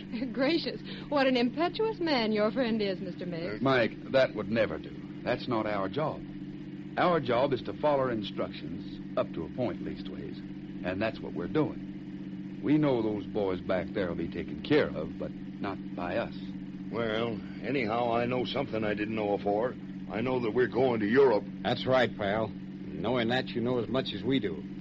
Just one other thing, Mix. Yeah? My instructions are that you're top man on this job. Well, that's right. We're to do anything you say, Mr. Mix, without question. Well, somewhere in this country, K-12 is sitting in the middle of a web, spinning out strands that all of us have got to hold on to and follow. When that web is finished, we may be dead. But there's one thing we've got to remember. We're just tools carrying out the orders of a power a lot greater than ourselves. We've been given this job to do, and we'll do it till we're cut down. Are we all agreed on that? Agreed. You can count on me, Mix. Well, Mike? To the hilt, Tom. To the hilt.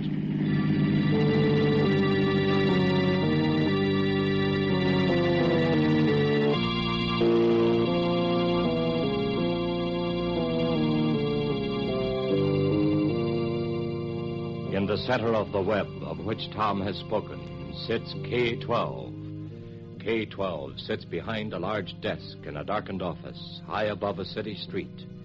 The night sky is framed in the window of his office, and against that window, K-12 is a black silhouette. But on the desk before him, colored lights gleam on and off. K-12 watches those lights intently some moments before a buzzer sounds. K-12. The weather has cleared now in St. Louis, ceiling 5,000 feet. He's to start at once. There's a field lined with Lebanon cedars just the other side of Drusilla Drake's house. He will land at the north end of the field and wait. Yes, he can land easily. I've just had a report that the wind at the field is directly south. Very good. K-12. F-17 knows his instructions to the letter.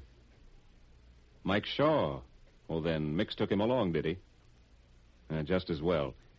Shaw's an excellent man, so long as he's not told too much. Well, then tell F-17 to notify the others first. When they're safely in the plane, then notify Shaw. K-12. He's to be at Fisherman's Wharf at precisely 9:15 tomorrow night. He knows what to do. That is all. Slip-ups?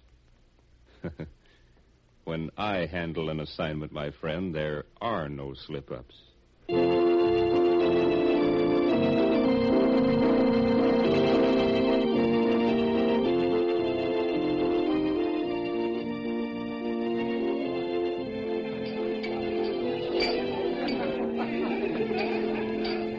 By golly, Tom, I can't help it.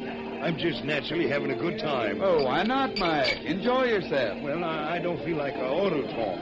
After all, Miss Drake told us she was giving this here party for a purpose. So it isn't really on account of V.E. Day. No, Mike. It's to throw our pursuers off the trail. Well, now, Tom, just how can a party throw them off on the trail? You remember, Mike, when we arrived this morning, we were given a complete change of clothes? Yeah, and I reckon I sure look kind of outstanding in this here monkey suit. You look all right. Leastways, the suit blends in with the crowd. The object of this whole thing, Mike, is to lose us in the crowd. Huh? I noticed that Miss Drake and Moonlight have already disappeared. See, that's right, Tom. I've been looking all over for Miss Drake, and Lost your heart again, eh, Michael? Well, she is mighty... Well, she's a nice young lady, Tom. Yes, she sure is. Well, let's go over and get a glass of that punch. Yeah, all right, Tom, all right. Hey, it sure is mighty good punch, too. I never tasted none better in Dobie. But, Tom, where do you reckon that they disappeared to? And what's going to happen to us? I mean, Tom, if they disappear, then it's dollars to donuts that we'll find... Tom. Hey, Tom. Thunderation, I thought he was right here behind me. Now, he's gone. A glass of punch, sir? No thanks. I got troubles at the minute. A glass of punch is excellent for that sort of thing, sir. A glass of punch sometimes solves the most difficult of problems. It does, huh? Yes, sir. For example, to solve the problem of where your friend has gone. What? How do you know? I would suggest you take this glass of punch and saunter through that door right over there. It leads out onto a terrace. Oh? Sure. And when you reach the terrace, just keep walking straight ahead. Thanks, powerful. Not at all, sir. Not at all.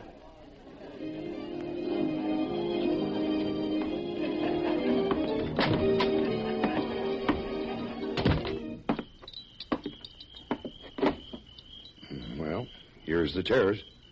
Fella said to go straight on. Well, I reckon that's just what I'd better do. Seems to be a line of trees over there. Look like cedars. Lebanon cedars. Well, I'll just keep straight on and follow instructions like Tom has drilled me to do. It's funny. Sounds to me like I hear a plane motor. It is a plane motor. Sassafras and sourdough. There's a plane up there at the north end of the field. Now, I wonder if... Come on, Mike. Hurry. It's Tom. Jim Manetly, Tom.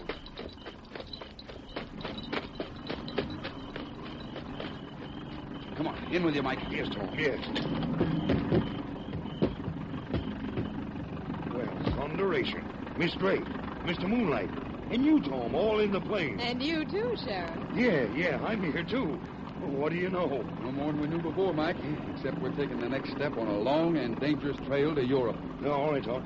Wait till I drink this here glass of punch first.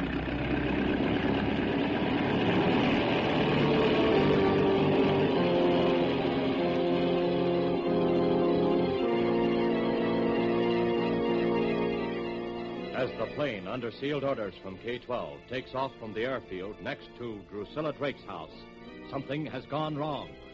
One look at the face of the pilot of that plane, a face seen in the faint light of the instrument panel, would reveal a cruel-looking man with a hard, vicious smile playing about his lips.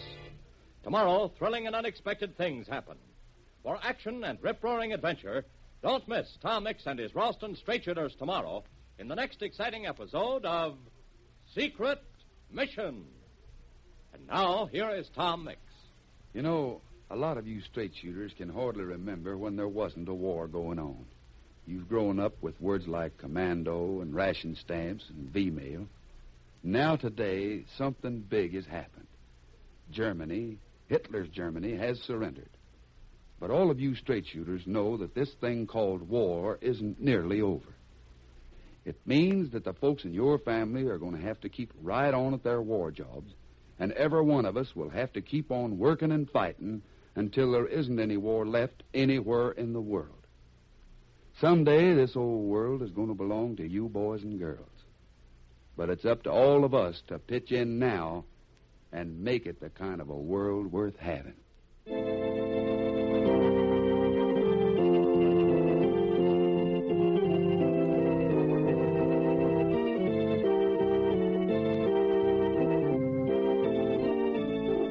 Tom Mix Ralston Straight Shooters were brought to you by the makers of Shredded Ralston, Regular Ralston, and Instant Ralston. Tom Mix was played by Curley Bradley. Don Gordon speaking. This is the Mutual Broadcasting System. The Tom Mix Ralston Straight Shooters are on the air. And here comes Tom Mix, America's favorite cowboy. Hot Tony, come on, boy. Ralston for your breakfast. Start the day all shining bright. Gives you lots of cowboy energy with a flavor that's just right. It's delicious and nutritious, bite-sized, ready to eat. Take a sip from Tom, go and tell your mom that it's Ralston ain't me. The Tom Mix Ralston Straight Shooters bring you action, mystery, and mile-a-minute thrills. Tonight you're about to hear another episode in a baffling mystery. The mystery of the Vanishing Village. Tom Mix and Sheriff Mike are trying to solve the oddest mystery of their career. For an entire village of 600 people has disappeared, vanished as totally as if it had never existed. Worse than that, 2 men, obviously somehow connected with the disappearance of the village, have been murdered. Tom is determined to find the answer to the mystery, not only because the people must be found and the murderers apprehended, but also because Sergeant Hank Smith of the United States Army is desperately anxious to find the girl he came home to marry, a girl who lived in the village which has vanished. In a moment, we'll ride an action-packed trail of adventure. But first, here's good news. The best news you've ever heard. It's news of a sensational radio offer. Sheriff Mike Shaw has arranged to have some badges made. That's right, whistling sheriff badges, exactly like the one the vigilantes gave him. Think of it. You can have a whistling sheriff's badge exactly like Mike Shaw's for your very own. This badge is a knockout. There's never been anything like it before. You see, it's made of metal, shaped in the form of a shield, has crossed six-shooters at the top, and the word sheriff stamped in big letters to make it official. In the center of the badge, now get this, in the center of the badge, there's a siren whistle. Yes, sir, a siren whistle built in. And when you blow on it, it sounds like this. Boy, oh boy, will you ever get a kick out of this whistling sheriff's badge. And will your friends envy you when you wear it? Now, to get yours, here's all you have to do. From the top of a red and white checkerboard package of delicious shredded Ralston, tear off the little circle with the letters RSS printed in it. Tear off the circle with RSS printed in it from the top of one shredded Ralston package. Mail this RSS circle with 10 cents in coin and your name and address to Tom Mix, Box 808, St. Louis, Missouri. That's all you have to do, and we'll send you your whistling sheriff's badge right away. This offer is good only in the United States. The supply is limited, so get your order in tonight. Tomorrow, sure. And now, let's join Tom, Mike, and Sergeant Smith as they examine the body of Harry Phillips, Moose Creek Junction station agent, who has just been killed. Listen. He's the second one, Tom. Salatiel Albine was the first, and he's the second. Both of them killed the same way, by a long-range rifle equipped with a silencer. Holy mackerel, Sheriff, how can you tell that? Why, easy, Sergeant. You note that there window at the other end of the room has a hole through it. A neat hole drilled by a bullet. Now, that bullet come from the outside. Nice work, Mike. Thanks, Tom. Bullet Thanks. holes, bodies, blood. And this is no motion picture. It's real. Zounds, what a tragedy. How come this man to be killed, Nix? If I knew that, Mr. Dane, I'd know the answer to a lot of questions. Oh, silly of me to ask you. I forget that after all, you're really only a cowboy. That does it. What, Mike? I said that does it. I just naturally can't hold myself no longer, Tom. Now, looky here, you sawed-off, spindly shank imitation of a man. Huh? You may think you're a great Hollywood director. Leastways, you may think that there dinky little yellow French hat you're wearing and that blue muffler makes you one. But around here, and especially with me, you're just a little shrimp trying to make a big noise. Now, shut up. Oh, Parish's all. Did you hear what he said? Quiet, boys, now. Look here, my poor fellow. I said shut up. I ignore you. Fix. Do you believe, honestly, that the death of this man has some connection with the lost village? If you don't mind, Harlequin, I'd rather not discuss the matter with you. After all, it's none of your affair. And, Eureka! Calls me around again, Willie. Now what? I found it. Boys, it has come to me in a flash of miraculous brilliance. Oh, yes, Mr. Dane. Oh, indeedy, Mr. Dane. You're very wonderful, Mr. Dane. Just what has come to you, Dane? Why, the storyline for my picture. Oh, zounds, what an idea. Village vanishes. 600 people disappear. That gives us mystery. Now, for action, we have the murder of two men who are implicated somehow. Now, all we need is love interest. Must have love interest. How about it, boys? Oh, yes. Quiet, let me think. Yes. Quiet. Wait, I have it. Yes, we knew you'd get it, Mr. Dane. Oh, we did indeed. Yes, we The did. sergeant there. Of course, that gives us the war interest, too. The wounded sergeant returns home, desperately anxious to marry the girl he left behind him, but the girl has vanished, too. You get it? The girl has vanished with the village.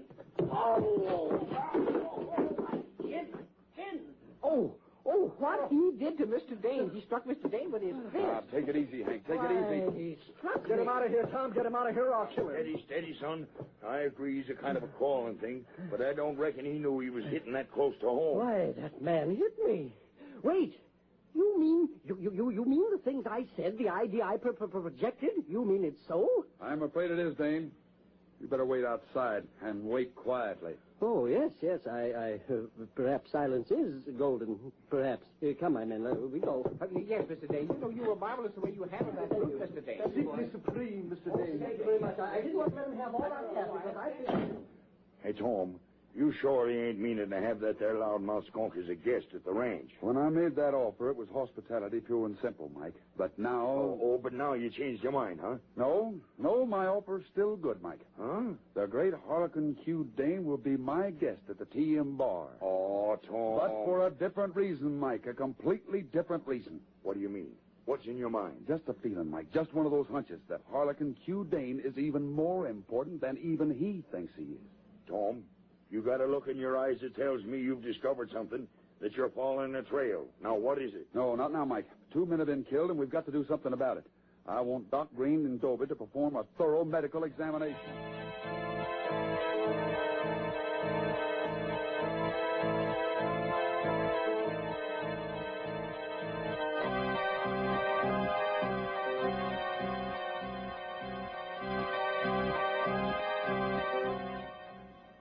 Later that night, Tom sits in his darkened office at the TM Bar. He sits hunched in a chair, his feet propped on the open window, gazing out into the star-filled night. Tom is deep in thought, and off in the distance, a coyote yaps mournfully. Who's that? Who's there? It's me, Tom, Hank Smith. Oh, come in, Hank. I know you're thinking, Tom. I know you're trying to figure out what the mess is all about. Oh, over here, Hank. No, don't turn on the light. Just take that other chair by the window. Thanks, Tom. Oh, I know how you're feeling, Hank. You're having a terrible time of it. You're certainly right about that. But, Tom, I just can't help feeling guilty about having you brought all the way from Antwerp, from a hospital bed, to solve a case that hasn't got any solution. Every mystery has a solution, Hank. Every question has an answer, and we'll find the answer to this one. If I could only know that Mary's safe, that she's well. But the chances are she isn't. I don't know how a village could possibly disappear, but it must have been something terrible that happened. Terrible? Yeah, in some ways I suppose it was. What do you mean, in some ways? Son, I know how important this is to you, and while I've got an idea as to what happened, Hank, I can't talk about it right now, even to you. I'm just beginning to find the signposts along the trail. Just ride along with me till I've actually found the trail itself. Will you? Okay, Tom. But what about this Harlequin Dane jerk, the Hollywood director? Well, for one thing, Hank, don't consider him the typical Hollywood director. Dane is one of the phonies. A lot of talk and nothing behind it. He's also a chiseler of the first water. And just before you came in, I was getting ready to make a call to the Twin Rivers Hotel. A call in connection with Mr. Dane. Do you mind if I do it now? Holy mackerel, of course not, Tom. So you see, there was one thing, among others, that I noticed about Mr. Dane that I never noticed before.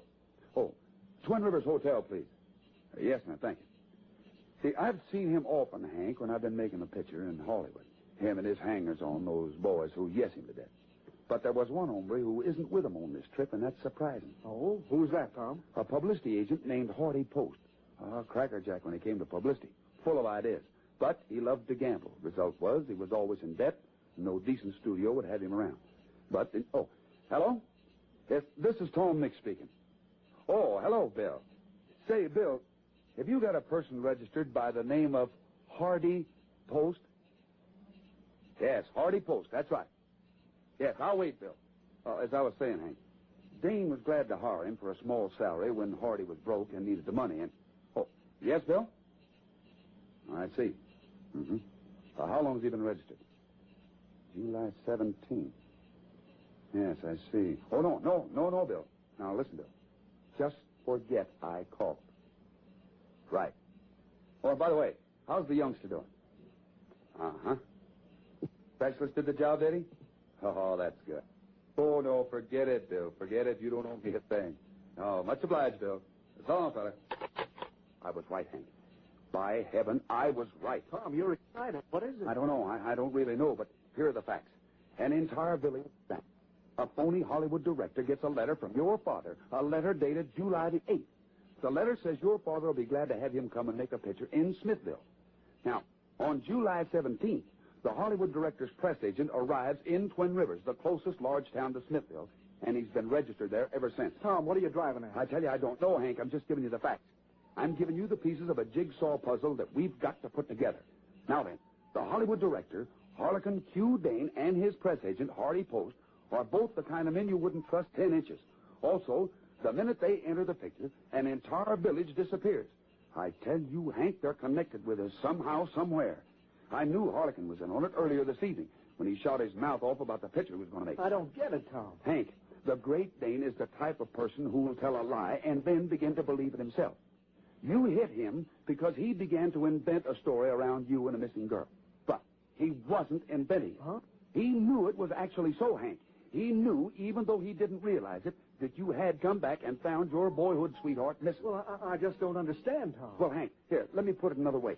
The so-called Great Dane, and believe me, that's not his right name. Wait, Tom, out there in the moonlight, staggering toward the house. Huh? Great guns, it's a girl. Look, she stumbled. She's fallen.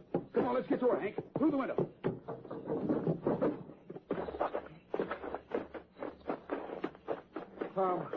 Tom, I got a feeling. I think... Here we are, Hank. Here we are. The girl. Tom, I was right. It's Mary. It's Mary, the girl I came back to marry. And she's hurt, Tom. She's hurt badly.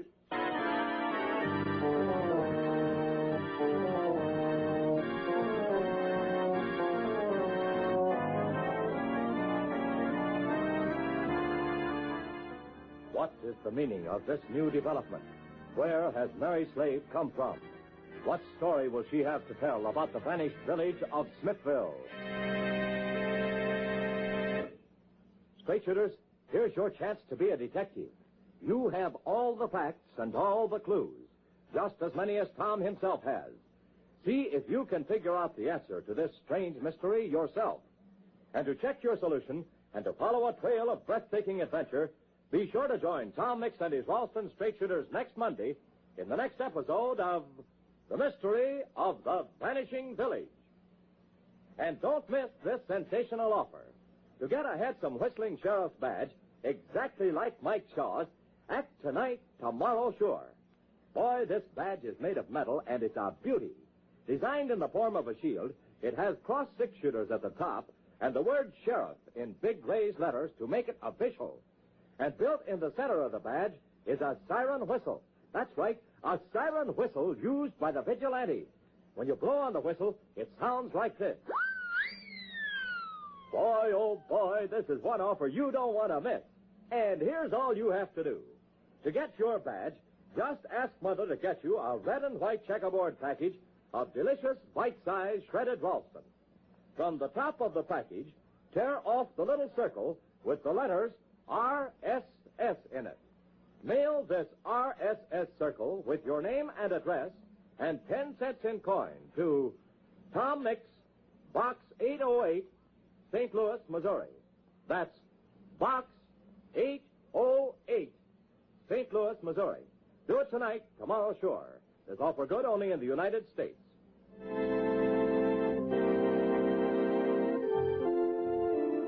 Tom Mix was played by Curley Bradley. Don Gordon speaking.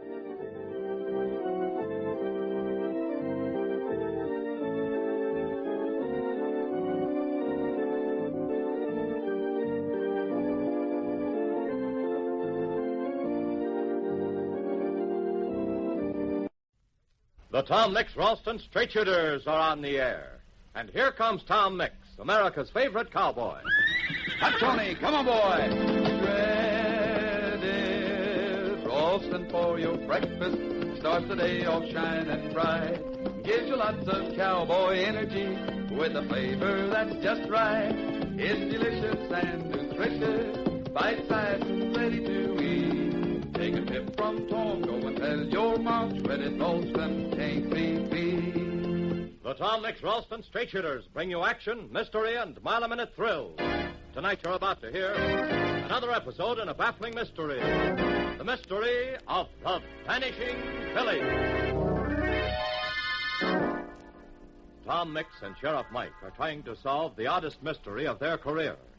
For an entire village of 600 people has disappeared, vanished as totally as if it had never existed. Worse than that, 2 men, obviously somehow connected with the disappearance of the village, have been murdered. Tom is determined to find the answer to the mystery, not only because the people must be found and the murderers apprehended, but also because Sergeant Hank Smith of the United States Army is desperately anxious to find the girl he came home to marry, a girl who lived in the village which has vanished. In a moment, we'll ride an action-packed trail of adventure. But first, here's good news. The best news you've ever heard. It's news of a sensational radio offer. Sheriff Mike Shaw has arranged to have some badges made. That's right, whistling sheriff badges, exactly like the one the vigilantes gave him. Think of it. You can have a whistling sheriff's badge exactly like Mike Shaw's for your very own. This badge is a knockout. There's never been anything like it before. You see, it's made of metal, shaped in the form of a shield, has crossed six-shooters at the top, and the word sheriff stamped in big letters to make it official. In the center of the badge, now get this, in the center of the badge, there's a siren whistle. Yes, sir, a siren whistle built in. And when you blow on it, it sounds like this. Boy, oh boy, will you ever get a kick out of this whistling sheriff's badge. And will your friends envy you when you wear it? Now, to get yours, here's all you have to do. From the top of a red and white checkerboard package of delicious shredded Ralston, tear off the little circle with the letters RSS printed in it. Tear off the circle with RSS printed in it from the top of one shredded Ralston package. Mail this RSS circle with 10 cents in coin and your name and address to Tom Mix, Box 808, St. Louis, Missouri. That's all you have to do, and we'll send you your whistling sheriff's badge right away. This offer is good only in the United States. The supply is limited, so get your order in tonight. Tomorrow, sure. And now, let's join Tom, Mike, and Sergeant Smith as they examine the body of Harry Phillips, Moose Creek Junction station agent, who has just been killed. Listen. He's the second one, Tom. Celestial Albine was the first, and he's the second. Both of them killed the same way, by a long-range rifle equipped with a silencer. Holy mackerel, Sheriff, how can you tell that? Why, easy, Sergeant. You'll note that there window at the other end of the room has a hole through it. A neat hole drilled by a bullet. Now, that bullet come from the outside. Nice work, Mike. Thanks, Tom. Bullet Thanks. holes, bodies, blood. And this is no motion picture. It's real. Zounds, what a tragedy.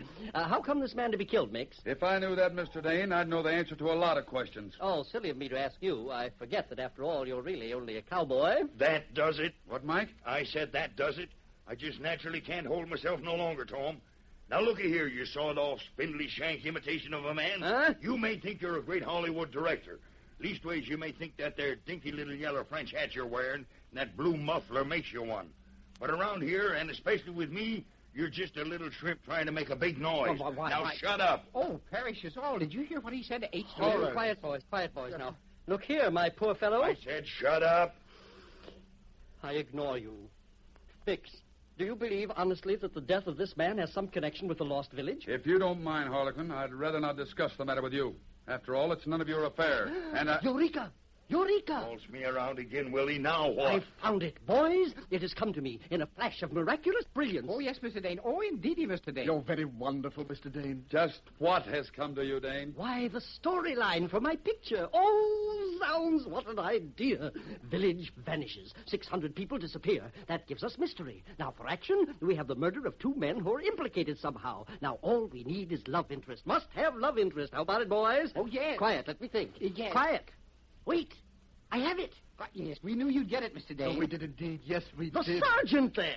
Of course, that gives us the war interest, too. Wounded sergeant returns home, desperately anxious to marry the girl he left behind him, but the girl has vanished, too. Do you get it? The girl has vanished with the village. Oh, what he did to Mr. Dane. He struck Mr. Dane with his fist. Now, take it easy, Hank. Take it easy. He struck Get me. him out of here, Tom. Get him out of here or I'll kill him. Steady, son. I agree he's a kind of a crawling thing, but I don't reckon he knew he was hitting that close to home. Why, that man hit me. Wait. You mean you mean the things I said, the idea I projected? You mean it's so? I'm afraid it is, Dane. You better wait outside and wait quietly. Oh, yes. I perhaps silence is golden. Perhaps. Come, my men. We go. Yes, Mr. Dane. You know, you were marvelous the way you handled that too, Mr. Dane. Simply supreme, Mr. Dane. Thank you very much. I didn't want to let him have all that stuff because I think... Hey, Tom, you surely ain't meaning to have that there loudmouth skunk as a guest at the ranch. When I made that offer, it was hospitality, pure and simple, Mike. But now... But now you changed your mind, huh? No, my offer's still good, Mike. Huh? The great Harlequin Q. Dane will be my guest at the TM bar. Oh, Tom. But for a different reason, Mike. A completely different reason. What do you mean? What's in your mind? Just a feeling, Mike. Just one of those hunches that Harlequin Q. Dane is even more important than even he thinks he is. Tom, you got a look in your eyes that tells me you've discovered something, that you're following a trail. Now, what is it? No, not now, Mike. 2 men have been killed, and we've got to do something about it. I want Doc Green and Dobie to perform a thorough medical examination.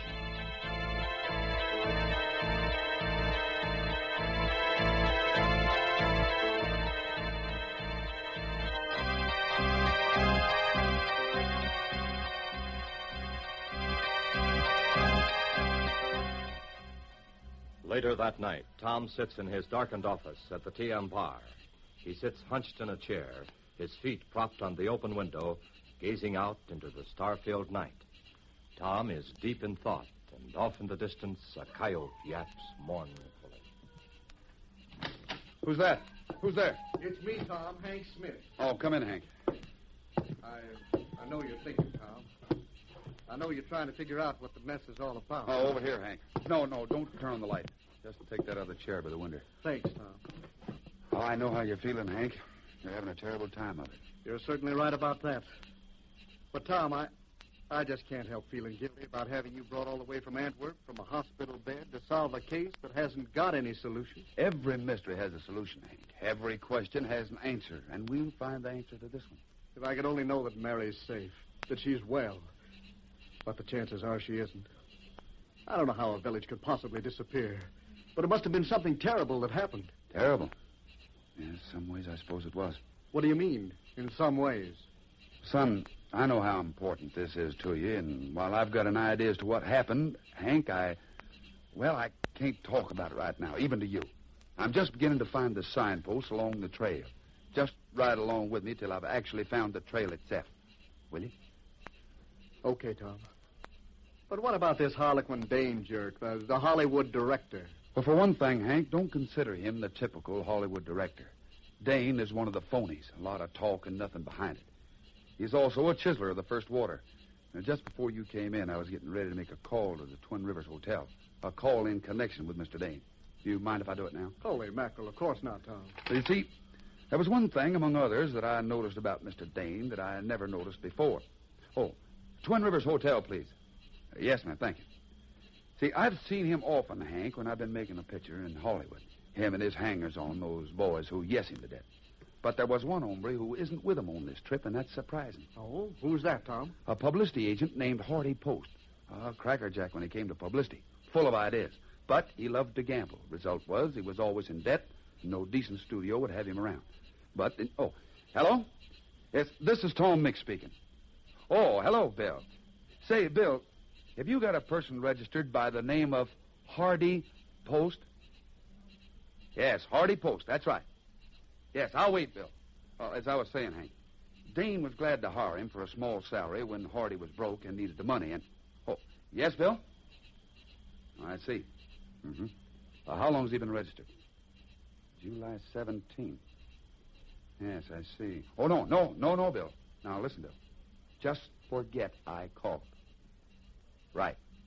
Oh, and by the way, how's the youngster doing? Uh-huh. Specialist did the job, did he? Oh, that's good. Oh, no, forget it, Bill. Forget it. You don't owe me a thing. Oh, much obliged, Bill. So long, fella. I was right, Hank. By heaven, I was right. Tom, you're excited. What is it? I don't know. I don't really know, but here are the facts. An entire village bank. A phony Hollywood director gets a letter from your father, a letter dated July the 8th. The letter says your father will be glad to have him come and make a picture in Smithville. Now, on July 17th, the Hollywood director's press agent arrives in Twin Rivers, the closest large town to Smithville, and he's been registered there ever since. Tom, what are you driving at? I tell you, I don't know, Hank. I'm just giving you the facts. I'm giving you the pieces of a jigsaw puzzle that we've got to put together. Now then, the Hollywood director, Harlequin Q. Dane, and his press agent, Hardy Post, are both the kind of men you wouldn't trust 10 inches. Also, the minute they enter the picture, an entire village disappears. I tell you, Hank, they're connected with us somehow, somewhere. I knew Harlequin was in on it earlier this evening when he shot his mouth off about the picture he was going to make. I don't get it, Tom. Hank, the great Dane is the type of person who will tell a lie and then begin to believe it himself. You hit him because he began to invent a story around you and a missing girl. But he wasn't inventing it. Huh? He knew it was actually so, Hank. He knew, even though he didn't realize it, that you had come back and found your boyhood sweetheart missing. Well, I just don't understand, Tom. Well, Hank, here, let me put it another way. The so-called Great Dane, and believe me, that's not his right name. Wait, Tom, out there in the moonlight, staggering toward the house. Huh? Great guns, it's a girl. Look, she stumbled. She's fallen. Come on, let's get to her, Hank. Through the window.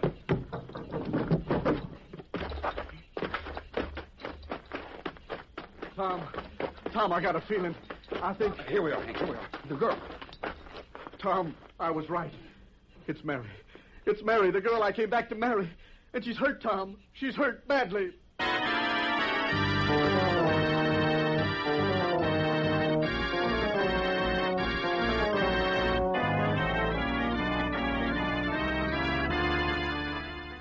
What is the meaning of this new development? Where has Mary Slade come from? What story will she have to tell about the vanished village of Smithville? Straight shooters, here's your chance to be a detective.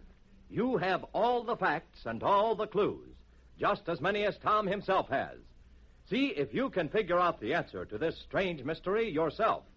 And to check your solution and to follow a trail of breathtaking adventure, be sure to join Tom Mix and his Ralston Straight Shooters next Monday in the next episode of The Mystery of the Vanishing Village. And don't miss this sensational offer. To get a handsome whistling sheriff's badge, exactly like Mike Shaw's, act tonight, tomorrow sure. Boy, this badge is made of metal, and it's a beauty. Designed in the form of a shield, it has cross six-shooters at the top and the word sheriff in big raised letters to make it official. And built in the center of the badge is a siren whistle. That's right, a siren whistle used by the vigilantes. When you blow on the whistle, it sounds like this. Boy, oh boy, this is one offer you don't want to miss. And here's all you have to do. To get your badge, just ask Mother to get you a red and white checkerboard package of delicious bite-sized shredded Ralston. From the top of the package, tear off the little circle with the letters RSS in it. Mail this RSS circle with your name and address and 10 cents in coin to Tom Mix, Box 808, St. Louis, Missouri. That's Box 808, St. Louis, Missouri. Do it tonight, tomorrow sure. This offer good only in the United States.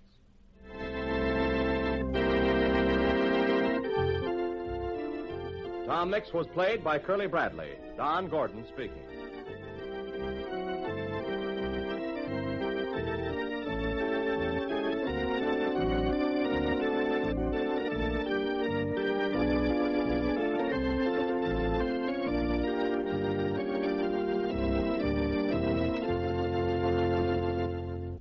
This is the Mutual Broadcasting System. The Tom Mix Ralston Straight Shooters are on the air. And here comes Tom Mix, America's favorite cowboy. That's right, come on, boy. Shredded Ralston for your breakfast. Starts the day all shining bright. Gives you lots of cowboy energy with a flavor that's just right. It's delicious and nutritious, bite-sized and ready to eat.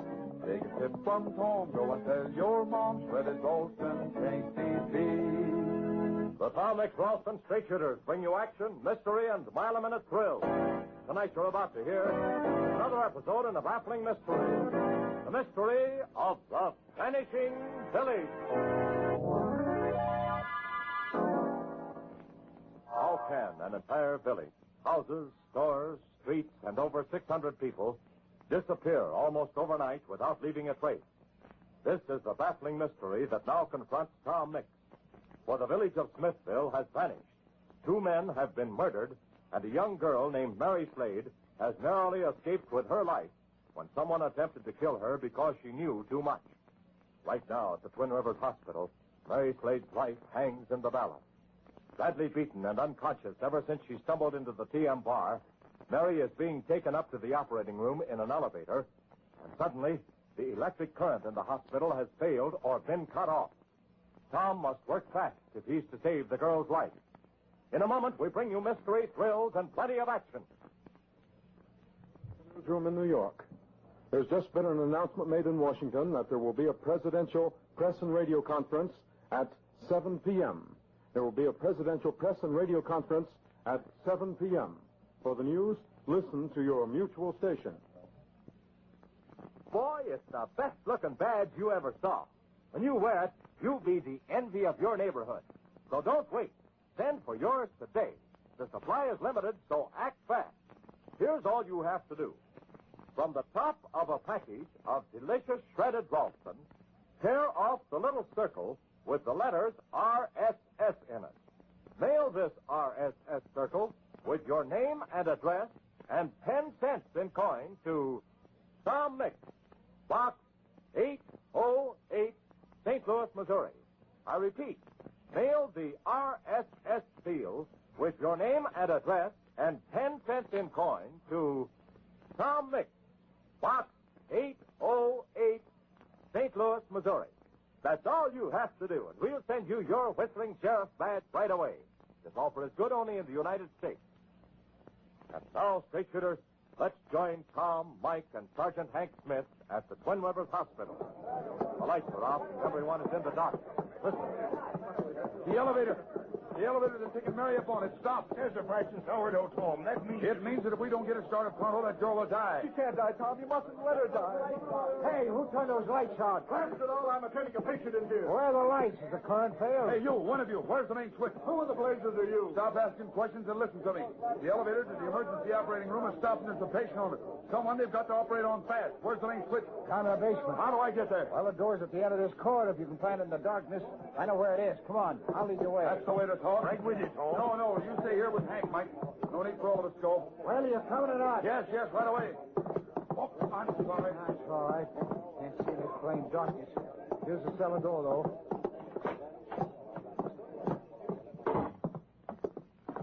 Now, once you step on these stairs, you'll break your neck. Right.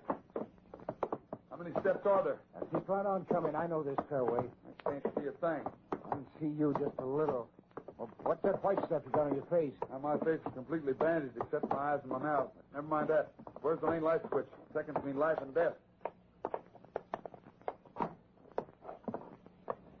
Just stand there a second. Don't move.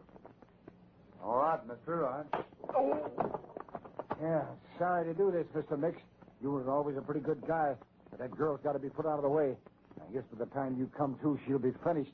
So I'll just be on my way.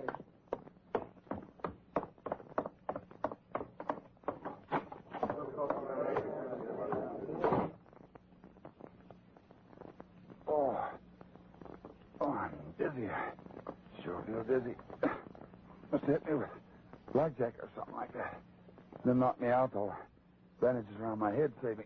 Just made me feel numb all over for a second or two. I could hear him talking, but I couldn't move. What's that? Somebody groaned on the floor down here. I gotta get to him. Somebody lying on the floor, moving around a little. Get away from me. Get away, you... Oh, easy, partner, easy. This is Tom Mix. Who are you? Janitor. Janitor of the hospital. Somebody slugged me. Now, listen. The main light switch. Where is it? Quick. On the wall. Which wall? I don't know. I can't tell just where I am in the darkness. Oh, am I dizzy? My head... Never mind. I'll find it. I'll grope for it. Yeah. Here's the wall. I gotta grope along it and keep moving. Till my hand touch something. Oh, I'm in luck. It's like the handle of a light switch. We'll soon find out. Now, the lights are on. Yeah. I was right. The elevator started again. Now, partner, let's have a look at you. I'll be all right. I hope so, anyhow. You got a bad bump on the back of your head. Yep. Did you see the man who hit you? No, I don't remember a thing. He must have hit me an awful count. Yeah, I'm afraid he did.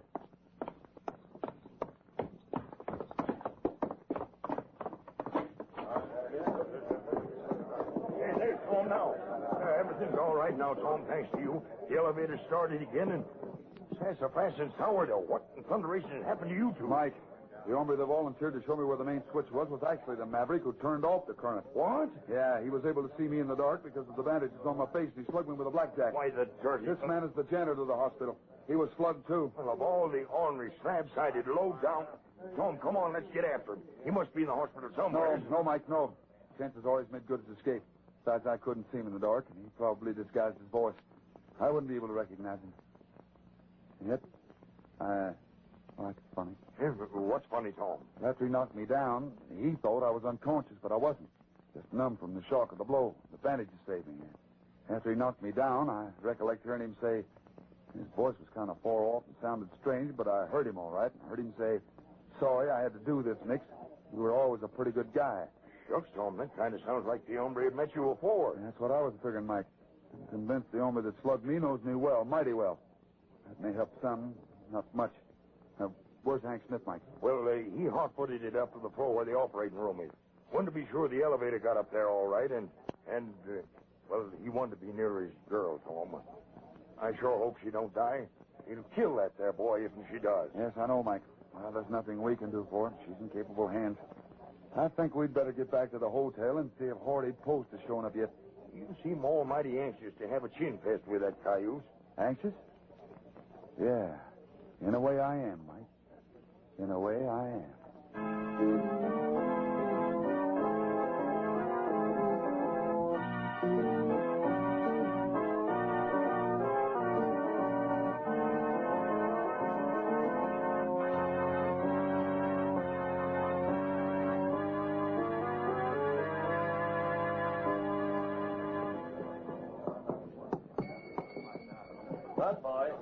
Now, let's ask at the desk if Post has come in yet, Mike. Wait a minute. Huh? That's Post standing at the desk now. Well, waltz me around again, Willie. Do they all dress like that in Hollywood?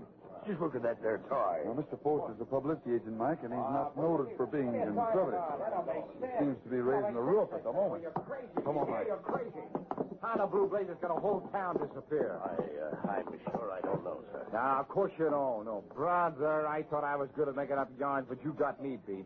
Now, you get to Homer Sam Smith on the telephone and tell him I want to talk to Harlequin Q. Dane. Dane? Hey, Tom, there's the Hollywood director that's staying at the TM bar. Yeah. Hello, Hardy. Huh? Who is it? Tom Mix. Well, Tom Mix. Well, say, I didn't recognize you behind those bandages. Well, this is a surprise. Good to see you, Tom. Good to see you. You seem to be having a little trouble, Hardy. Trouble? It's insane. This fool behind the desk telling me that the village of Smithville has disappeared and that the great Harlequin Q. Dane, Hollywood's gift to the world, has disappeared with it. Well, he must have, sir, if he went there. Look, you, I'm going to climb right over that counter and break your skull in 17 places if you say that just once Just a minute, Hardy. Just a minute. Why, Tom, the guy's nuts. He's mad. He's lost his head. No, he hasn't, Hardy. The town of Smithville has actually disappeared. What? Yes, it's true, Hardy. But your friend and employer, Mr. Dane, hasn't disappeared with it. He's staying with me at the TM bar. We'll leave it to Dane to wangle pre-board. Only I thought he was going to get it out of the guy who owns Smithville, Sam Smith. Well, as it happens, he's staying with me, Hardy. I'll explain later. But now, though, I'd like to ask the desk clerk here how he knows Smithville has disappeared. Well, here comes your answer in the body, Mr. Mix. I'm afraid they heard your name. Hey, Mix, we represent the press. Just the right now, Mr. Mix. How's for a story on this vanishing village? Shoot us the dope, Mix. What's the game? Now, hold it, boys. Hold it, boys. Hold it. Now, look, fellas. I don't know anything. Leastways, I don't know any more than you do. No, the world's waiting for this story, Mix. Come on, make headlines across the nation. I'm sorry, boys. I'm sorry. I don't know a thing. If I learn anything of interest, I'll let you know. You mind if we keep in touch with you? Yeah, how about it? Would it do me any good to say no? Very good. Hardy, if you're anxious to get in touch with your employer, the great Dane, suppose you come on back to the ranch with me. Oh, Tom. Hey, Tom, if you wouldn't mind. Yeah, I've been cooped up in this hotel room for almost a month, it seems like. And I got to get in touch with Dane. That's what I figured. Can you ride a horse, Hardy? Oh, sure. Then I reckon we can get one for you, and we'll all ride back together. Just a minute. Before you go, Mr. Mix.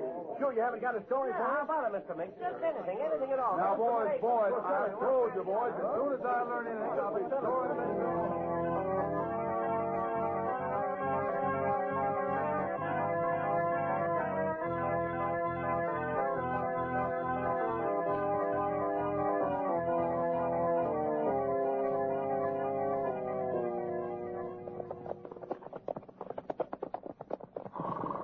Maybe I shouldn't have been so quick about saying I could ride a horse. How far is the TM bar from here? Oh, another 8 miles or so, Hardy. It's a beautiful night for riding, Mr. Post. You ought to be enjoying it. Oh, sure, I am. Nothing like the great open spaces underneath the stars and the lights of towns up in the valley below you. At least one town. Where do you see us? thunderation. Oh, I see it, Mike. Street lights gleaming in the night. The yellow lights of windows. Tom, we must be going loco. Hey, what's the matter with you two guys? You see a town down in the valley and you go nuts. Don't you understand, Hardy? That's Smithville. What? That's the spot where Smithville used to be. And now, by thunderation, it's come back.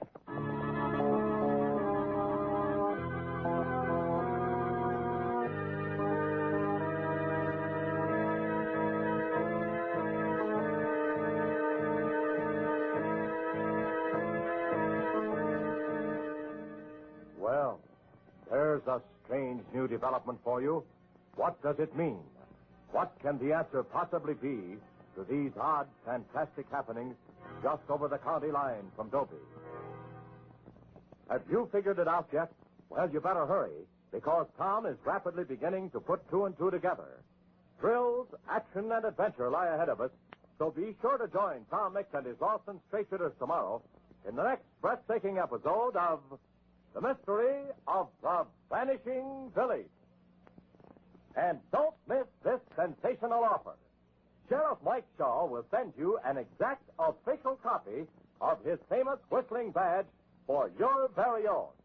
Just imagine wearing an exact copy of the same badge Sheriff Mike wears.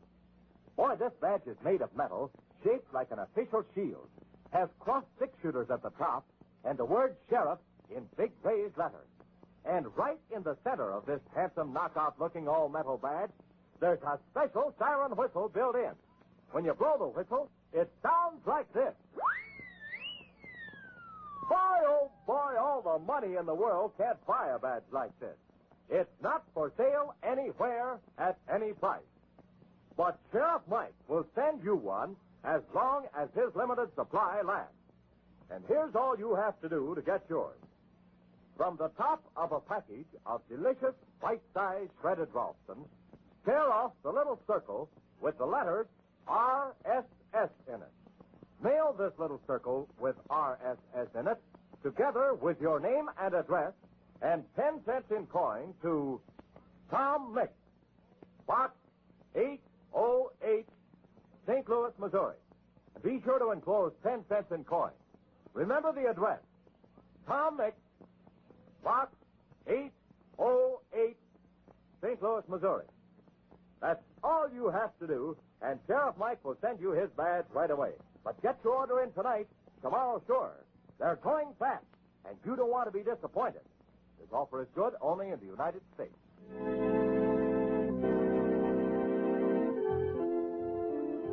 Tom Mix was played by Curley Bradley. Don Gordon speaking.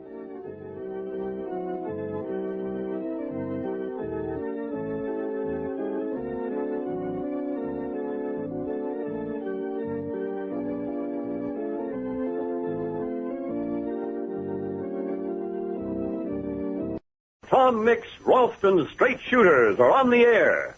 And here comes Tom Mix, America's favorite cowboy. Huck, Tony, come on, boy. Start the morning with hot Ralston, and you surely will agree that this warm-up, build-up breakfast gives you cowboy energy. It's delicious and nutritious, made of golden western wheat. Take a sip from home, go and tell your mom hot Ralston can't be beat. This is the 50th anniversary of the Tom Mix Ralston Straight Shooters. And here he is, as he was heard for many of those years, Curley Bradley, Tom Mix of radio. Howdy, Straight Shooters. This is Tom Mix, and I'm glad to be with you again. And to tell you the wind-up of one of my strangest cases, the mystery of the Vanishing Village. Let me go back to when Mike Shaw, Hardy Post, and I were riding along the trail and saw those lights of Smithville. Tom, I don't rightly savvy what's going on here. A whole town popping up out of the nothing where it disappeared. Hey, wait a minute.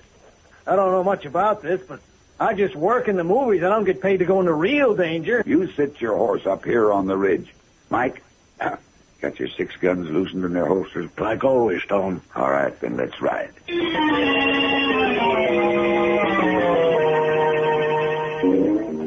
Mike and I took a shallow grade down from the road. It was tough going, but Mike and I knew what we were doing.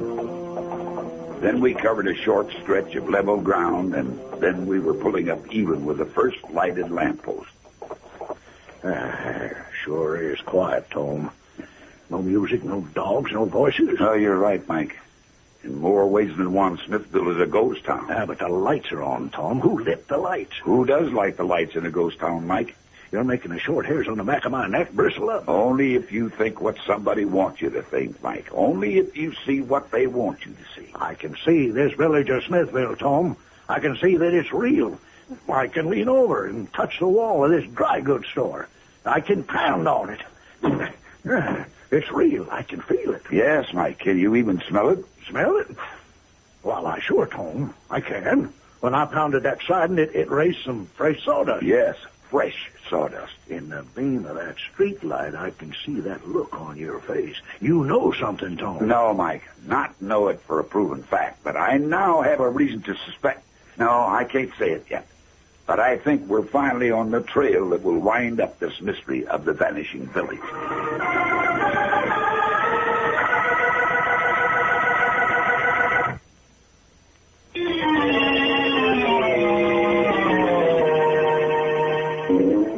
Mike and I searched the village of Smithville, but it was as we suspected. Not a living person was there.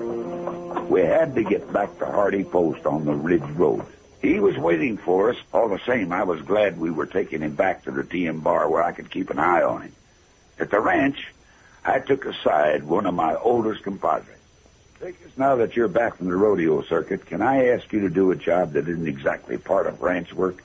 I reckon I'm ready to saddle up for any job you ask me to do, Tom. Well, I knew I could count on you, Pecos. I want you to go over to the hospital where Doc Green is treating Mary Slade. I want you to see that a certain sidewinder doesn't get a chance to strike again. That snake better keep to his hold.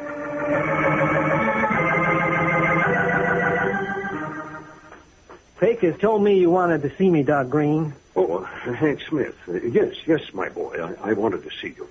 And I want your help. For Mary? Oh, anything, Doc. We've done all we can. There's her mind. Maybe you could say her soul. Maybe the soul isn't the province of a country doctor, but you and I have to reach there. I'm ready, Doc. All right, come along over here. I know she looks pale, but her breathing is regular. I'm going to give her an injection now.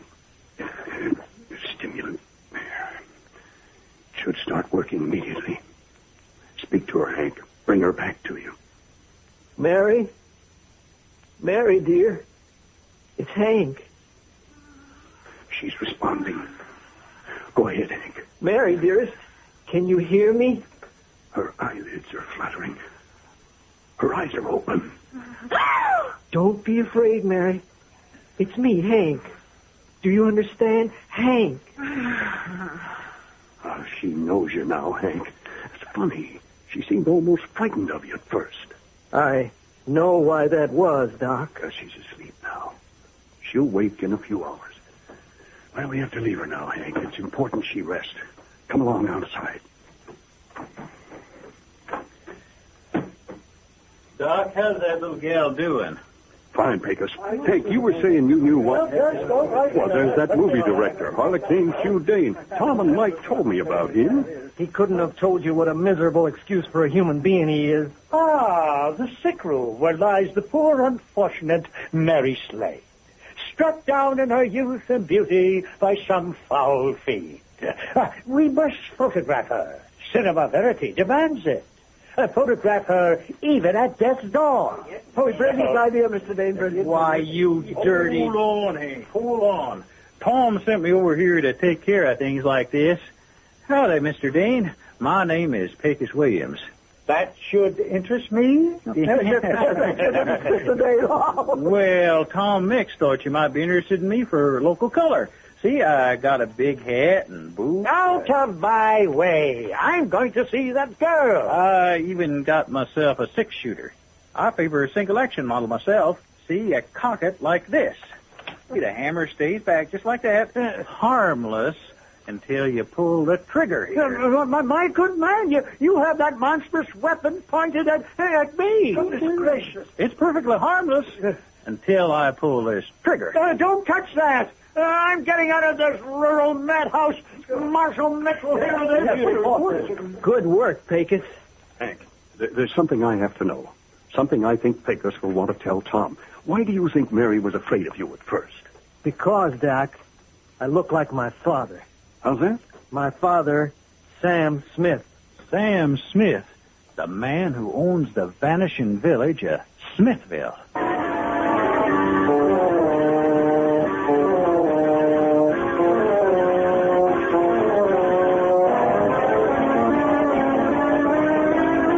Mike, we're going to have a little chat with Hardy Post.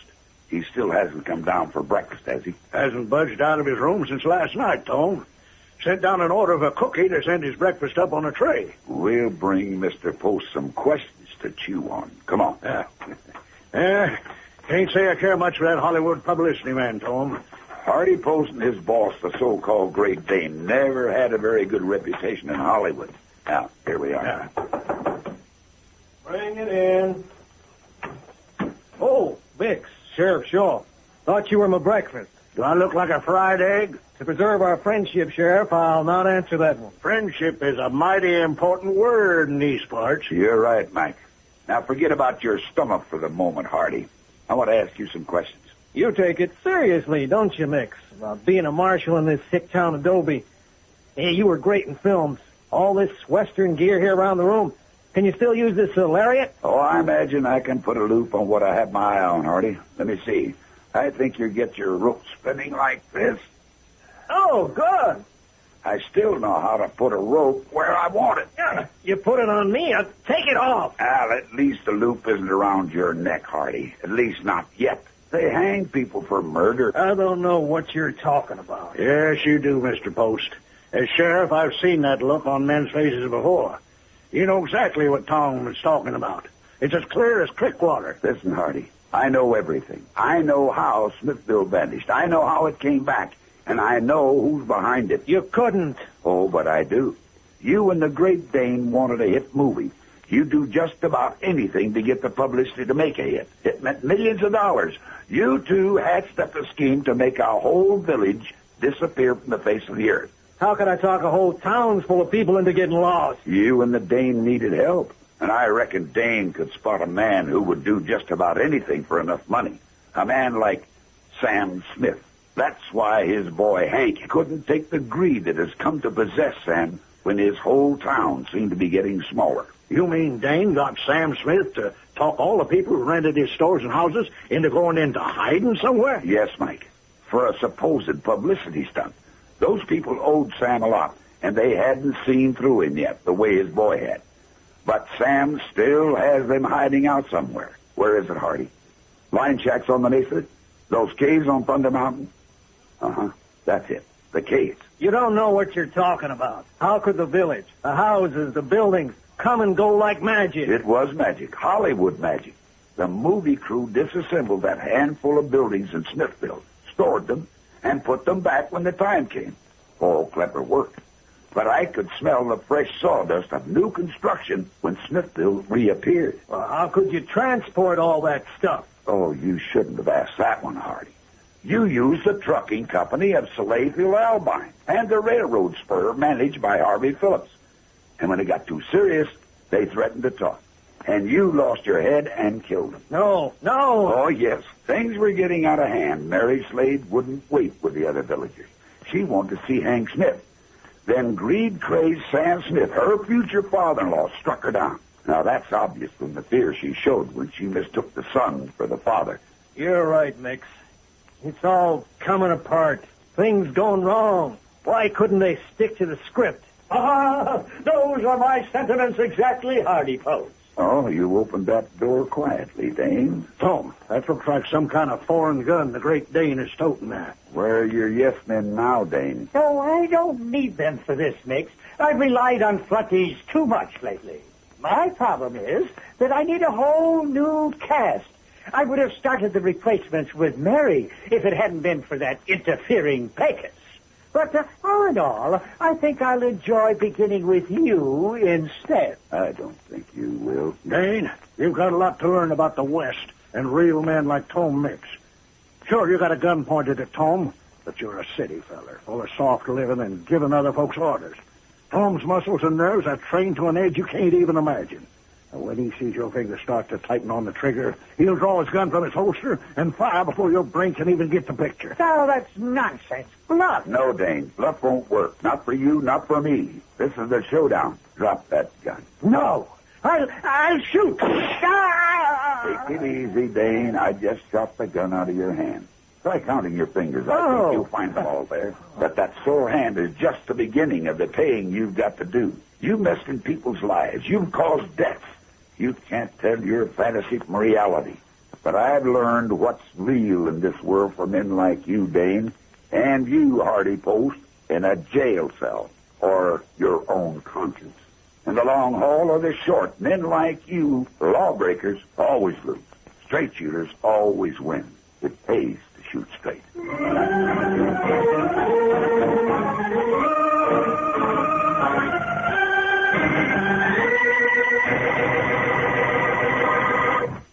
And so ends the mystery of the Vanishing Village. Tom Mix was played by Curley Bradley, featuring Jack Lester as Mike, Les Tremaine as Doc, and Jim Harmon as Pecos, with Art Hearn and Richard Gulla. Original material written, produced, and directed by Jim Harmon. Production assistant Barbara Gratz. Engineer Steve Markham for Frank Brzee Studios. This is a 50th anniversary presentation of the Tom Mix Ralston Straight Shooters on the Air. Start the morning with hot Ralston, and you surely will agree that the form of filled-up breakfast gives you cowboy energy. It's delicious and nutritious, made of golden western wheat. Take a sip from Congo and tell your mom hot Ralston ain't beef. The Tom Mix Ralston Straight Shooters are on the air.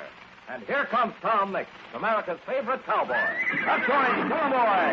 Start the morning with hot Ralston, and you surely will agree that the form of filled-up breakfast gives you cowboy energy. It's delicious and nutritious, made of golden western wheat. Take a sip from Congo and tell your mom hot Ralston ain't beef. The Tom Mix Ralston Straight Shooters bring you action, mystery, and smile-a-minute thrill. Tonight you're about to hear the first episode in a new and baffling mystery, the Storybook Mystery. This evening we bring you the first episode of a brand new Tom Mix mystery thriller, a strange and baffling case that is to lead Tom Mix down a trail of danger and high adventure. But first, Straight Shooters, have you heard the big news? Now you can have complete photographs of Tom Mix, Sheriff Mike Shaw, Wash, Chloe, Jane, and the favorite characters you hear on these programs. These photographs have been taken in the famous CM Bar Ranch, in Sheriff Mike's own office, and in and around Dobie. They actually show Tom, Sheriff Mike, and all the other lovable characters on these programs in action. Each photograph is a knockout.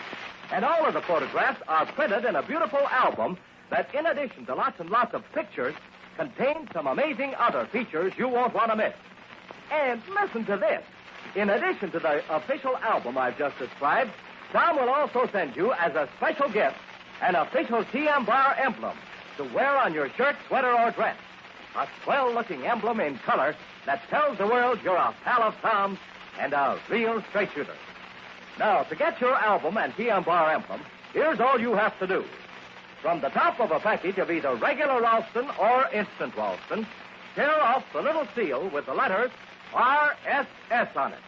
Mail this RSS seal with your name and address, the call letters of the station to which you're listening, and 10 cents in coin. Mail to Tom Mix, Box 808, St. Louis, Missouri. That's all you have to do. And Tom will send you your official photograph album and sweater emblem right away. But hurry, get your order in tonight, because this offer is good only in the United States and can't last much longer. And now, Straight Shooters, come on out to Dobie, where we find our pal Mike Shaw in trouble. The big question is, and that's to be answered at the moment, did Sheriff Mike or did Sheriff Mike not subscribe to a Lonely Hearts Club for the Lovelorn?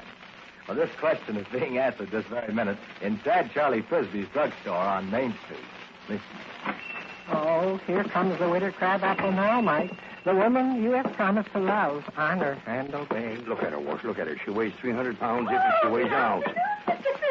You great big wonderful man, you. Afternoon, Mrs. Crabapple. Oh, I feel so wonderful today, Mr. Frisbee. Just wonderful. And you know why, don't you? Well, now, Mrs. Crabapple, Because I'm going out to the dance, Mr. Frisbee, to meet my Michael for the first time. Oh, how wonderfully wonderful it is. And I want to be at my very best, Mr. Frisbee. My very, very best.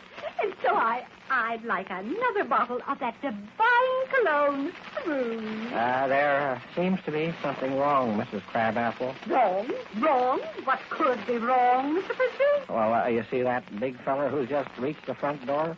The fella that's walking on his tiptoes? Yes, I wondered why he was doing that. Well, ma'am, that's your intended. What? My intended? Come back here, you. Mr. Precious Sourdough, I'm a branded maverick. I told you, Mr. Rath. I told you. Michael. My Michael. My dream boy. It's your Pinella. Yes, the Pinella Crabapple. Sound like you marrying a fruit salad. Turn around, dream boy, and kiss me. Kiss your Pinella. Now, looky here, ma'am. I'm innocent of all of this. What? Why, you're not Mike Shaw. No, ma'am. No, ma'am. I'm two other people. Now, if you'll just ease up on that stranglehold you got on my neck. Mr. Frisbee, how could you make such a mistake? I haven't made no mistake, Mrs. Crabapple. Why, of course, that's Mike Shaw. Quiet, Charlie, quiet. I ought to know Mike Shaw when I see him. I'm begging you, as one man to another. Noted man and boy, that's Mike Shaw, all right. Sheriff Mike Shaw of Dobie. Well, he doesn't look like Mike Shaw. Oh, of course. You dear boy. You did it for me, didn't you? Huh? You did it to surprise me, didn't you? Ma'am, I ain't done nothing. So help me, I don't know nothing about all this here. Yes, you do. You honey bun, you. Yes. You deliberately sent another picture of a man who isn't 1/10 as handsome as you, and you didn't tell me you were a sheriff. Oh, how wonderful to marry a real sheriff. Oh, you did want to surprise me, didn't you? Well, you have. Well, ma'am, that ain't nothing to the surprise you give me. Oh, dear, sweet, wonderful boy. Oh. And my pictures didn't do me justice, did they? Mike, will you pay for this bottle of swoon, seeing as how it's all going to be in the family? Now, looky here. I've had enough of this. I never saw this woman in my life before. I never sent her no pictures, and she never sent me none. And I sure ain't never been no member of a Lonesome Hearts Club or whatever you call it. Sheriff, I don't understand. Well, now, ma'am, there's been a mistake somewhere. But these letters. Do you deny that you wrote them? Go on, look at them. Read them. Dearest Passion Flower. I never wrote nothing like that in my whole life. Do you deny that you sent me this photograph? I ain't never seen that photograph before. Wait a minute. Just let me have a closer look at it. Yeah, kind of a skinny-looking run. Undersized and run down. And he's wrote on this here picture, with all my love from Boodly Bumps to Putchy Wutch. Oh. Do you deny that you're my Boodly Bump? And that I'm your own dear Putchy Wutch? Now, ma'am, may I be tarred and feathered if I was ever guilty of such language as that? Well, Miss Frisbee, this sure don't make sense to me. It sure don't sound like Mr. Mike. Oh, but when a man's in love... Now, ma'am.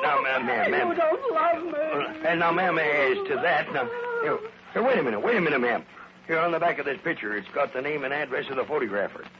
Lifelike Studios, 714 Main Street, Groby. Groby? The town of Groby? Yes, Walsh, yes.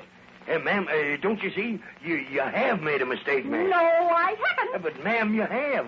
Now, I reckon this here feller's name is Mike Shaw, but he lives in Groby. I live in Dobie. Ma'am, you've got the wrong Mike Shaw. Now, ma'am. Nobody loves me. I'm just a poor young thing. Left on the doorstep of life. She may be poor, but she sure ain't young. Now, ma'am, please don't take on so. I'm sure that something can be done about this. Oh, you will help me. You'll help me to find my own true love. Well, yeah, sure. I reckon that all we got to do is telephone him, and he'll come a scally-hooting over to get you. Groby's only about 150 miles away. Oh, you're wonderful, Sheriff. Wonderfully wonderful. Oh, shucks, man. I felt so lonely until now. So alone and miserable with no one to turn to. But now I have you. Temporarily, ma'am. Temporarily. Now, you just get on back to your hotel, ma'am. Could that lonely, lonely hotel alone. Well, I can't go with you, ma'am. You see, I'm due back at the TM bar. Oh, and Michael, couldn't I? May a poor little defenseless girl cast herself upon your masculine mercy. Well, take me with you to the ranch. Let me be with you until such time as that other Mike Shaw comes for me. Please, Michael, hurry, please. Uh-oh, Mr. Mike, you is hooked. Shut up, Wash, shut up. I've got to help a woman in distress, don't I? It's all right, ma'am, all right. You can go along with us to the TM bar. I reckon there's plenty of room. Yeah, she sure is going to need it, too. So, if you is ready, shall we depart, boodly boom? I'm warning you, Wash, I'm warning you. And I'm warning you, Mr. Mike. Give her a room at the TM bar, and she going to turn it into a bridal suit.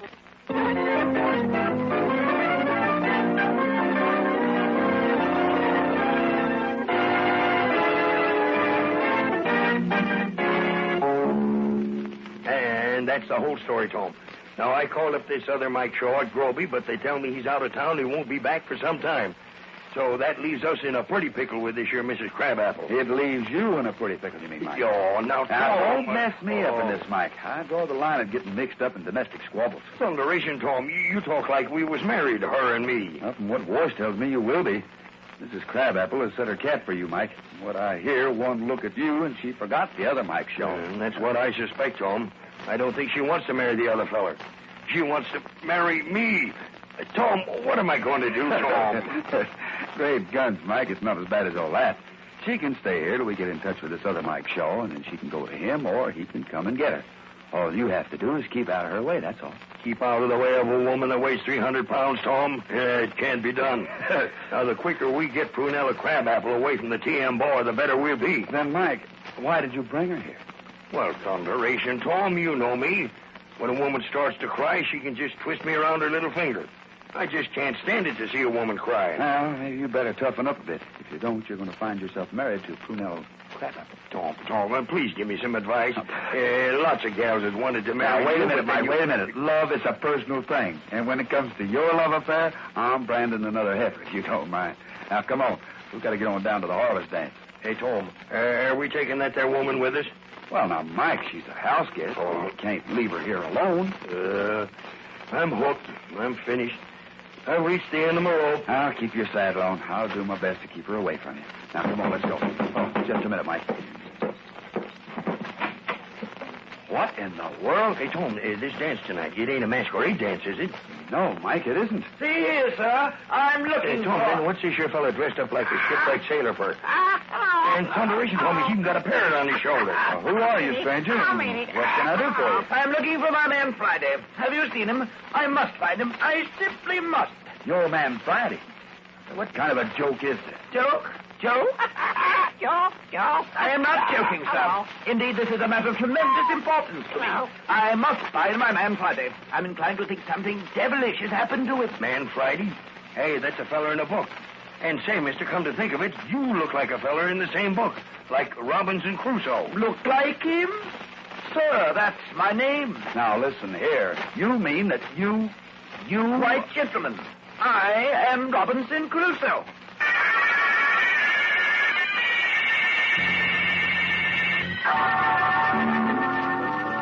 Here is a strange mystery indeed. A mystery that will defy you, yes, and Tom, to find a solution. For the oddest thrills you've ever had, for the most baffling mystery you've ever heard, don't miss Tom Mix and his Ralston Straight Shooters tomorrow in the next exciting episode of The Storybook Mystery. And don't miss this big chance, Straight Shooters, to get Tom's official photograph album. A beautiful album containing lots and lots of unusual photographs of Tom Mix, Sheriff Mike Shaw, Jane, Wash, and many of your favorite characters you hear on these programs. In addition to the swellest pictures you ever saw, pictures taken at the TM bar and in and around Toby, this album also contains other sensational features, including highly confidential information every straight shooter should know. And don't forget, if you get your order in right away, we'll send you, in addition to this valuable official album, a beautiful Cross TM bar sweater emblem in color to wear on your sweater, shirt, or dress. An emblem that tells the world you're a straight shooter and a pal of Tom. To get your album and TM Bar emblem, here's all you have to do. From the top of a package of either regular Ralston or instant Ralston, tear off the little seal with the letters RSS on it. Mail this RSS seal with your name and address, the call letters of the radio station to which you're listening, and 10 cents in coin. That's 10 cents in coin. Mail to Tom Mix, Box 808, St. Louis, Missouri. You got that?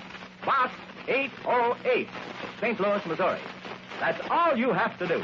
And we'll send you your beautiful official album and TM Bar sweater emblem right away. This offer is good only in the United States and can't last much longer, so hurry. Act now. The Tom Mix Tricksters are on the air. And here comes Tom Mix, America's favorite cowboy. A Tony cowboy. When it's round that time in Texas and the blue mist on the stage, then I long to be in Texas, back a-riding on the range. How it beckons, and I reckon I would work for any way to be free again, just to be again where the bloom is on the stage. The Tom Mix Tricksters bring you another episode in the mystery of the Flying City. Tom Mix is in a tough spot, and no one knows it better than he does.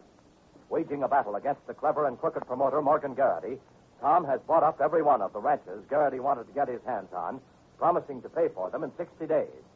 Anxious to help the hundreds of aircraft workers and their families, all of whom have come to Dobie County to work on the Twin Rivers Aircraft Corporation's Flying City, Tom has also guaranteed to find homes for them. Where in the world he'll find them is a seemingly unsolvable problem. But there's more trouble than this in store for Tom, as we're about to find out. We find ourselves once again in the Dobie Hotel room that serves Morgan Garrity for an office. Garrity, in shirt sleeves, is pacing the floor. His henchman and right-hand man, the cadaverous man with a face like chalk, who is known as Mr. Sims, sits at Garrity's desk. Sims is the first to speak. If you ask me, you'll wear yourself out walking up and down like that. I'm not asking you. Okay. Not going to get you anywhere. Getting mad, I mean. This calls for calm, cool thinking, if you ask me. I may not be calm, I may not be cool, but I am thinking. Sims, this fight between Mix and me has come to the point where the winner will be the guy who can hold out the longest. If you ask me, that'll be Mix. Yeah, you think so, huh? Don't you? No. Since when do I put my tail between my legs and start howling like a whipped dog when the going gets tough? I know, but if you ask me... Nobody asks you. Get smart, Sims. Use your head for something besides a hack rank. I said this fight had reached a point where whoever held out the longest would win. Well, I'm the one who'll hold out the longest. Yeah, but if Mix has the land and you can't build, and it's costing you a small fortune every day for these workmen... It won't last long. In a spot like this, Sims, you gotta be sharp and smart. Travers Penrose telephoned this morning and started to tell me what he thought of me. I let him finish. Then all I said was, Mr. Penrose, you need houses for these workers. No houses, no workers. No workers, no Flying City. I guarantee to build those houses, and now you want to fire me and let Tom Mix take over. All right, I said. Let Mix take over. See what happens. As for me, I'm quitting. That took the wind out of his sails. He began to back water so fast it made me laugh. Let's not be hasty, Mr. Garrity, he says. Perhaps I was wrong. So I went around there. Instead of Penrose firing me, he's gone to Mix now to demand just where Mix is going to get the houses. Yes, but what about... Let me finish, will you? So Mix has bought up the ranches of his friends. He's got the land. But he got it without paying 1 red cent for it. Got it on a promise to pay in 60 days. Now, the way he angles it is this. Before the 60 days are up, I'll be forced out. The ranchers will change their minds about wanting to sell the old homestead, and Mix merely turns the land back to them. Well, that isn't the way it's going to work. It's not going to work that way for 2 reasons. What are they? First, I'm going to convince those ranchers that Mix or no Mix. They were fools to accept one man's word when another man is offering cold, hard cash. If you ask me... Nobody did. Leave it to me. I'll convince them, or I'm not the promoter I think I am. What's the second reason? Just to be sure of everything, we get rid of Mix. Get rid of Mix? Well, you do. No. Now, wait a minute. Mokes is hot now. Mokes has got to keep undercover after that beating you gave Edwin Frisbee.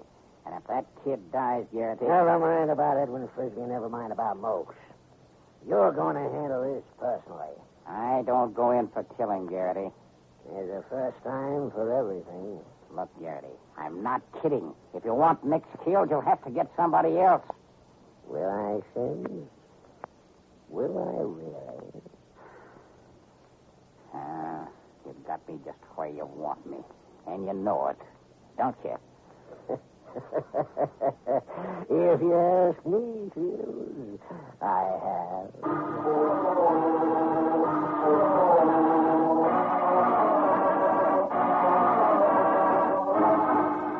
Meanwhile, at the TM bar, Tom faces his own problems. Standing at the window of his office, gazing out at the rows of tents that have been set up to house the workers temporarily, he's going over the whole situation in his mind when the phone rings.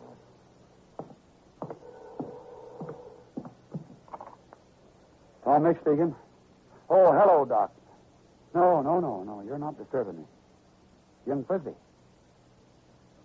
As bad as that, eh? Well, whom would you recommend, Doc? Harlan Radcliffe? Well, now, is this Dr. Radcliffe the best brain surgeon to be had, Doc?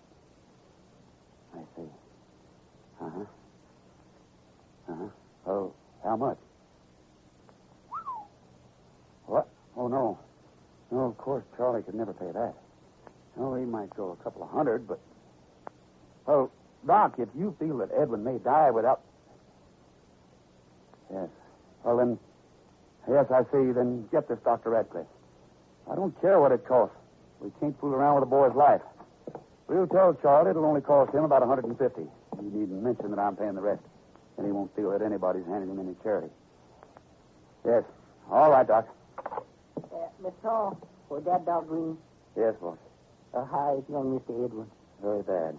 X-rays show a fragment of bone pressing on the brain. Oh. Not the kind of operation that Doc Green could perform. He's getting in touch at once with a brain surgeon in Frisco. He figures the operation will cost about $5,000. Oh, that sure is a lot of money, Mr. Tom. A lot of money. Yes, and speaking of money, you know, we spend it fast on all these folks that's living with us. Food bills high? Well, so just look at them, Miss Tom. You can see here for yourself. It's just like Mr. Mike says. They're eating us out of house and home. Yeah. It is costing a lot, but... That's true. Well, boss, let's hope it won't be for long. Oh, Miss Tom, I just been thinking, what happens if we come to 60 days when you promise to pay the ranchers all that money and it don't turn out like you was hoping? I mean, suppose the rancher still wants to sell. I'd have to buy one. I gave my word. For twice what them ranchers is worth? Well, that's what I offered for him. I had to meet Garrity's offer. Yeah, but where you going to get all that money?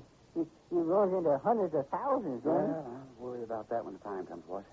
My plans go all right. Every rancher who was itching to sell his ranch will want to keep it, and I'll be able to hand it back to him. Well, it seems like to me that's kind of awful lot on folks' good sense. Well, I'm counting on their hearts and not their heads, boss. I know how I'd feel if I had to leave the TM bar. I expect when it came right down to it, they'd all feel the same way. No, I'm not particularly worried about that at the moment, boss. What does bother me is how and where I'm going to get living space for all these folks. Oh, golly, too goodness, Miss Tom, I don't see why that should be your worry. I'm taking it on myself, boss. I had to, if I'm to beat Garrity at his own game and drive him out of Dobie. Well, land sakes to Dixie, come to cold weather, these here folks that just can't go on living in tents like soldiers. It might be all right for the men, but the women folks and the children, I would... where is Miss Tom? By heaven, boss, I think... Huh? Yes, you have. You've given me the idea I needed. I have? Well, good for me. What's the idea I give you? Boss, you said those people couldn't go on living in those tents like soldiers. Leastways, not in cold weather. Yes. Now, what did our soldier boys live in during the winter? What do you call them? Quonset huts. Yeah, Don't you see, boss? If we could get enough Quonset huts from the Army... Well, of course I see, Mr. Tom. Yes, sir. That's a wonderful idea. Yeah, but how did you go about getting these here sunset huts? Well, Colonel Christie ought to be able to help me there. Wash, have Vinegar John saddle Tony. I'm heading for the Twin Rivers Air Base pronto. Yeah, sir, and me, I'm heading for town in the limousine. Anything you want, I should get you while I'm there. No, thanks, boss. Just get Tony saddled and hurry. I goes outside. That rug will be the death of me yet.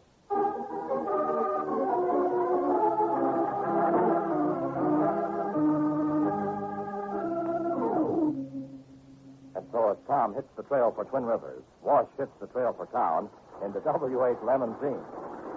Oh, Lord. If I don't get me some new shock absorbers in this here old limousine, ain't gonna be no more Shamrock home. Now, sir, I just naturally gonna shake myself to death. That's silly for me to talk like that, though. Of course, I just funny that some folks will take it on mighty serious. That's why I gotta take me some lessons. Uh-oh. Blowout. Oh, ain't that something? Shamrock home, bastard the quarry. Got to stop to fix the flat tire. Yeah, it can be fixed. Got so many patches on it now, it look like a bed table. No sense just talking. Get out, boy. Get out and get to work. Oh. Door come off again. I reckon I got to put it back on with something stronger than rubber band next time. Now, let's see here. Let's have a look at the tire. Just look at that thing there stuck in there. A round, heavy piece of iron. A kind of an iron bar with a sharp edge in one end or something. Could have been a chisel maybe once. That sharp, rusty part just stuck right into the tire there. A plate shot. Gee, wait a minute. That ain't rust. Well, that's Mr. Dickson. That's blood. All dried and chipped and covered with dust from the road. Sir, that's what it is, all right. Now, wait a minute. Hold on here, Shamrock. Hold on. This is a stroke of luck. A stroke of good luck. On account of this piece of iron, this here iron bar, I'll bet it's the weapon the quarry used when he beat up young Mr. Edwin. Now, sir, this is the weapon. That means it is the clue that will lead me to my man.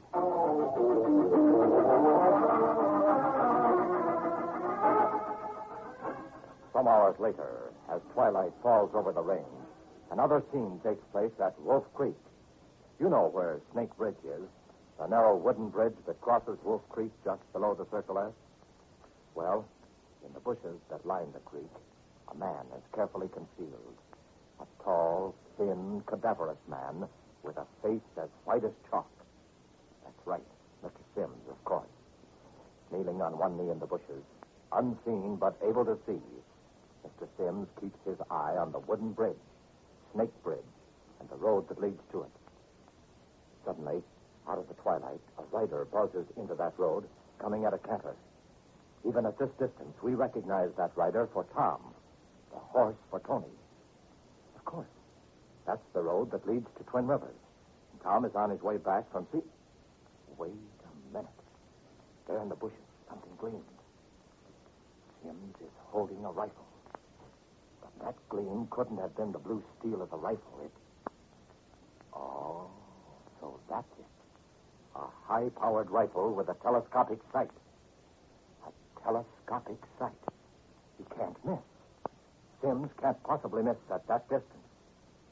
If only there was some way of warning Tom, of letting him know the danger that lies just ahead. But there isn't. All we can do is stand by and watch hopelessly. Sims murmurs. Yes, it's the bridge. Stop getting in. When he crosses Snake Bridge. And I can't miss. I can't miss.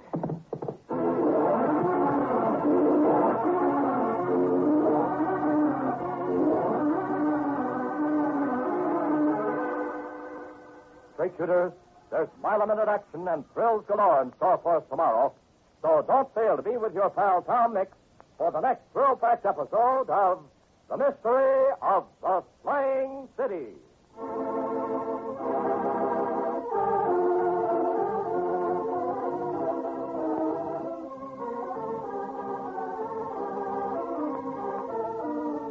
There goes Tom Mix, America's favorite cowboy.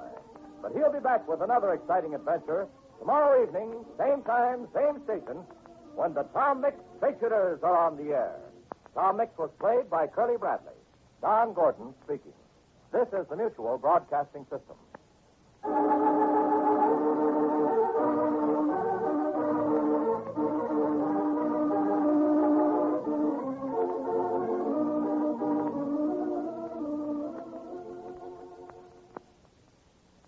Tom Mix Ralston Straight Shooters are on the air. And here comes Tom Mix, America's favorite cowboy. That's Tony, cowboy. Shredded Ralston for your breakfast. Start the day all shining bright. Gives you lots of cowboy energy with a flavor that's just right. It's delicious and nutritious, bite-sized and ready to eat. Take a tip from Tom. Go and tell your mom Shredded Ralston can't be beat. The Tom Mix Ralston Straight Shooters bring you another episode in the mystery of the Woman in Gray. It is late afternoon in Tom's office at the TM bar, and... Oh, off we go into the wild blue yonder, flying high into the sky. Just In thunderation. Looks like you just crash-landed, Wash. I gotta fix that rug again one of these days. Oh, Mike and I are busy right now, Wash. Did you want something? Yes, sir, Miss Tom. Can I get me a $5 advance on my salary for this month? Well, sure. Yes, you see, I gotta buy me a pair of googles. A pair of what? Googles. You know what the birdmen wear when they fly them planes? You mean goggles? Yes, that's what I say, Miss Tom, googles.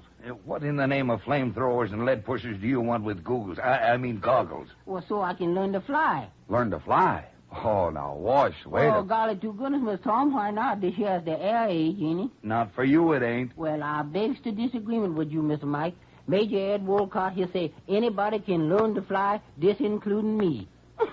Yeah, prop wash, that's what they gonna call me from here on. Prop wash. When did Ed Wolcott tell you this, Wash? Well, when I was over there today, you see, he got the field all cleared off, and he got one hangar built already, and he got two little bitty old planes, you know, and he'll say he's gonna take me up and he's gonna show me how to fly. Say, it sounds like Ed's coming along with the airfield, eh, Tom? Yes. Well, we'll have to ride out and have a look-see before long. Well, all right, Wash, here's the $5. Now, you better let Mike and me get back to our work. Yes, sir. I take off at once. I fly. Tumbleweeds in Texas, Texas. I got to fix that runway one of these days, Miss Tom. Off we go into the wild blue yonder, flying high. Wash me around again, Willie. It's always something new with Wash. Why not, Mike? Yeah. Now, let's see. I think we've got the district roundup just about set. Vinegar John will be in charge, and your brother Dan will be segundo in command. Well, now, hold on a second. I thought you was going to be in charge as usual, Tom. No, Mike, I've got a feeling that you and I are going to be needed right here in Dobie. There's something wrong, and we've got to find out what it is. Something wrong, all right. I can't figure what's got into folks. All of them acting like they needed to go out and hunt up something to use for a backbone. They're scared, Mike. Powerful scared. I've learned something else, too. Caesar Ciano didn't die in that forest fire.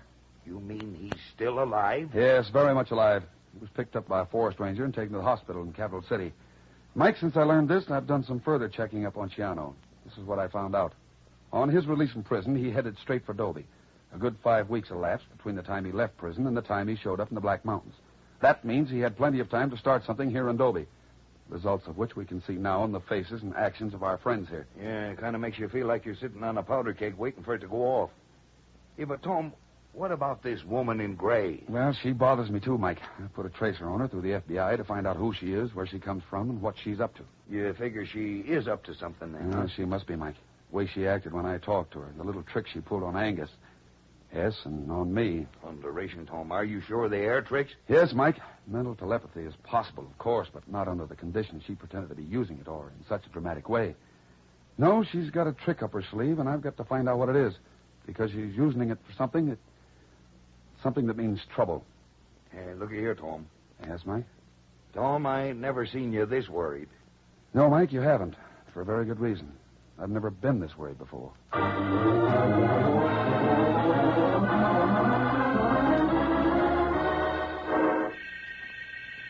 Worried? Tom has reason to be worried, as we'll learn in a moment. But first, straight shooters, you've probably tried a lot of different cereals. But one of these days, your mother's going to bring home a gay red and white checkerboard package with Shredded Ralston written across the front of it. When you open up the package and those crisp, toasty little Shredded Ralston bite-sized biscuits come tumbling out, you're going to say, gee, I never saw a cereal like this before. Then you pour on some milk, and maybe you'll even pile on your favorite fruit. And when you taste the first delicious spoonful, you'll say to yourself, boy, this is it. This is the cereal I've been waiting for. Yes, sir, Shredded Ralston is the cereal everyone gets excited about. It has a flavor so unusual, so different, so popular, the flavor secret is patented. And Shredded Ralston is whole wheat the way you like it. Baked into little bite-sized biscuits that fit right on your spoon. It's the cereal your pal Tom Mix recommends to give you cowboy energy. The kind of energy you need to be a leader, a winner, and a real straight shooter. And now, we find ourselves in a room at the hospital in Capital City. A small, dark man with a hard face sits at a window. He wears a blue bathrobe. As he gazes out the window into the distance, the lights of Capital City have begun to twinkle in the late April twilight. Oh, thank you, nurse. Hello, Cuticle. Hello. It's about time you got here. Sit down. We got lots to talk over. Never mind holding your hand out like that. All you want is for me to look at your beautiful nails. Well, but sit down. We got a little time, and the nurse will give us about 10 minutes before she comes in again. How are things going in Dobie? Well, I knew you'd want to know about that, so I made the rounds of the town today. Let me see. I made a list of the people I talked to. Oh, yes, here it is. Old Hickory, George Griswold, Lige Anderson, Nick Caffelio, Yeah? Lee Wong, Angus McPhee, Jed Parker. That's enough. You made the rounds, and we still got these yokels under our thumbs, eh? Even though I'm not there? John, if you threw a scare into them, they won't forget. But with Bix back now, I don't know. What do you mean you don't know? Well, the scare is bound to wear off. You know, like polish off of a nail. Oh, no, it won't wear off, bright boy. Listen to what I got to say and follow it. I say this modestly. Mix may be smart, but I got an amazing brain, too. You know what I mean? Well, I've always said that... Shut up and listen to my plan. I'm going to control Dobie. Once I control Dobie, it should be an easy matter to force Mix out. Once Mix is forced out, we got the perfect hideout for anybody who wants to use it. You know what I mean? Well, a torpedo type right some shield, no? It's got to have a place to hide. We got it. We got Tom Mix's old hometown. Anybody think of looking for him here? No. So he comes here, we keep him safe on ice till the heat's off. And he pays plenty. It's a gold mine. Well, yes, but, Chano, if you're here in the hospital... I'm not going to be here in the hospital. You're going to get me out. Get you out? Yes. You get me released and have me moved to a small private hospital. There's a place right here in Capital City. You can do it. Simple. Once I'm in the private hospital, I can operate without any trouble. You see to it I get a private room, private telephone, all the fixing. Get it? Yes, I think I do. Oh, I do wish you had an emery board. This nail does bother me. I know how to fix that nail, Cuticle. You do? Yeah. Just fail to do what I'm telling you to do. You won't have anything to worry about after that.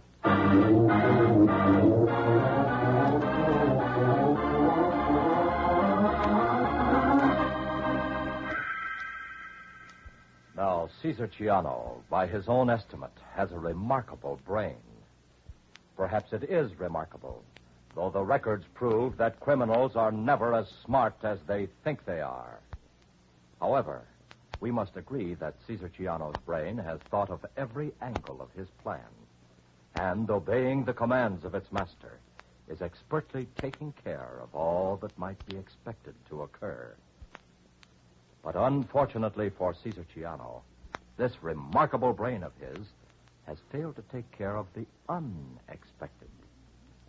How could this brain, for instance, know about the woman in gray? Well, it couldn't. And so it comes about that although Caesar Ciano proposed evil in one direction, the woman in gray disposed evil in quite another. Just how, we'll know in a moment or two. Right now, here's a way to wake up lazy appetites and turn those morning breakfast yawns into ear-to-ear smiles. Just reach for a red and white checkerboard package of shredded Ralston. And when those neat little crisp, toasty, shredded Ralston bite-sized biscuits come tumbling out of the package, watch your family sit up and snap to attention.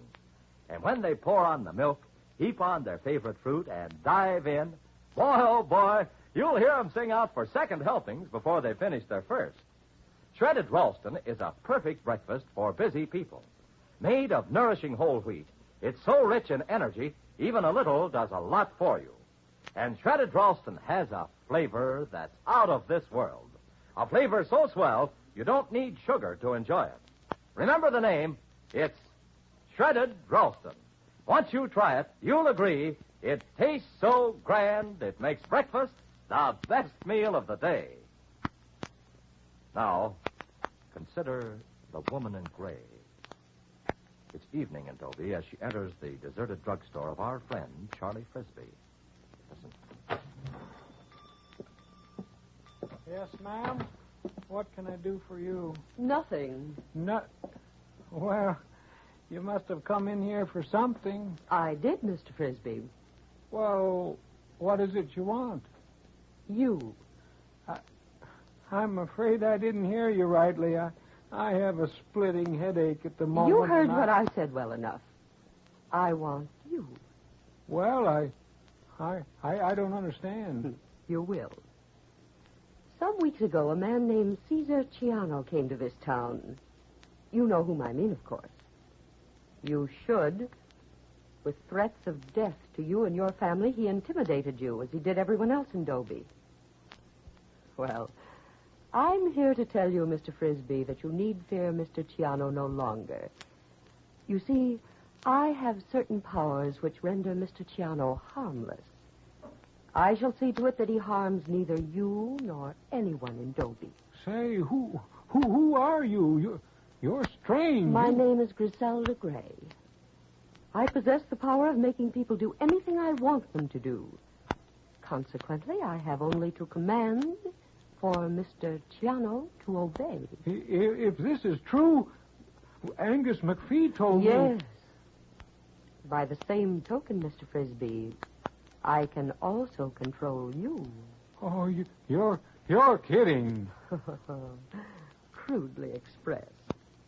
Still, a measure of your disbelief. Well, I must convince you of my unique power, as I doubtless suppose I shall be forced to convince all others in this town. Are your nerves strong, Mr. Frisbee? Not very. Too bad. I was about to demonstrate. Well, I can't, of course, not with your nerves in the condition you say they are. I shall content myself with a very small illustration of my power. Is that necessary? Very. Sorry, Mr. Frisbee. Whether your nerves can stand it or not, I'm going to shock you a little.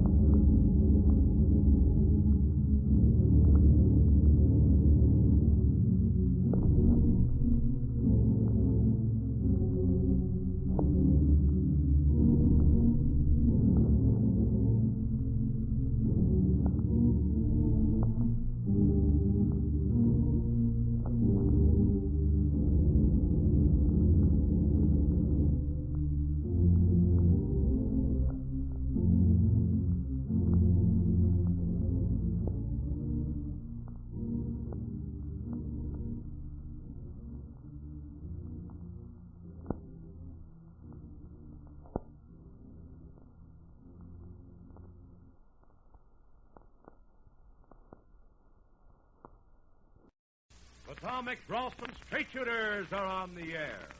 And here comes Tom Mix, America's favorite cowboy. A Tony Cowboy!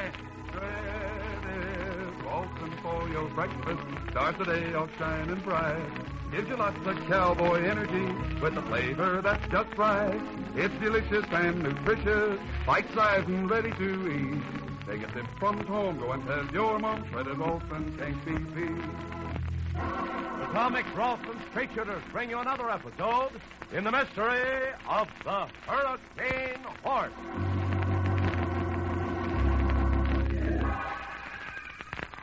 Even as Tom Mix talks to one of you straight shooters to get your advice about the strange actions of the Hurricane Horse, the horse itself puts in a sudden appearance outside the TM Bar ranch house and fiercely attacks Tony. We're with Tom and Sheriff Mike Shaw as reaching the front door and rushing out onto the porch. That's the fresh and sourdough, Tom. Look at him. That Hurricane Horse is business. Yes, but so does Tony. Tom, we got to do something. We can't just stand here while them two kill each other. Well, Tony didn't start this, but I don't want to shoot that other horse. He's too good a one. Only one thing to do, and that's to rope him. Hey, Vinegar, grab that rope off at the corral fence. I got it. Hurry up, you molasses in January. No, it's too late. He's broken away from Tony. Looks like he's had enough, by heaven. Yeah, but Tony hasn't, though. Yeah, Tony, come here, boy. He's itching to put his brand on the Maverick, Tom. Oh, son, oh, boy, oh. Hey, Tom, where you going? After that Hurricane Horse. All right, Tony. Cowboy. Yeah.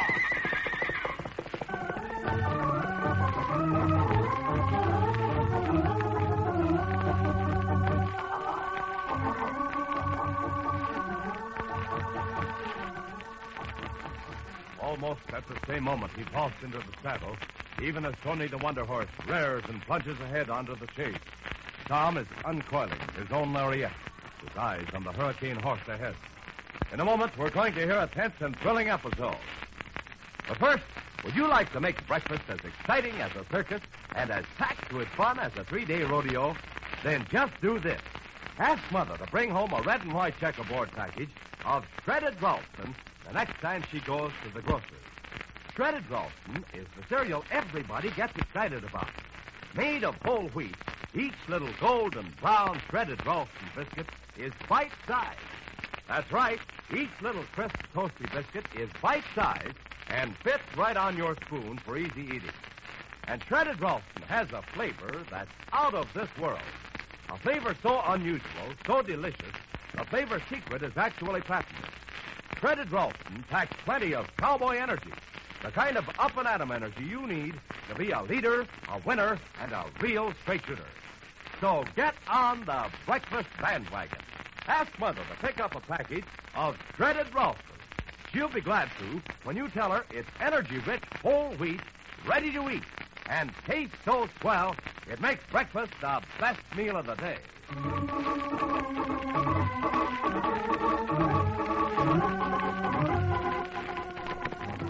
Now, we're in the saddle with Tom Mix as he races after the hurricane horse.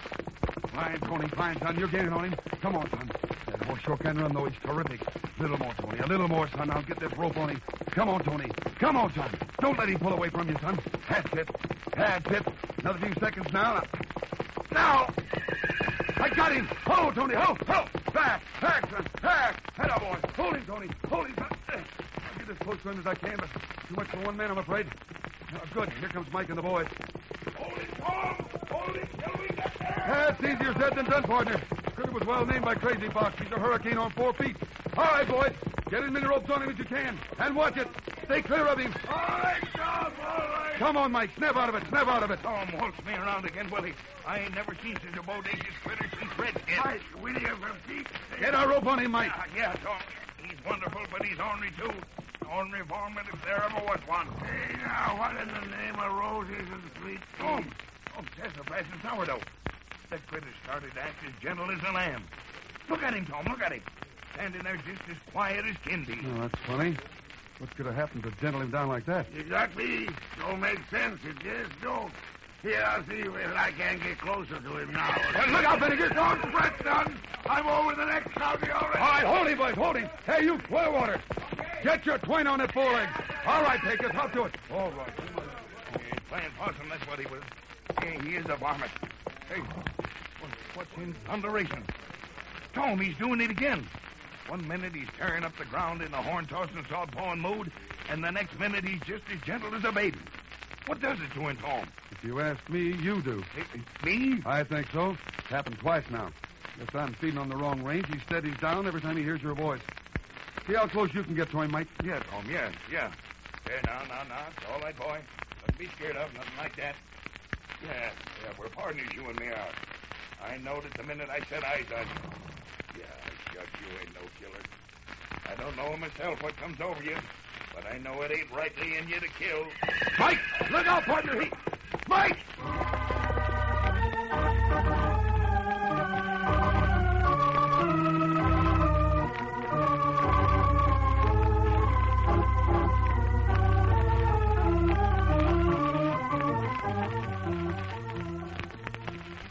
Meanwhile, over at Big Indian, outside that penny arcade you and I paid a visit to yesterday, another scene is taking place that merits our attention.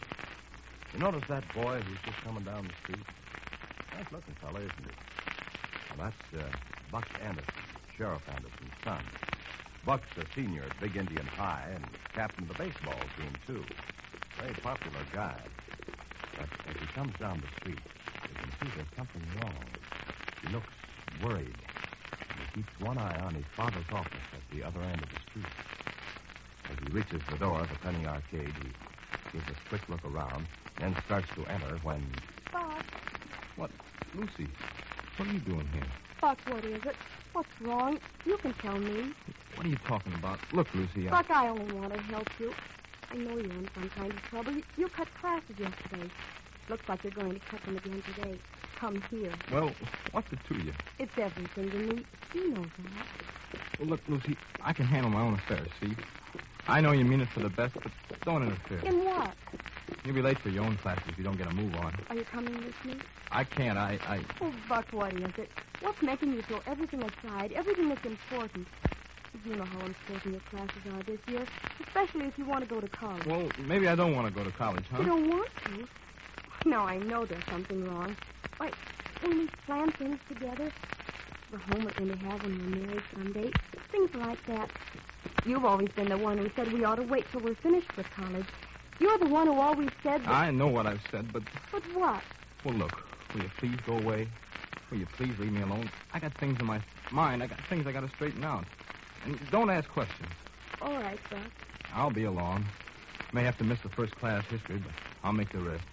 Now, don't worry. Don't worry, Buck. Okay, I'll try not to. I'll see you later at school. Yeah, sure, I'll see you. Oh, gosh, what have I got myself into? Well, I got myself into it, and I'll get myself out of it. Here goes.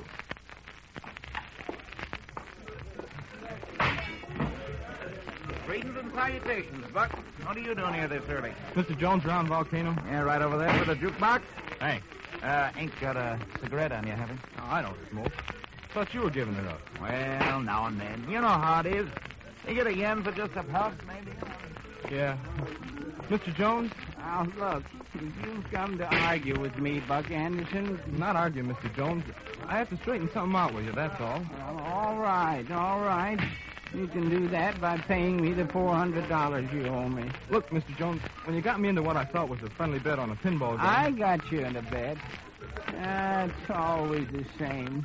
Always blaming me for things that I never did. It's like your father blamed me for something that I didn't do years ago. Sent me up, too. Look, Mr. Jones, I don't know anything about that, but... Well, look, tonight we were betting on the pinball game, and you said, let's bet 5, Yeah. let's bet 10, 25. Yeah? I thought you meant a nickel or a dime or a quarter. I didn't know we were betting dollars. Well, you know it now. But I can't pay you the $400. And your father will have to pay it. Look, that's what I come here to talk to you about. Please don't go to my dad, Mr. Jones.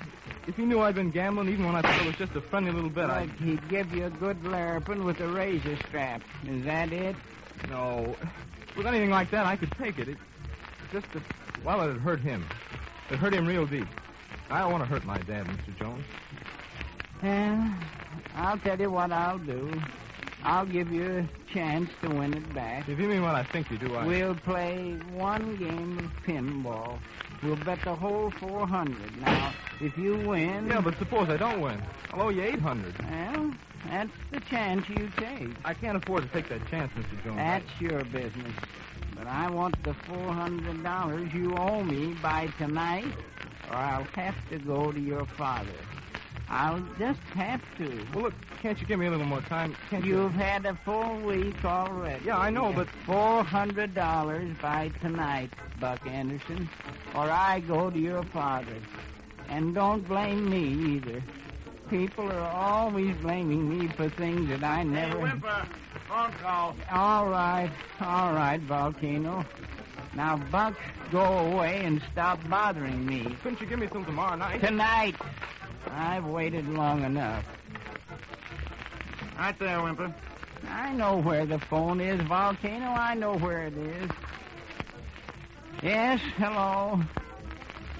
Yes, Joker, yes. What is it? Oh, no. Oh, you're kidding, Joker. But how? Oh, you knuckle-headed fool. I knew you'd go too far. I knew you would. Tried to kill Sheriff Shaw. And did he? Well, that's something to be grateful for. Now, you listen to me, you pea-brained idiot.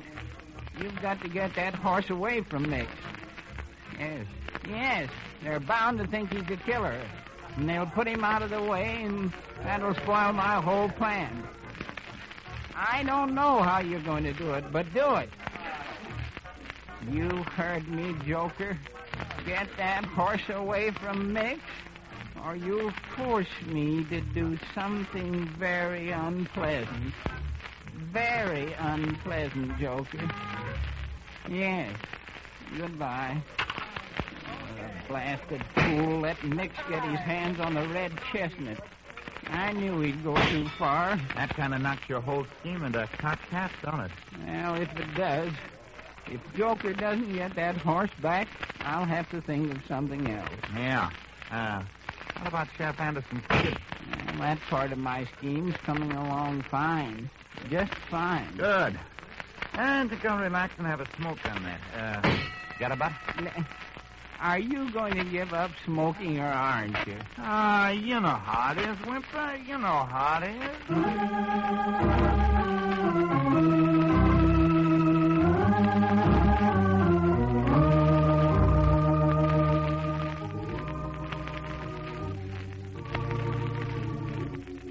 What scheme was Whimpering Jones talking about?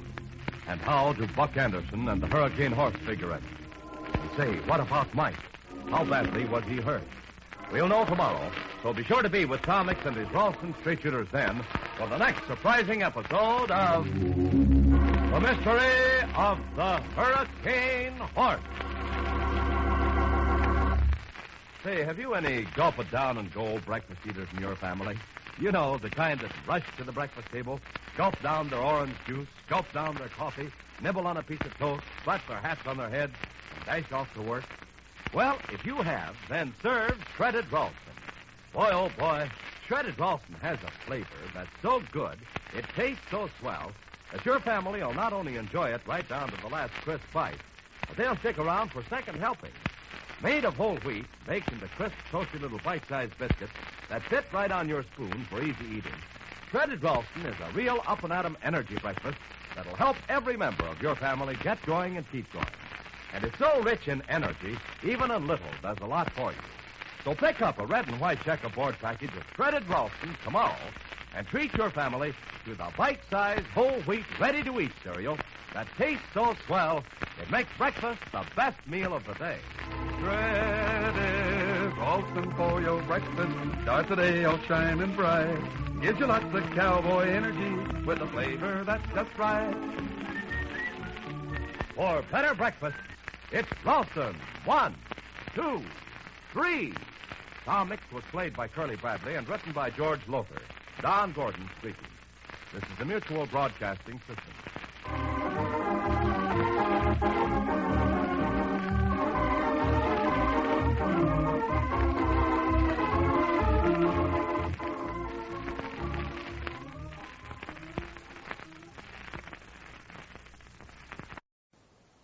The Tom Mix Ralston Straight Shooters are on the air.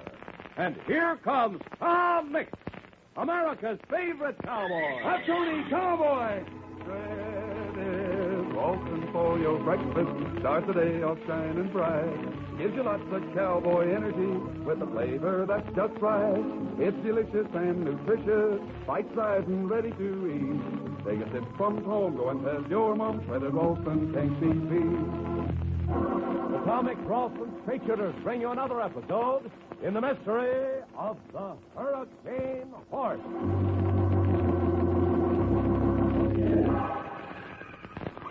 Even as Tom Mix talks to one of you straight shooters to get your advice about the strange actions of the Hurricane Horse, the horse itself puts in a sudden appearance outside the TM Bar Ranch House and fiercely attacks Tony. We're with Tom and Sheriff Mike Shaw as reaching the front door and rushing out onto the porch. That's a Bryson sourdough, Tom. Look at him. That Hurricane Horse is business. Yes, but so does Tony. Tom, we got to do something. We can't just stand here while them two kill each other. Well, Tony didn't start this, but I don't want to shoot that other horse. He's too good a one. Only one thing to do, and that's to rope him. Hey, Vinegar, grab that rope over the corral fence. I got it. Hurry up, you molasses in January. No, it's too late. He's broken away from Tony. Looks like he's had enough, by heaven. Yeah, but Tony hasn't, though. Yeah, Tony, come on, boy. He's itching to put his brand on this Maverick, Tom. Oh, son, come on. Oh. Hey, Tom, where are you going? After that Hurricane Horse. All right, Tony. Cowboy. Cow!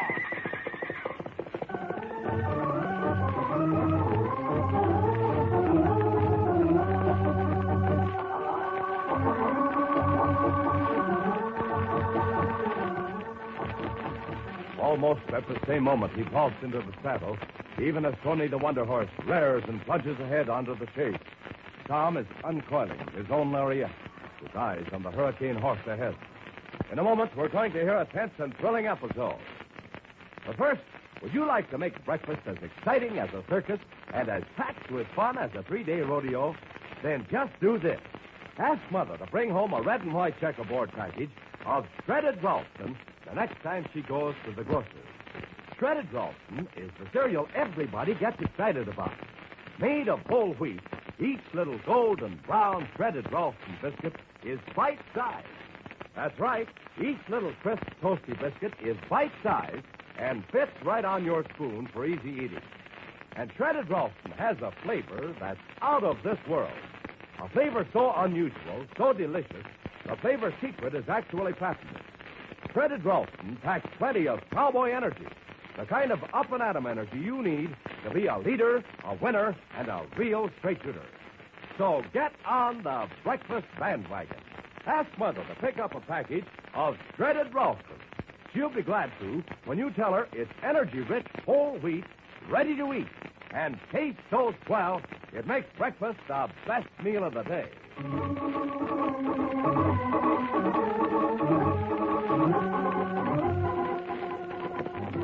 Now, we're in the saddle with Tom Mix as he races after the hurricane horse.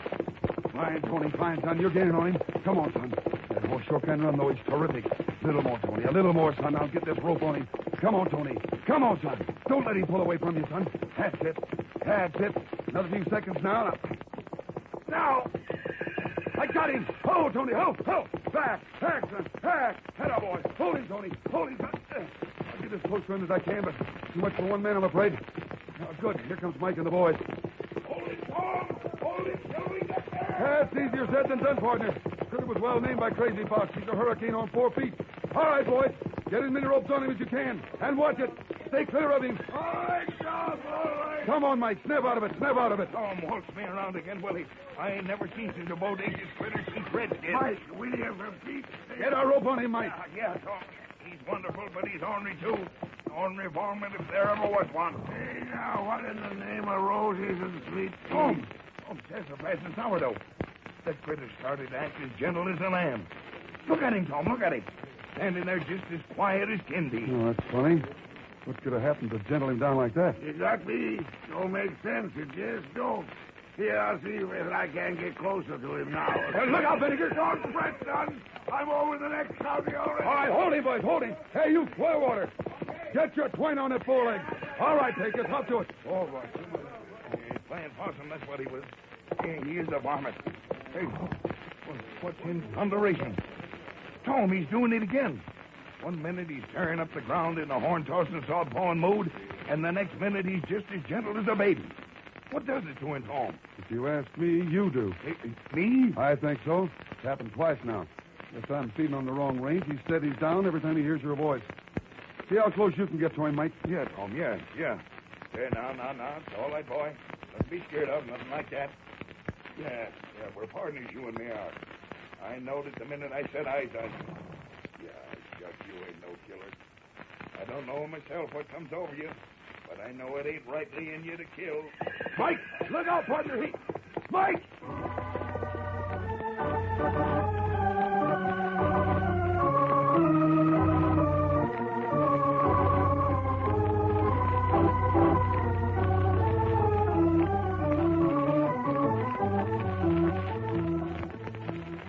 Meanwhile, over at Big Indian, outside that penny arcade you and I paid a visit to yesterday, another scene is taking place that merits our attention. You notice that boy who's just coming down the street? Nice-looking fella, isn't he? Well, that's Buck Anderson, Sheriff Anderson's son. Buck's a senior at Big Indian High and captain of the baseball team, too. Very popular guy. But as he comes down the street, you can see there's something wrong. He looks worried. And he keeps one eye on his father's office at the other end of the street. As he reaches the door of the penny arcade, he gives a quick look around and starts to enter when... Bob. What? Lucy, what are you doing here? Buck, what is it? What's wrong? You can tell me. What are you talking about? Look, Lucy, Buck, I only want to help you. I know you're in some kind of trouble. You cut classes yesterday. Looks like you're going to cut them again today. Come here. Well, what's it to you? It's everything to me. You know that. Well, look, Lucy, I can handle my own affairs, see? I know you mean it for the best, but don't interfere. In what? You'll be late for your own classes if you don't get a move on. Are you coming with me? I can't. Oh, Buck, what is it? What's making you throw everything aside, everything that's important? You know how important your classes are this year, especially if you want to go to college. Well, maybe I don't want to go to college, huh? You don't want to? No, I know there's something wrong. Why, when we plan things together, the home we're going to have when we're married someday, things like that. You've always been the one who said we ought to wait till we're finished with college. You're the one who always said that... I know what I've said, but... But what? Well, look, will you please go away? Will you please leave me alone? I got things in my mind. I got things I got to straighten out. And don't ask questions. All right, Buck. I'll be along. May have to miss the first class history, but I'll make the rest. Now, don't worry. Don't worry, Buck. Okay, I'll try not to. I'll see you later at school. Yeah, sure, I'll see you. Oh, gosh, what have I got myself into? Well, I got myself into it, and I'll get myself out of it. Here goes.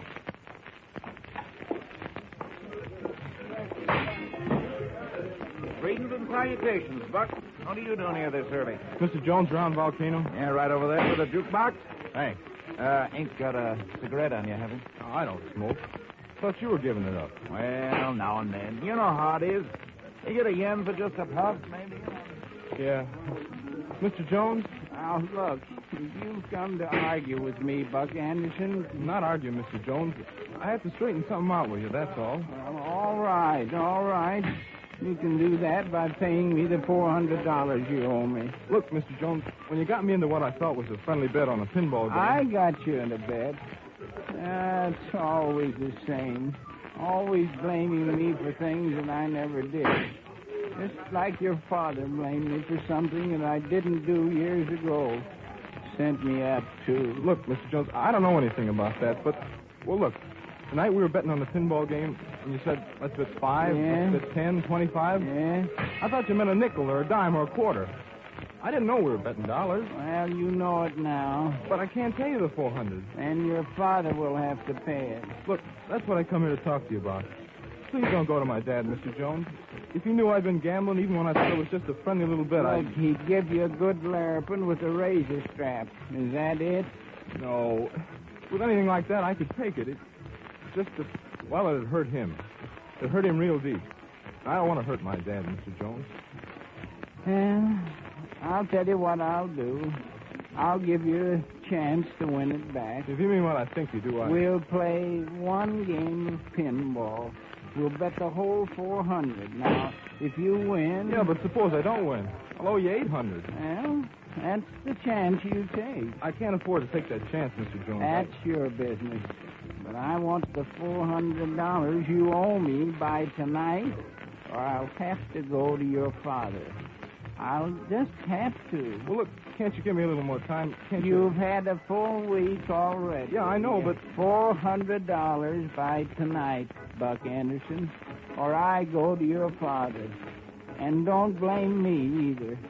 People are always blaming me for things that I never... Hey, Whimper, phone call. All right, Volcano. Now, Buck, go away and stop bothering me. Couldn't you give me till tomorrow night? Tonight. I've waited long enough. Right there, Whimper. I know where the phone is, Volcano. I know where it is. Yes, hello.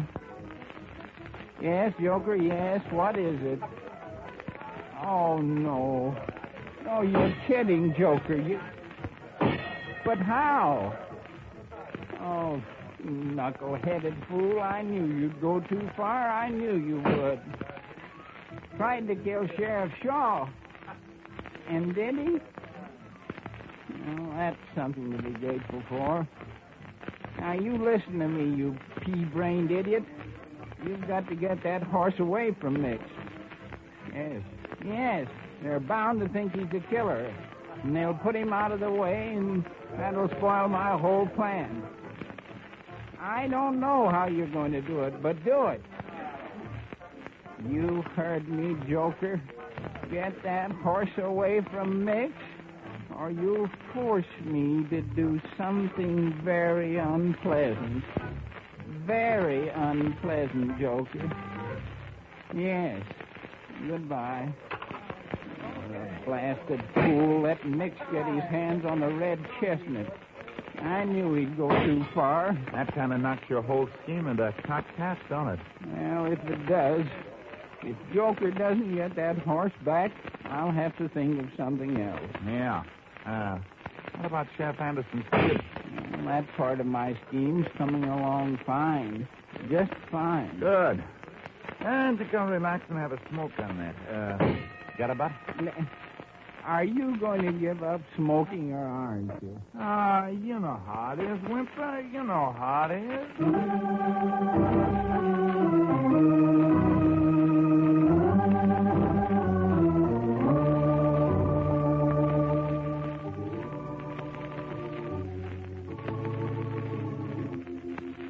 scheme was Whimpering Jones talking about? And how do Buck Anderson and the Hurricane Horse figure in? Say, what about Mike? How badly was he hurt? We'll know tomorrow, so be sure to be with Tom Mix and his Ralston Straight Shooters then for the next surprising episode of The Mystery of the Hurricane Horse. Say, have you any gulp-it-down-and-go breakfast eaters in your family? You know, the kind that rush to the breakfast table, gulp down their orange juice, gulp down their coffee, nibble on a piece of toast, slap their hats on their heads, and dash off to work. Well, if you have, then serve shredded Ralston. Boy, oh boy, shredded Ralston has a flavor that's so good, it tastes so swell, that your family will not only enjoy it right down to the last crisp bite, but they'll stick around for second helping. Made of whole wheat, baked into crisp, toasty little bite-sized biscuits that fit right on your spoon for easy eating, shredded Ralston is a real up-and-atom energy breakfast that'll help every member of your family get going and keep going. And it's so rich in energy, even a little does a lot for you. So pick up a red and white checkerboard package of shredded Ralston tomorrow and treat your family to the bite-sized, whole wheat, ready-to-eat cereal that tastes so swell, it makes breakfast the best meal of the day. Shredded Ralston for your breakfast. Start the day all shining bright. Gives you lots of cowboy energy with a flavor that's just right. For better breakfast, it's Ralston. 1, 2, 3. Shredded Ralston, the ready-to-eat bite-sized cereal. Regular Ralston and instant Ralston, the delicious hot cereal. Look for these whole grain cereals in the red and white checkerboard packages. For better breakfast, it's Ralston. 1, 2, 3. Tom Mix was played by Curley Bradley and written by George Lothar. Don Gordon speaking. This is the Mutual Broadcasting System.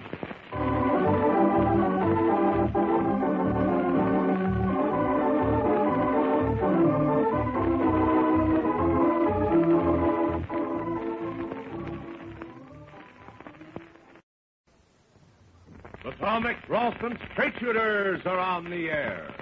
And here comes Tom Mix, America's favorite cowboy. Tony, come on, boy. Shredded Ralston for your breakfast. Start the day off shining bright. Gives you lots of cowboy energy with a flavor that's just right. It's delicious and nutritious, bite-sized and ready to eat. Take a tip from Tom, go and tell your mom shredded Ralston can't be beat. The Tom Mix Ralston Straight Shooters bring you another episode in the mystery of the Hurricane Horse.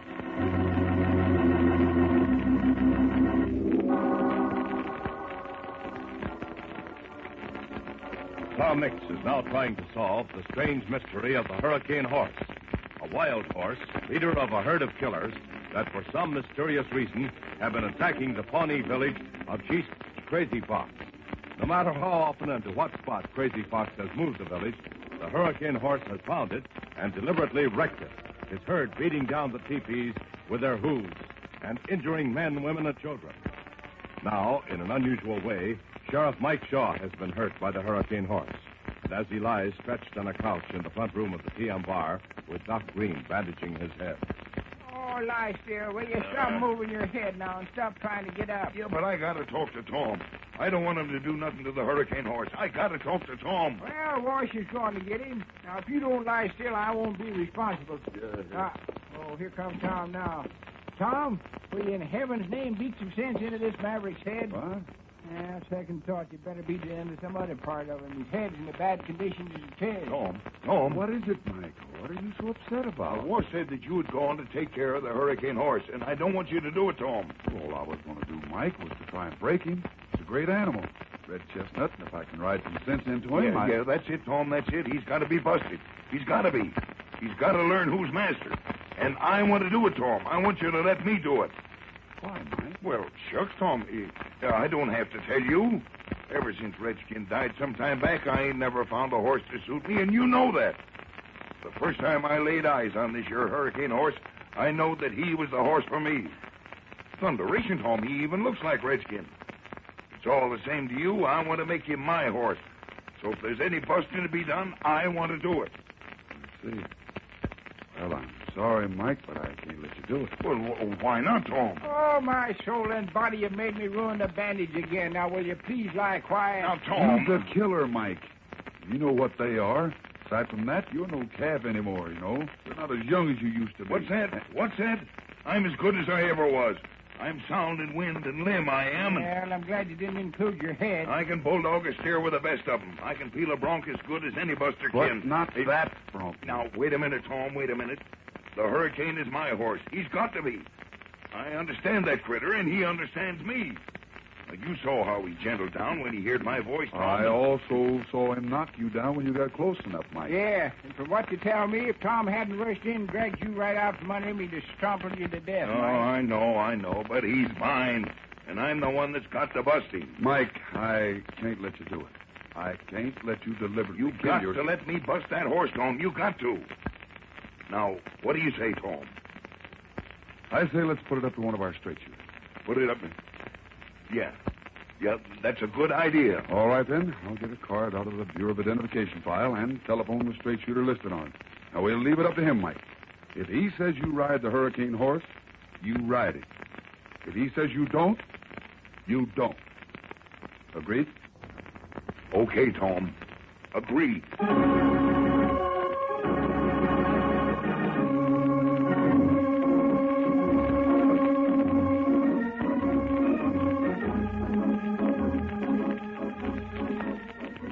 What do you think?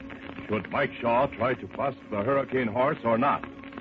You better make up your mind, because before today's episode is over, Tom Mix will telephone one of you straight shooters personally, and it may be you. But first, how are you doing in athletics? Are you going to make the ball team, or are you going to be a bench warmer?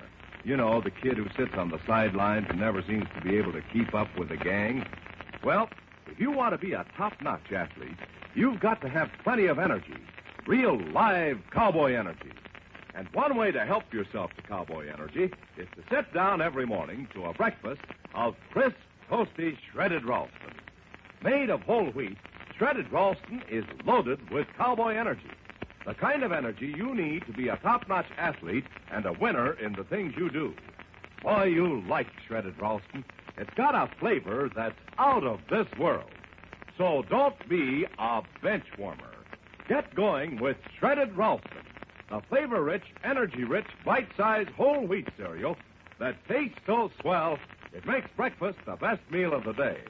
Ask Mother to get you a red and white checkerboard package the next time she visits her grocer's.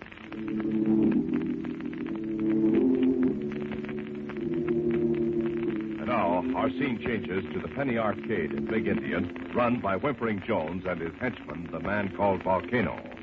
In a room behind the arcade that serves as an office, Whimpering Jones has just put down the telephone after talking with a man named Joker and stands in a brown study as Volcano, sitting on the edge of the desk, fishes for a cigarette in the crumpled pack Jones has handed him. Yeah, you only got one left. Well, all right, take it. Yeah, I hate to take your last one. Well, you need it more than I do. You quit smoking, remember? I didn't. Don't rub it in. All I want's a puff, just one puff. Nothing like a cigarette when you need it bad. Look, Wimper, don't act so upset. Joker will get the horse back. Leave it to him. Yes, well, that's the trouble. I did leave it to him. He has no judgment. That's his failing. He overdoes things. Who told him, for instance, to make a wire recording of that drum message the Indians were sending Mix? Yeah, but he explained that to you. You want to keep Mix occupied in Dobie. Keep him plenty busy with a mystery he can't solve. While you get things set up here in Big Indian. Well, Joker wanted to be sure Mix got that drum message from Crazy Fox. So he made the recording, sent out up to the coast with it. I know. Now stop telling me things I know. It wasn't necessary, that's all. It was overdoing things. Now he's overdone them again by putting on an act with the horse right outside of the TM bar. And what's the result? Mix has captured the horse. Well, he'd better get it back, that's all I say. He'd better wait a minute. Wait. Are you ditching that cigarette already? Oh, yeah. Well, you only took 2 puffs and you're putting it out. I didn't really want it. I just thought I did. I'm quitting for good. Oh, you make me sick. Now, either stop or don't stop, but make up your mind. I'll see you later. I'm going over to the chili parlor for a cup of coffee. Yeah, I'll go with you. Well, come on, man.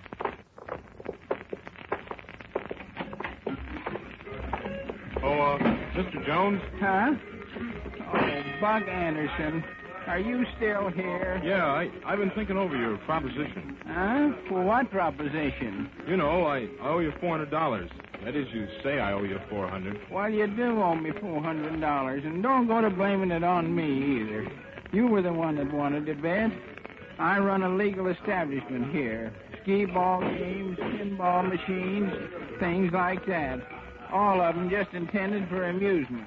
You were the one that wanted to bet, so... Yeah, okay. I'm not arguing about it. I just don't want you to go to my dad, that's all. Well, I guess you wouldn't.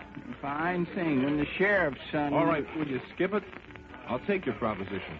I'll play another game of pinball. Just one. For the $400. Yeah, but if you lose, you'll owe me $800, you know. I know.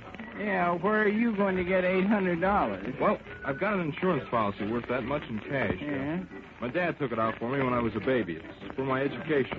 It's all paid up. I could get Dad to cash it. I'll give him some excuse. Well, all right. Which table do you want to play? Anyone, I guess. It doesn't matter much. Well, then, let's take this one. I'll use my own nickel. You want to play first? No, you. All right, then. Volcano? Yeah? What are you doing at that cigarette machine? Huh? Just reading the brand names, Wimper. Just reading the brand names, that's all.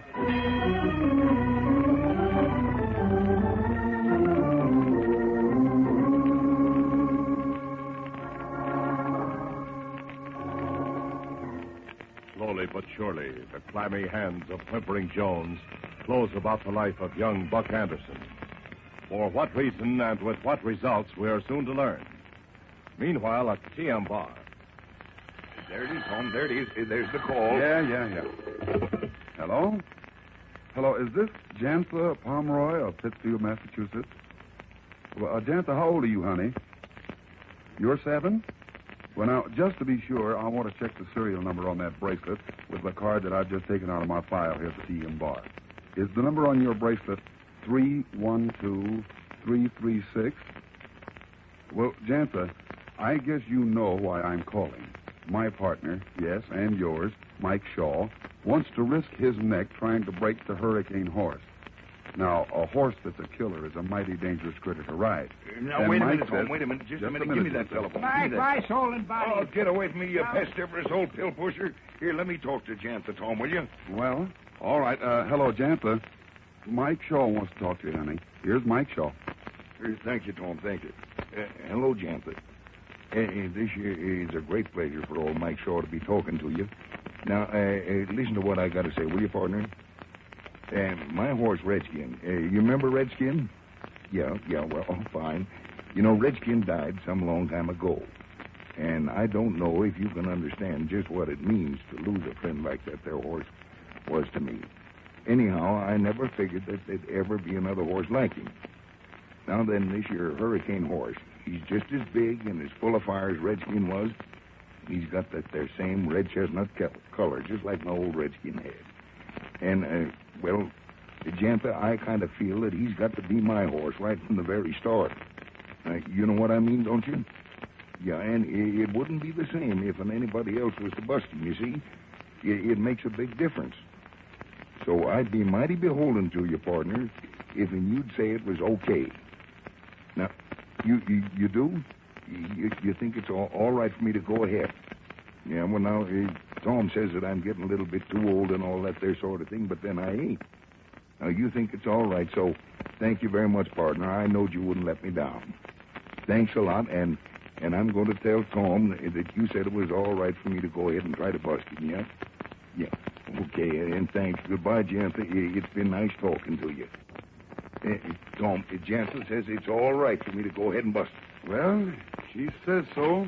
All right, Tom, then. Tom, I got to see you. Sure, Vinegar. What's on your mind? The Hurricane horse. Oh, stop fretting about the Hurricane horse, Vinegar. He's going to be all right from here on. Tom Straight Shooter says it's going to be all right for me to bust him. Find him? You'll have to find him first. What do you mean, find him? Gone. Vanished. Vamoose. Gone? But that's impossible. I know it's impossible, but it's happened. And you tell me how it happened. You tell me.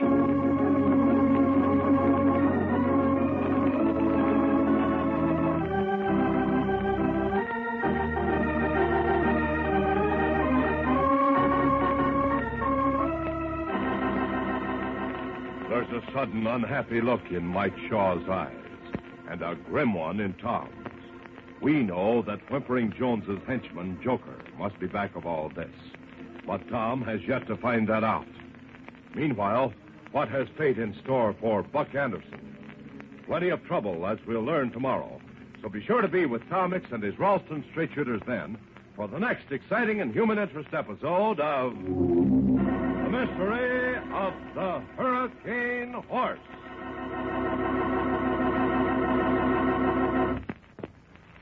Say, here's how to make breakfast as exciting as a circus and a 3-day rodeo rolled into one. Serve crisp, toasty, shredded Ralston. When your family sees those little golden brown bite-sized biscuits swimming in milk and topped with fruit, every trace of dull, lagging appetite will disappear. And when they taste shredded Ralston, well, you'll be serving it for breakfast from then on. Shredded Ralston has a flavor so delicious, the flavor secret is patented. And it's a grand energy send-off for all the family. Made of nourishing whole wheat, it's so rich in energy, a little does a lot for you. So get your family off to a better start for the day with a better breakfast.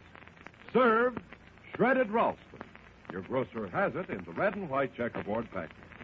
Shredded Ralston for your breakfast. Start the day all shining bright. Gives you lots of cowboy energy with a flavor that's just right.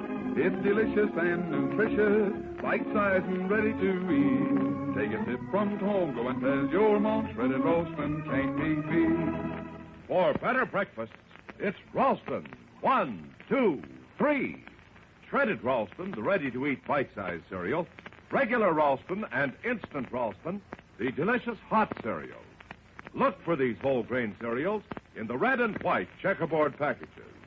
For better breakfasts, it's Ralston. 1, 2, 3. Tom Mix was played by Curley Bradley and written by George Lothar. Don Gordon speaking.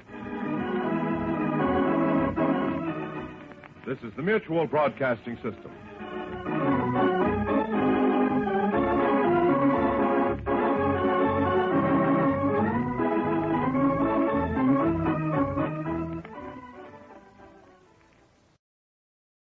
The Tom Mix Ralston Straight Shooters are on the air. And here comes Tom Mix, America's favorite cowboy. Up, Tony, come on, boy. Shredded Ralston for your breakfast. Start the day all shining bright. Gives you lots of cowboy energy with a flavor that's just right. It's delicious and nutritious, bite-sized and ready to eat. Take a sip from home, go and tell your mom shredded Ralston can't be beat. Tom Mix Ralston Straight Shooters bring you another episode in the mystery of the Scarlet Scarecrow.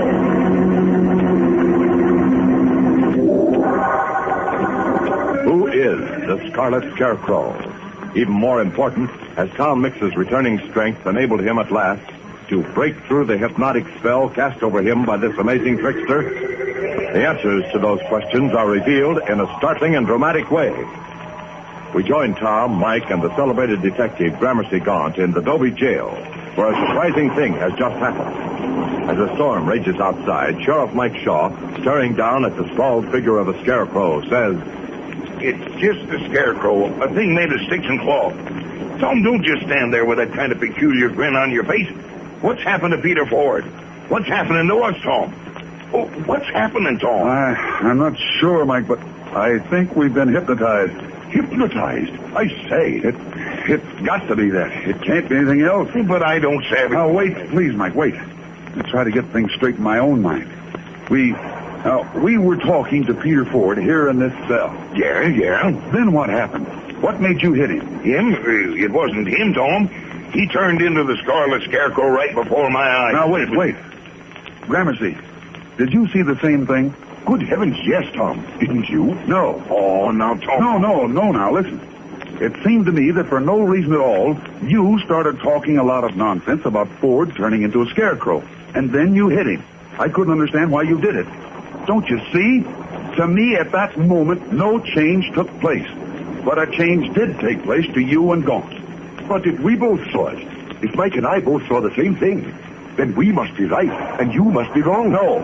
You were both seeing things as you were told to see them, as you were ordered to see them, as you were compelled to see them under... Yes, it can't be anything else. Under post-hypnotic influence. Oh, but Tom, you don't... It didn't work with me this time, Mike. Not then it didn't. Don't ask me why. Maybe it's because I'm feeling better, stronger. I don't know, but I must have slipped back into it again. I don't follow, Tom. Well, Gaunt, for a few seconds, things seemed to stop. I can't explain it. It was like coming out of a dream. Then I saw Mike kneeling over the scarecrow, saying that it wasn't alive, that it was a real scarecrow. See? The hypnotic influence overpowered me again for a moment, and, well, never mind all this now. The important thing is to find Peter Ford. Scarlet Scarecrow's got him as well as Mrs. Grant now. He can't be far. Let's see if we can't find him. Oh, now, wait. No sense running off in all directions. Now, let's take a minute and try to figure this thing out. Figure it out? Sassafras and sourdough, they ain't no figuring a thing like this out. There just ain't no understanding it. I think I'm beginning to understand it. Tom, by heaven, if you mean it... If you actually mean you know who the Scarecrow is and how he does his tricks... Oh, I don't know who he is. Not yet. But I'm beginning to see light. I'm beginning to follow a straight trail that I... Keep following that trail, Mix. In the name of heaven, keep following it. It's the right one. Peter Ford standing there in the door. Tom, I've got him. He's been stabbed. He's badly wounded. Keep following right one. What's that he said, Tom? He said I'm on the right trail.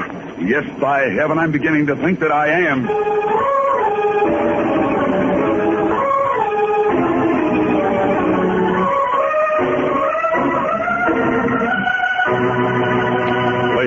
Doc Green's office. Mike is with Doc in the small operating room, while in the office itself, Tom uses the doctor's telephone. Yes? Yes, I see. Well, it suddenly struck me that not having seen you in such a long time... Yes, I remembered that, too. Yes, well, don't worry about it. I'll handle everything. I'll have to move slowly until I find out what's happened to Mrs. Grant. Your mother, I mean. Yes. All right. I'll be in touch with you. Goodbye. Oh, I used your phone, Doc. I hope it's all right. Oh, sure, Tom, sure.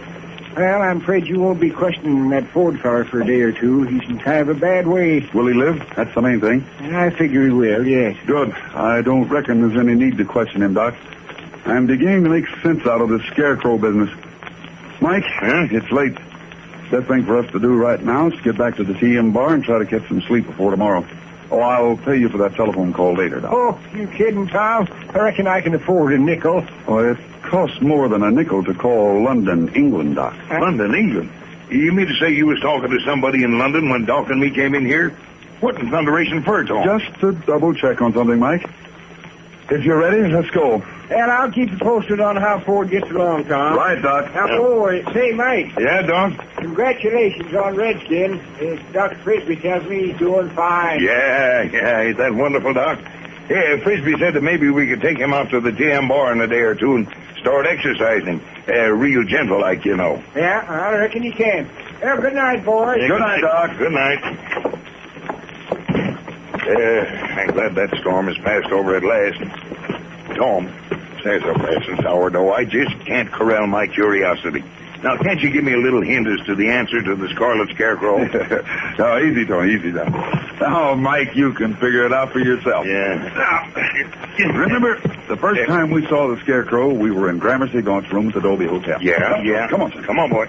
Now, we heard a commotion outside, and when we looked out the window, we saw a Scarecrow dressed in scarlet clothes dancing crazily down the street. Now, that Scarecrow was a real one, with a motor inside it to make it move. Well, I sure don't see what... Well, as Sherlock Holmes used to say, Mike, you see, but you don't observe. Now, there's a definite reason why that Scarecrow was the only one to have a motor in it. Mm-hmm. And... Hey, Mike, who's that walking along the road ahead there? Huh? Hey, you're right, Tom. There is somebody walking along ahead of us there, and it looks like it might... Tom, if I ain't mistaken, that's young Jeff Mullins. He's got a sticker across his shoulder with a bundle onto the end of it. I reckon we better look into this, Mike. Come on, Tony. Come on, Thunder. Oh, Tony. Oh, Thunder. Oh, I said, Good evening, Jeff. Oh, I reckon I ought to say good morning. Oh, hello, Tom. Hello, Mike. Well, where are you bound for this hour of the morning, Jeff? 14-year-old ought to be to home in bed. No, I ain't sleepy, Mike. Besides, I got to get to Capital City as soon as I can, and it's a long walk. Yes, it sure is. If you have to go to Capital City, why didn't you let us know at the ranch? We'd have been glad to run you over. Well, you know how it is, Tom. You don't like to bother people. Oh, no bother, Jeff. As a matter of fact, why don't you spend the night at the TM bar, and we'll see that you get to Capital City early in the morning. No, we've got to go to Capital City anyhow, Jeff. Vinegar John's competing in the flower show. And he'd be unhappier than a hen at a coyote sociable if we wasn't there to lend our support. Yeah, you better spend the night with us, son. You'll get a good night's sleep and be in Capital City long before you could get there on foot. Well... All right, up you come, boy. Grab a hold of my hand, swing it behind me. All right, up with you. I'll give Mike your bundle so you can hold on to me. Mike? Yeah. I got it. Come on, let's go. All right, come on. Hey, does your mom know you're going to Capital City, Jeff? Well, sure. What do you think? I'm running away? Well, no, that never occurred to me, but since you brought it up, are you? Well, are you? We're all pretty tired, Mike. I wouldn't ask any more questions just now. Not just now. Uh-huh. Hey, is he bawling? Is Jeff crying, Tom? Like I said, Mike, don't let's ask any more questions just now.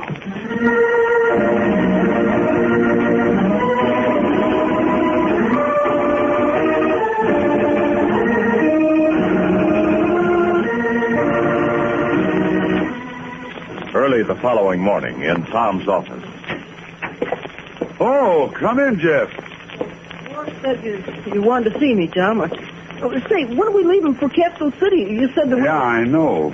We'll be leaving in 10 minutes or so. Well, I saw Vinegar John and another guy drive off in a car about an hour ago. If they were heading for Capital City, I figured maybe I could have gone with them. Well, I'm hoping you won't be going at all, Jeff. Hey, what kind of maha you give it... I keep forgetting I ain't supposed to talk that way no more. What do you mean, Tom? Well, Jeff, after you hit the hay last night, son, I headed back for town to have a talk with your mother. Unfortunately, you have no phone, or I could have called. We can't afford no phone. I know that. She didn't know you'd gone. We found this note you left. What's it mean, Jeff? Oh, just what it says. I've been a burden on my ma long enough. I'm leaving home to get a job, make some dough. What about school? What about it? Some things are a lot more important than money, Jeff. Name one. Education. Oh, nuts. What's the good of me learning history when we ain't got enough to eat? What's so important about speaking good English when Mom can't afford a new pair of shoes? Shoes she needs real bad. Well, I'm 14. I'm old enough to go to work, and that's what I'm going to do. Your mother doesn't mind making sacrifices. Well, I mind her making them. I'm going to Capital City. I'm going to get me a job. Well, why Capital City? If you want a job, and I think it's a good idea, why not take a job right here on the TM bar? We could use a man like you. Well, gee, I never thought of that.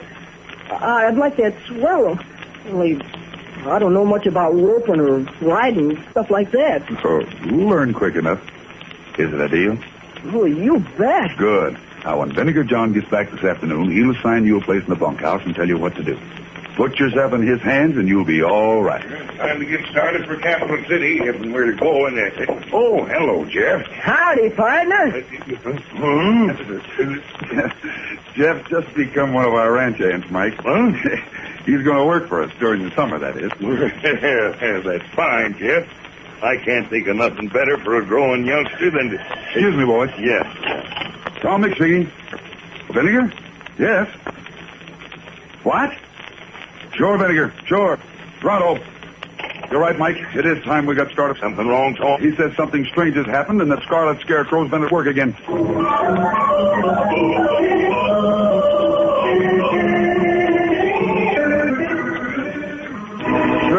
Shredded Ralston for your breakfast. Start the day all shining bright. Gives you lots of cowboy energy with a flavor that's just right. For better breakfast, it's Ralston. 1, 2, 3. Shredded Ralston, the ready-to-eat bite-sized cereal. Regular Ralston and instant Ralston, the delicious hot cereal. Look for these whole grain cereals in the red and white checkerboard packages. For better breakfast, it's Ralston. 1, 2, 3. Well, Jim Harmon, that is a collector's item. Atomic show that has not been heard in 52 years. Now, you promised you were going to tell everybody the solution to the mystery.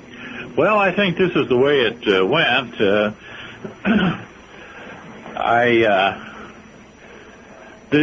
solution lay in Tom's phone call to London. He referred to the missing Mrs. Grant as your mother to the man he was talking to. Now, the wounded Peter Ford was her son, perhaps from an earlier marriage, because of the difference in the name. And Peter was in the next room, in the doctor's office. So who was Tom talking to in London? Someone he hadn't seen in, quote, a long time. I believe that person was the real Gramercy Gaunt, the detective, who pronounced the family name a little different from Grant. It's unusual for a fiction writer to have two such similar names in a story unless there's a point to it that he wants to make. Now, remember, only the first Scarecrow figure, which was seen from Gramercy Gaunt's room, was mechanized. It had to be, since Gaunt was present and he could not manipulate it otherwise. Tom, still recovering from his fight with a mountain lion, susceptible to the fake Gaunt's hypnotic suggestions, and not having seen the real Gaunt in, quote, again, a long time, accepted the fake Gaunt. The so-called Gaunt had to kidnap Mrs. Grant, his mother, and try to kill Peter Ford, his brother, or perhaps half-brother, who could see through his impersonation. The so-called detective was trying to work some criminal scheme in Dovey, and he almost fooled even Tom Mix. But Tom, through a life of clean living and generous bowls of hot Ralston, recovered and saw through everything. He told the fake Gaunt to release his prisoner and reach for the sky.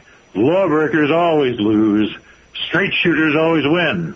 It pays to shoot straight. Well, Jim, you're absolutely right. That's exactly what I would have said.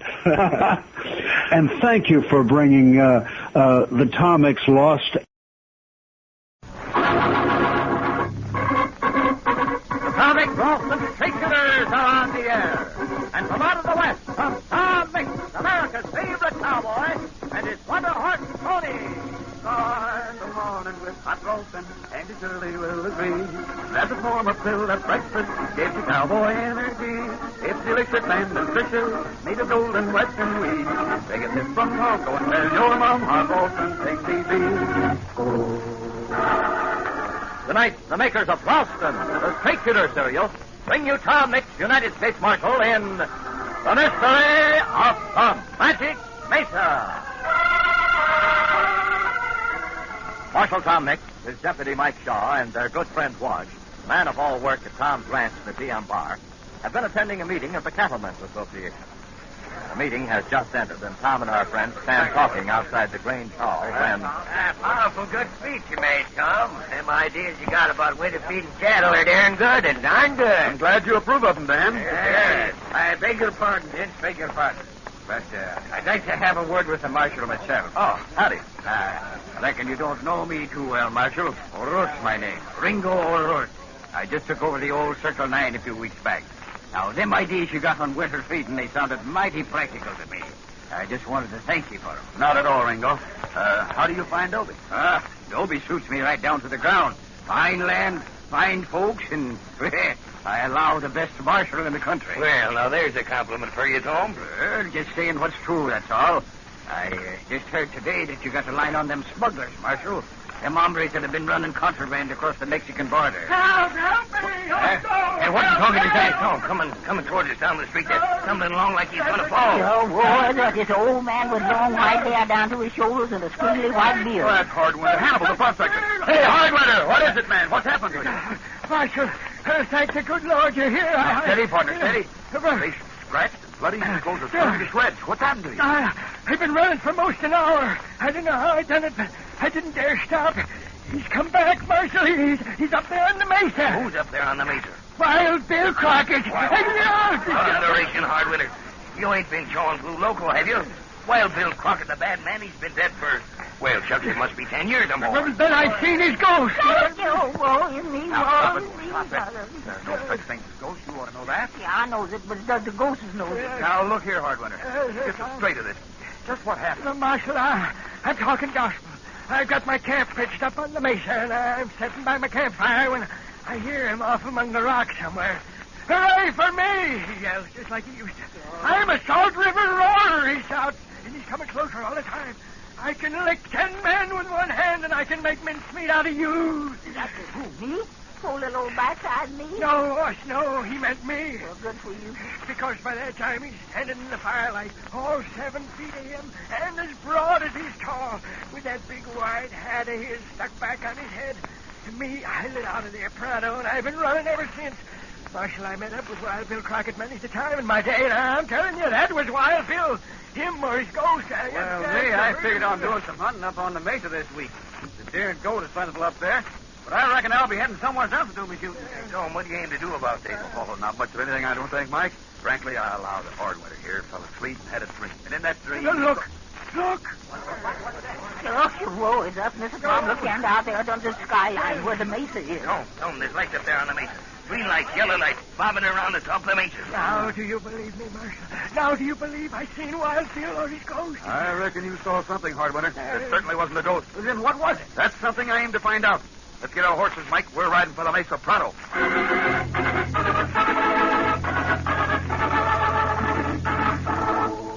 What did Hardwinter Hannibal see atop the mesa? What odd and peculiar mystery is beginning for Tom and our friends? Yes, and for us, too. Well, we'll know in just a moment. First, though, listen. Boy, you shiver and shake these winter mornings when you have to get out of your nice, warm bed and paddle across that cool floor in that cool room and then jump into your cool clothes.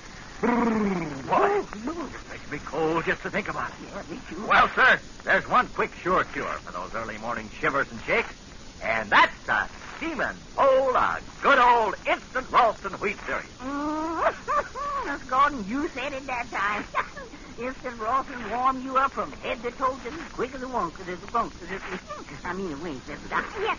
Well, just the thought of that golden brown mouth-watering, tasty, scrambunctious, delicious, hyper-floated cereal steaming in the dish all nice and hot. I think just the thought of it makes me perspire with pleasure. Why, Instant Ralston not only warms you up from head to toe, but it actually helps to protect you from inside against cold or damp raw winter weather. Yeah. So no matter where you live, up in the snow belt or down in the deep south where some winter mornings can get damp and chilly, remember, your best bet for a wintertime breakfast is... good old, lovable, super cataclysmical Instant Ralston. The most mouth-watering name in the English language. Remember to ask Mother to get you a red and white checkerboard package of... Instant Ralston. Instant Ralston. That's all you gotta say, and you're gonna get the best tasting breakfast your taster ever tasted.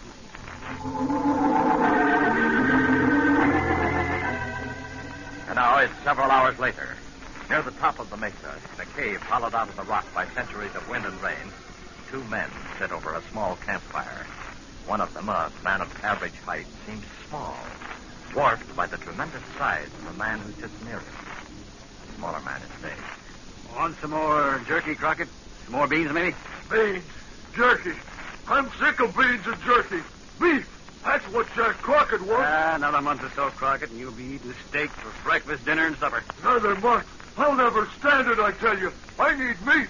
Good red meat. I deserve meat. Crockett, you not only look like your brother, but when you talk that way, you sound like him. My brother, Wild Bill Crockett, he was a chicken-livered coward compared to me. Compared to me, Wild Bill was so small he could sleep in his hat. Me, I'm tough. Tougher than my dead brother ever was. Sure, Crockett, sure, but it... Sounds like somebody's coming. Let him come. I'll break him in two. I'll tear up the earth with them all. Fool, quiet. The cigarette swing. Curl your tongue till I'm sure. Now, let me give the signal.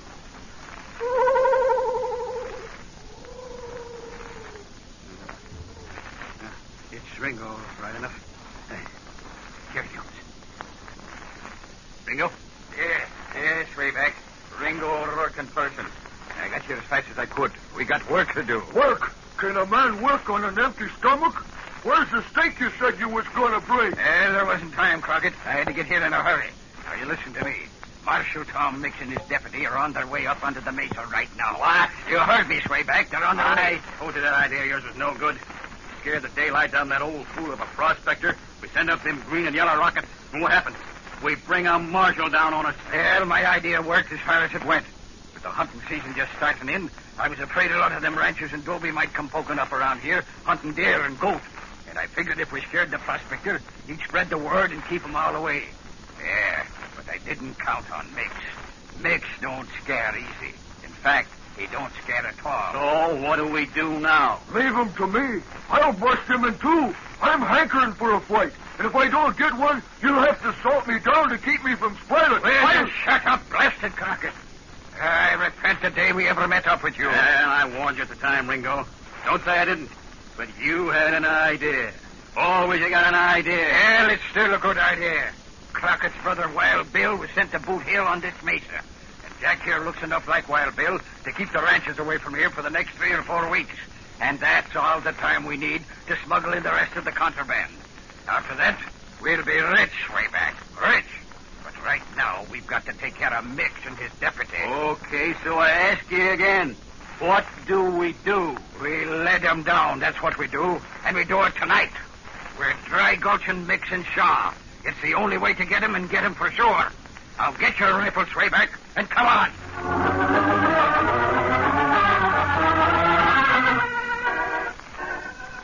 Meanwhile, Tom, Mike, and Wash are making their way up a steep path that leads to the top of the mesa. Better let the horses pick their way from here on. Yeah. Well, it don't make no difference with old Slowpoke. He always go where he want to go anyway. Oh, isn't he? I feel so spine tingling, Miss Tom. I know you say there ain't no such thing as ghosts. Oh, thunderation, Wash. Nobody asked you to come up on the mesa. No, that's true, Mr. Mike, but I wouldn't be Fetlock Holmes, the great detective, if I failed to done my duty on account of being scared. Well, so scared or not scared, I goes on following the quarry, searching out the criminal, and searching out the creatures, out the rooties. What was that? Oh, that's just a couple of owls, Tom, but wait a minute. Owls don't usually hang around the mesa. You're right, Mike. Those aren't owls. Signals. We'll leave the horses here. Owls came from up there. We'll have to head that way over the rocks. The horses can't make it. Oh, is me. Goodbye, Slowpoke, baby. I'll see you later, honey bun. Yes. You all set, Tom? Let's go. Yes, and keep your sixpence handy. Don't fret none about that. Mike, wouldn't surprise me if that gang of smugglers we've been trying to track down are behind all this. No, not me neither. There are a number of caves up here on the mesa. Perfect hiding places for anybody who had something to hide. What's more, the mesa's close to the border. Now, suppose, and I'm just supposing, Mike, suppose the smugglers are hiding out here. Suppose they've been hiding here for weeks. Then something happens to destroy the safety of their hiding place. Something like, well, the hunting season just opened. Yeah, I get you, Tom. Now, all this is just... Down, mind the rock. Oh, it's me, them ghosts is using rifles. There was nothing ghostly about that bullet. I felt the breeze as it went by. By Django, Tom, I would say that your hunch was direct. Them coyotes up there ain't friendly, ain't all. No, they're behind that boulder. I saw the flash of that second rifle. Tom, that shot there came from over yonder. Looks to me like they've got us pinned down in a crossfire. They had us pinned down, you mean? That's one gone. Yeah, nice shooting, Tom. What about that snake? I'm going to have to blast him out. Keep me covered, Mike. Hold on, Tom, hold on. If you try to hit that rock, you'll be out in the open. Clear out in the open. That can't be helped. I have a good chance of making it if I run zigzag. Keep me covered, partner. Here I go.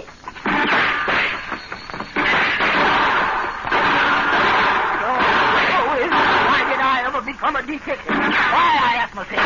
Only I don't answer. These are going to... There's mosquitoes around here. Buzzing and whining all around. Them ain't mosquitoes, Party. Them bullets. Oh, I thought they were... Drop it! Drop that rifle over here! Tom! It's all right, Mike. I shot the rifle out of his hand. Come on up and get the surprise of your life. Hey, come on, boss, come on. Yeah, I sure will. Now that we done captivated these hombres. Oh, man, what a fight we put up. Fight, what a fight. Yeah. I never seen nobody fight like you did. Let's home. Have a look for yourself, Mike. What's in that? O'Rourke. Ringo O'Rourke. The new owner of the Circle 9. Yeah, howdy, Shaw. Looks like you got me. But I'll tell you one thing. You won't hold me. Where are they? Leave me at them. I'll tear them limb from limb. Where are they? Leave me at them. There's a present sourdough. Look coming towards us.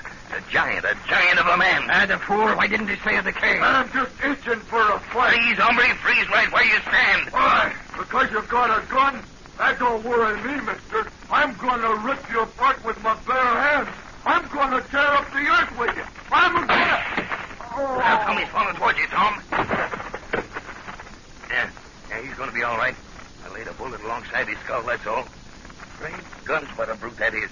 The only man I ever seen who was anything near his size was Wild Bill Crockett. This hombre looks like Crockett. Hell, he ought to. It's his brother, Jack Crockett. I repent the day I met up with him in Mexico, I can tell you that. He's all body and absolutely no brain. Well, I better put the handcuffs on him whilst he's out cold. Yeah, you better use mine too, Mike. I've seen men like him before. They can break a set of handcuffs as easy as a child breaks a rattle. Put both pairs on him, will you please, Mike? Yeah, I reckon you're right, Tom. Now, Ringo, you better start talking. And don't stop until you've told us everything, hombre. Everything.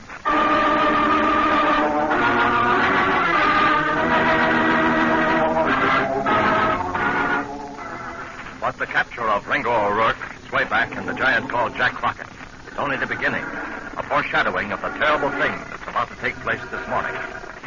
It's now about 9 o'clock at the Dobie jail. Sheriff Lem Cooper has locked Ringo and Swayback into a cell together, while Jack Crockett has been placed in a cell by himself. As Sheriff Lem comes in from the outer office bringing the prisoners their breakfast, the giant Crockett glares at him through the bars like a caged animal. Here's your breakfast, boys. Eggs, bacon, and coffee. Pep, I want food. Steak. Steak I want. A steak I gotta have or I'll famish. You'll take what you get and like it. Now, here, Crockett. You perfect pestilence. You knocked the tray right out of my hand. Steak! It's steak you'll get me over... It's nothing you'll get now, hombre. You perfect pestilence. I say you'll get nothing. Come back here. Come back or I'll tear this jail apart. I'll wring his neck. I'm hungry. When I'm hungry, famine follows in my path. Give me steak. Give me steak or I'll butch this jail to splinters. Yeah, that's not a bad idea, Crockett. What? You heard what he said, Crockett. They're going to starve you now. Yes. But they got steaks across the street at the Dobie Hotel. I've seen them. Let me out of here. I'm rough and I'm tough. And I'm hungry enough to eat bear. Let me out! Hey, Crockett, wait. They'll never let you out. They'll keep you here and starve you. But just across the street, Crockett, are great big juicy steaks. If you break your way out, and you can do it, Crockett, you can do it. Try throwing yourself against the door. Throw all your weight against it, Crockett, hard as you can. Yeah. And just keep thinking of them steaks, Crockett. Keep thinking of the steaks. Yeah.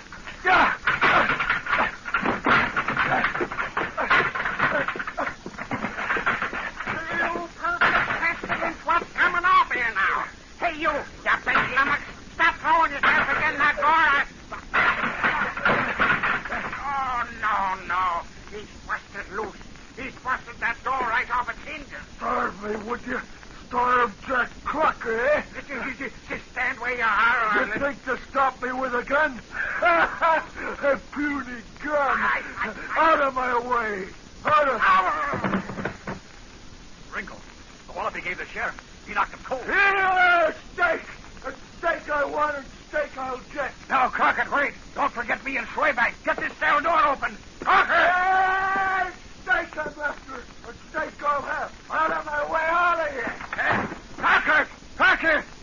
He's gone, and heaven help them that gets in his path.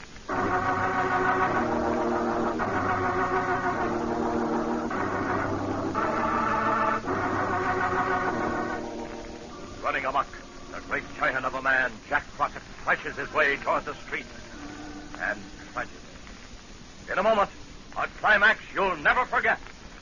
But first, every day, more and more families are switching to Ralston, the most popular, fastest-selling hot whole wheat cereal in America. What's the secret of Ralston's popularity? Well, you'll find the answer the very first time you taste this golden brown cereal with the western tang. It has a nut-like heart of wheat flavor that's out of this world. What's more, good old Ralston is a real western cereal. Made of golden whole wheat, it's packed with energy, real cowboy energy, the kind of energy that helps you get going and keep going. And Ralston supplies bodybuilding nourishment that sticks to your ribs. It's the kind of a warm-up, build-up breakfast busy adults and active youngsters need to get going and keep going these chilly winter mornings. So no wonder, every day, more and more families are switching to Ralston, the most popular hot whole wheat cereal in America. Why don't you switch, too? With Instant Ralston, you can fix your family the nourishing hot cereal breakfast you know they need in just 10 seconds. Pick up a red and white checkerboard package of Instant Ralston at your grocer's and start tomorrow to give your family a better breakfast to help them do a better job.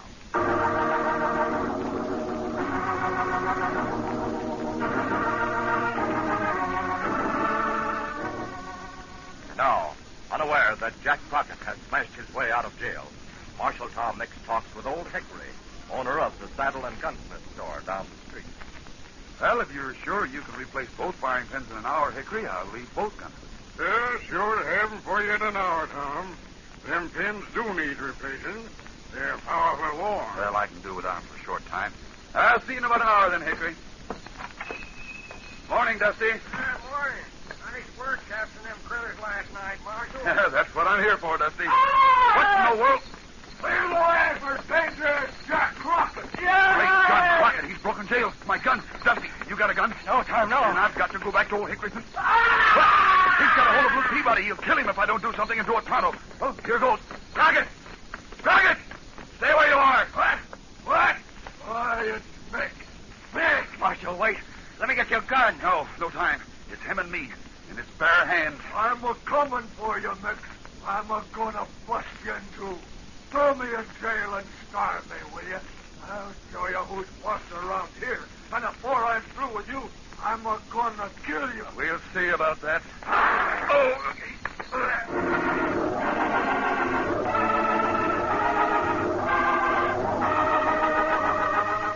As Crockett reaches for Tom, the marshal's foot slips. Giant hands are on him, lifting him, turning round and round with him. And Crockett sends him flying through the air, across the sidewalk, through a plate glass window. Come on, you liver catterwampus. Stand up to me. Me, Jack Crockett. I'm in for a fight. And a fight I must have. You'll get it, Crockett. You'll get it. His face now badly cut. Tom advances on Crockett warily. In his heart, he knows that his fists alone will never stop the raging giant. He must use his brain, his skill as a fighter. It must be skill and brains against sheer brawn. Crockett rushes upon him with a mighty roar. His sledgehammer fist flashing the air. With lightning speed, Tom ducks, grabs his arm, and shoots across his shoulder, heaves, and Crockett's own mountain sends him spinning through the air a distance of several feet. Now Crockett shakes his head, gets to his feet, glares at Tom through blood-rimmed eyes. Now I am a-gonna kill you. Come on, then. Come on. I'm a-coming. Again, the giant rushes in. Dwarfed by his size, Tom pounds into Crockett's stomach. His fist battering home blow after blow. Crockett opens his arms to crush Tom in a bear hug. Tom sees his chance. Smashes home an uppercut to Crockett's jaw, sending the giant reeling backward against the shelf. Where's it good? Down comes the shelf with Crockett under it. Once he's up in an instant. Again, he's lunging for Tom.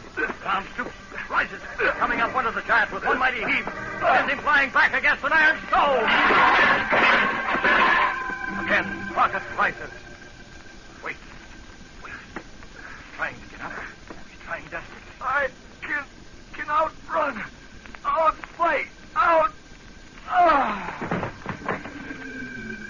Suddenly, his eyes glazed, and he slumped again to the floor. Out cold. You done it, Marshal. You done it. You knocked him out. No. He struck his head on the stove, and he's unconscious. That's the main thing. Yeah, to think a man could go that loco over a steak. He kept yelling he wanted steak, and he was heading for the hotel. Have they got steak at the hotel? Why, sure. Then after we drag this hombre back to jail, I'll be heading for the hotel. Nothing like a fight to make you hungry. Who's hungry? I've got a black eye.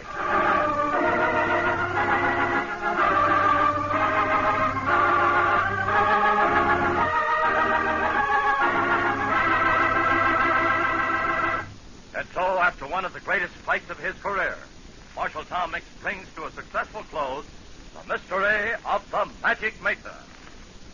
Stand by for a few words about next Wednesday's thrill-packed half-hour Tom Mix program in just a moment. Say, Mother, if you always seem extra rushed in the morning, listen to this.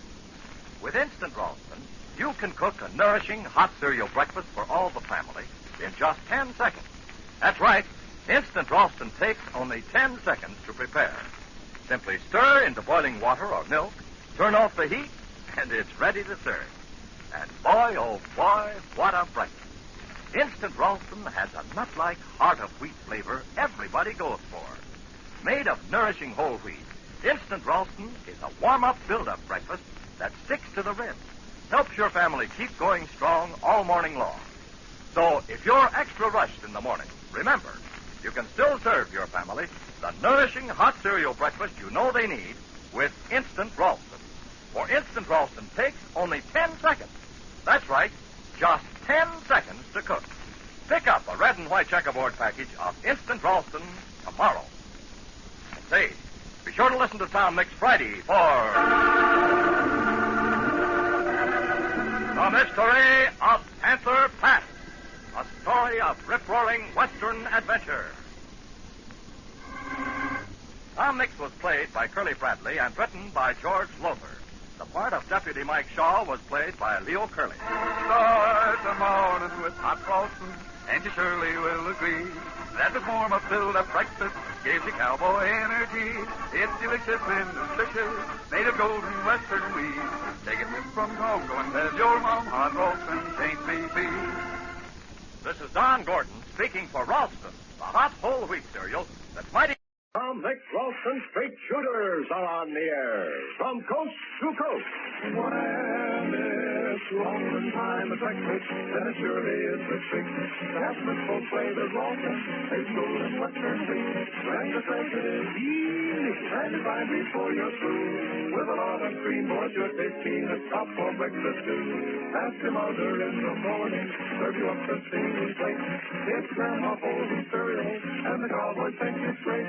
Once you try it, you'll say buy it, for it's really swell to eat. Today's the Tuesday, that's for you, Ralston cereal can't be beat.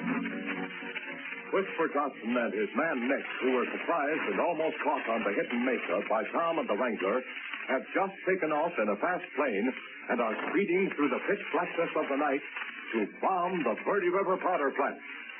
Tom and the Wrangler emptied their six-shooters into the plane as it roared across the Mesa, but are not certain they damaged the plane. The Wrangler believes that now there's no possible way to save the powder plant. But Tom, noticing black storm clouds have blotted out the moon, has hit on an idea that may stop Whisper Johnson. Just what it is, we'll learn in a moment. But first, here's your pal, the old Wrangler. Howdy, straight shooters, howdy. If you've been aiming to try shredded Ralston, a delicious, delightful, lovely, and delectable bite-sized ready-to-eat cereal, then here's your big chance. Yes, sir, here's a golden opportunity to enjoy this bang-up cereal with a $1 million flavor and get a swell, elegant Tom Mix Color Comics book at the same time. Now, this Tom Mix Color Comics book number 5 is a knockout. It's packed with thrilling action comics of Tom, Pecos, Jane, Amos, Stu, Snood, and the characters you hear on these programs. Then it shows you how to do magic tricks that'll fool your friends, how to make things, games you can play, puzzles you can work, facts about the West, and a world of information, all in pictures. You'll go daffy over these big, fascinating colored comics books. And it doesn't cost you a dime. No, sir, you can get your copy free just by trying Shredded Ralston, the cereal that makes breakfast the best meal of the day. Straight shooters, to get the Tom Mix Color Comics Book 5 absolutely free, simply mail 2 Shredded Ralston box tops with your name and address to number 1 Checkerboard Square, St. Louis, Missouri. That's all you have to do, and your Tom Mix Color Comics Book number 5 will be sent to you right away. This offer is good only in the United States. And now, come on up to the trail that leads down from the hidden mesa. Tom and the Wrangler, hurrying through the darkness, have almost reached the bottom where they left their horses. Come on, Wrangler. Hurry. Every second counts now. I'm making it as fast as I can, Tom. This leggy trail is sonar and full of rocks. Ain't got no skin at all left on my right shin bone. Well, we're nearly at the bottom. Well, I don't see what we can do when we get there. Mr. Johnson's streaking in his plane for the powder plant.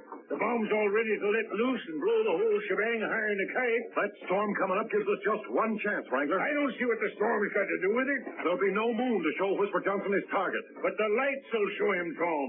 The lights of the powder plant. Also, them big searchlights they got ready to sweep the sky the moment they hear his motor. That's what I mean. Our one chance is to black out the plant by putting those lights out, Wrangler. With no lights and no moon, Whisper Johnson can't find the place from the air. Glory, you're right. Here's the bottom of the trail. We left the horses down here to the right. I hope the thunder they're still there. Calico gets powerful nervous when he smells a storm. Listen, Wrangler. Hear that? That humming? Yeah. That's Whisper's plane. He's up there to the north, circling and trying to get his bearings. Evidently, he can't fly by instrument, and he got mixed up in his directions when he took off. Okay, Tony, we're coming. Come on, let's travel, Wrangler. And let's hope that Whisper stays lost till we reach the powder plant. Yeah, Calico, it's me. You ready, Wrangler? Ready and raring. Okay, up, Tony, up, boy. Come on. There you go.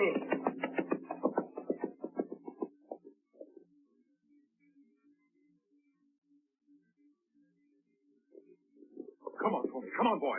The Hargone's nearly over. Main road just ahead. Calico, will you stop putting down your heels so hard? The liver's cleaned up or gets bad of his apple. Wrangler, hear that? Huh? That plane. It's heading this way now. Farman's figured out where he is, sounds like. Yeah. He's up there in the dark somewhere. Right over our heads and on a beeline for the powder plant. Tom, look up ahead. What's that glow in the sky? Is it fire? No. No, the men at the powder plant have heard Whisper Johnson's plane. They've turned on their searchlights to pick him out. Thunderation. They're giving the location of the plant. Head away to him. I was simply following orders, Wrangler. If there was a moon, it wouldn't matter. Well, there goes our last chance of saving the plant. Whoa. Calico. What are we going to do now, Tom? We don't have to get to the powder plant to turn off those lights, Wrangler. Why don't we? We can turn them off right here. Tom, are you gone crazy? No, Wrangler, listen. This is the main road. The road that leads to the powder plant. Sure, I know that. Those poles are the ones that carry the lines to the plant. If we can cut the line, every light of the plant will go out. But, Tom, you ain't got no way to cut it. I'll find some way, Wrangler. But them wires carry enough current to strike a man dead like a bolt of lightning. Those lights at the powder plant have got to be put out before Whisper Johnson's plane flies over, Wrangler. See if you can pick out that wire with your flashlight, and then get back out of the way. Okay, Tom. I'm going to try to throw a rope over it. There she is, right up there. Yeah, I see it. But, Tom, you're playing with sudden death. Here goes. But yet, the rope's over the wire, but now what? Now Tony and I take off. There's plenty of slack in the rope, and I reckon when we reach the end of it, the sudden pull on that wire will break it like a violin string. You and Calico get back out of the way, Wrangler. When that live wire hits the ground, it'll look like the 4th of July. You ready, Tony, old boy? Okay, let's go! Up, boy, come on, come on!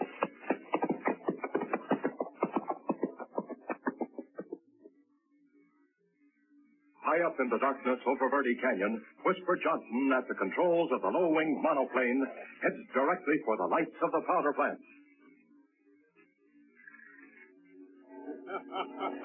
Didn't I tell you it'd be easy, Nick? We don't need any moon to show us our target. The place is lit up like a Christmas tree. Yeah, I guess this is why one time Mix has been out, say, Whisper. There's nothing you can do now. All we got to do is to fly over, drop the bomb on the powder magazine, and then head south for the border and the hideout at El Diablo. Yeah, that sounds okay, but how are we going to find our way? You leave that to me, Nick. I'll get us there. Well, you didn't do so good after we made that takeoff from the Mesa. Till we saw the lights of the powder plant, we was lost. I know which way is south. All we got to do is to head south, and we'll get to El Diablo sometime. And we're almost over the plant. Shall I get the bomb ready, Whisper? Not yet. I'll fly over once to get the lay of the land. Then I'll circle, come back, and dive. Okay. Hey, them searchlights are picking us up. Searchlights can't hurt us. We're right over the plant. Yeah. That's the building right down there we want to hit. Hey, what's all them little flashes of light down there? Rifles? You mean they're shooting at us? Sure, they're shooting at us, you dope. Don't worry, they can't do us any damage at this height. Yeah, but how about when we circle back and dive down there? We'll be moving too fast for them to hit us. And after the bomb lets go on the powder magazine, there won't be anybody alive down there to do any shooting. You ain't kidding about that. Can we pass over the plant, Whisper? Okay. Slide the bomb into the rack. No, wait. Huh? Try out the release first. We don't want to slip up. All right. Yeah, that's okay. All right. I'll slide the bomb in place. Yeah. All set. Now remember, keep your hand on the release lever. I'll give you the word to pull. You got that straight? Yeah, you give me the word. All right. I'll circle back for the dive. I sure hope nothing goes wrong and you can't pull out of that dive. Stop worrying. I can handle this straight.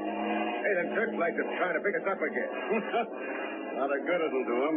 Just about 60 seconds flat, I'll circle around, and the Verde River Canyon powder plant will be nothing but a pot junk. Hey, Whisper, where is the powder plant? Huh? It was right over there just a second ago. Now I don't see it. Yeah, it must be behind us. Oh, no, it ain't. And it ain't under us. There ain't a light showing anywhere. Nothing but pitch darkness all around down there. For the love of Mike. You're right. What's happened? The powder plant lights must have gone out. Something's gone wrong with the juice. Holy smokes. What are we going to do now? Take your shirt on. They'll go on again in a minute. Yeah, but suppose they don't. Everything's back at your head. Don't get panicky, you fool. I told you we shouldn't have tried it tonight. Let's go back to the Mesa and wait. How can we go back to the Mesa? There's no moon and we couldn't see the land. This is one of Mix's tricks, and we've fallen right smack into it. How does Mix have anything to do with it? We left him and Wrangler up there on the Mesa. They couldn't have reached the powder plant this time. Then why did the lights go out?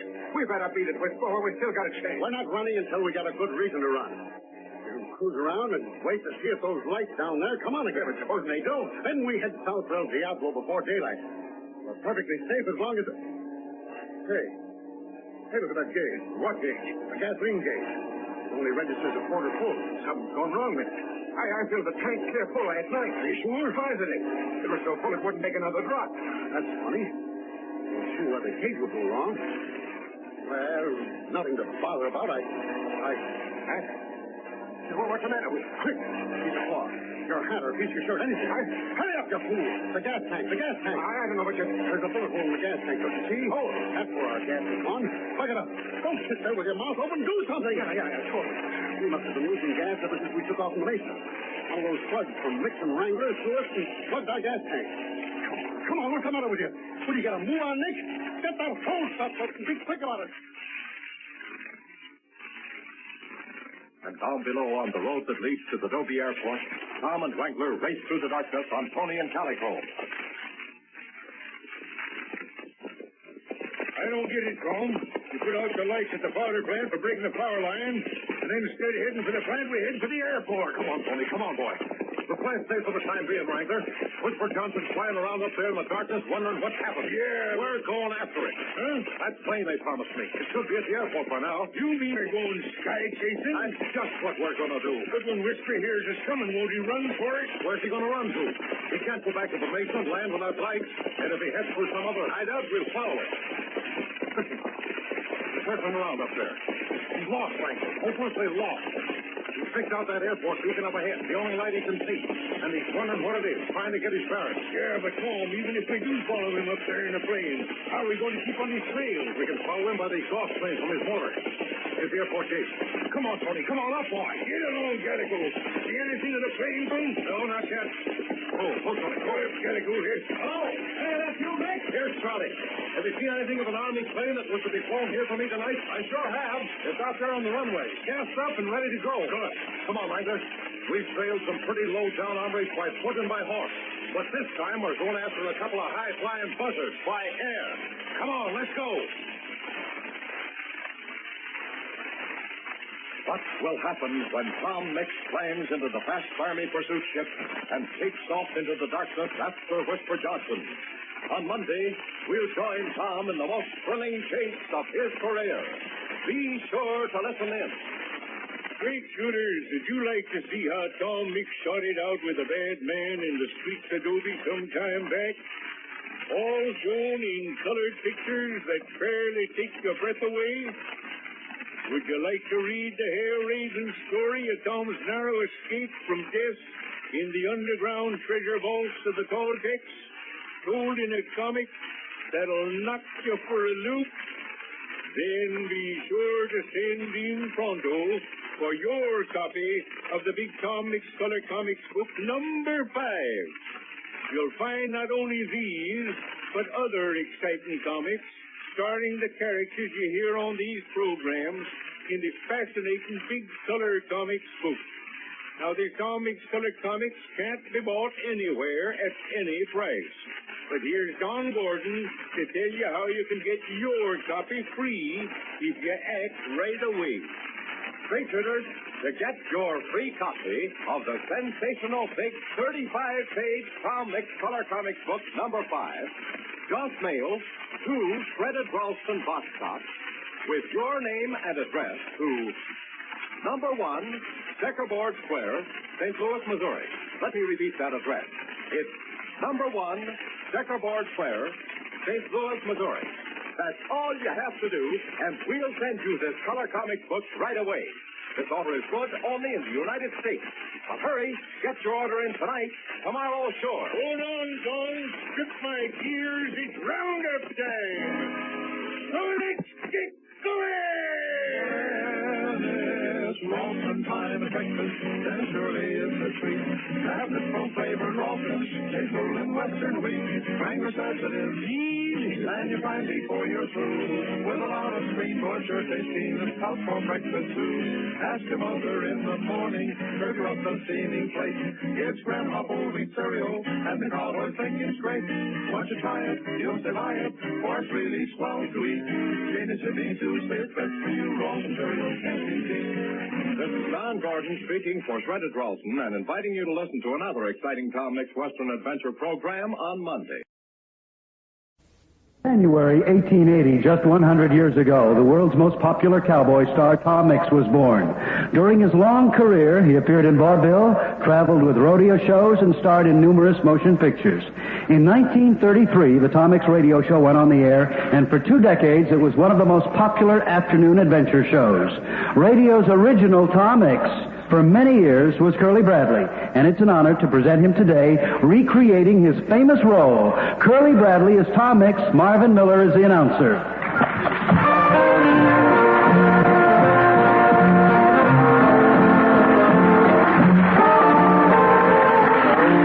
The Tom Mix Ralston Straight Shooters are on the air with action, mystery, and mile-a-minute thrills in radio's biggest Western detective program.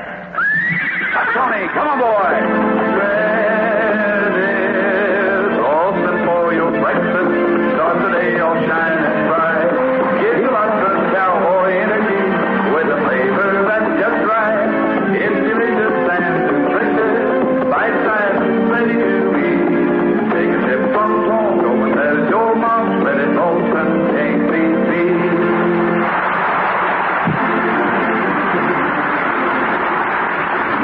The sun hangs low in the western sky as we see the tall figure of Tom Mix, the burly form of Sheriff Mike Shaw, and his ward Jane, seated among the leather and wood of the T.M. Bar Ranch House.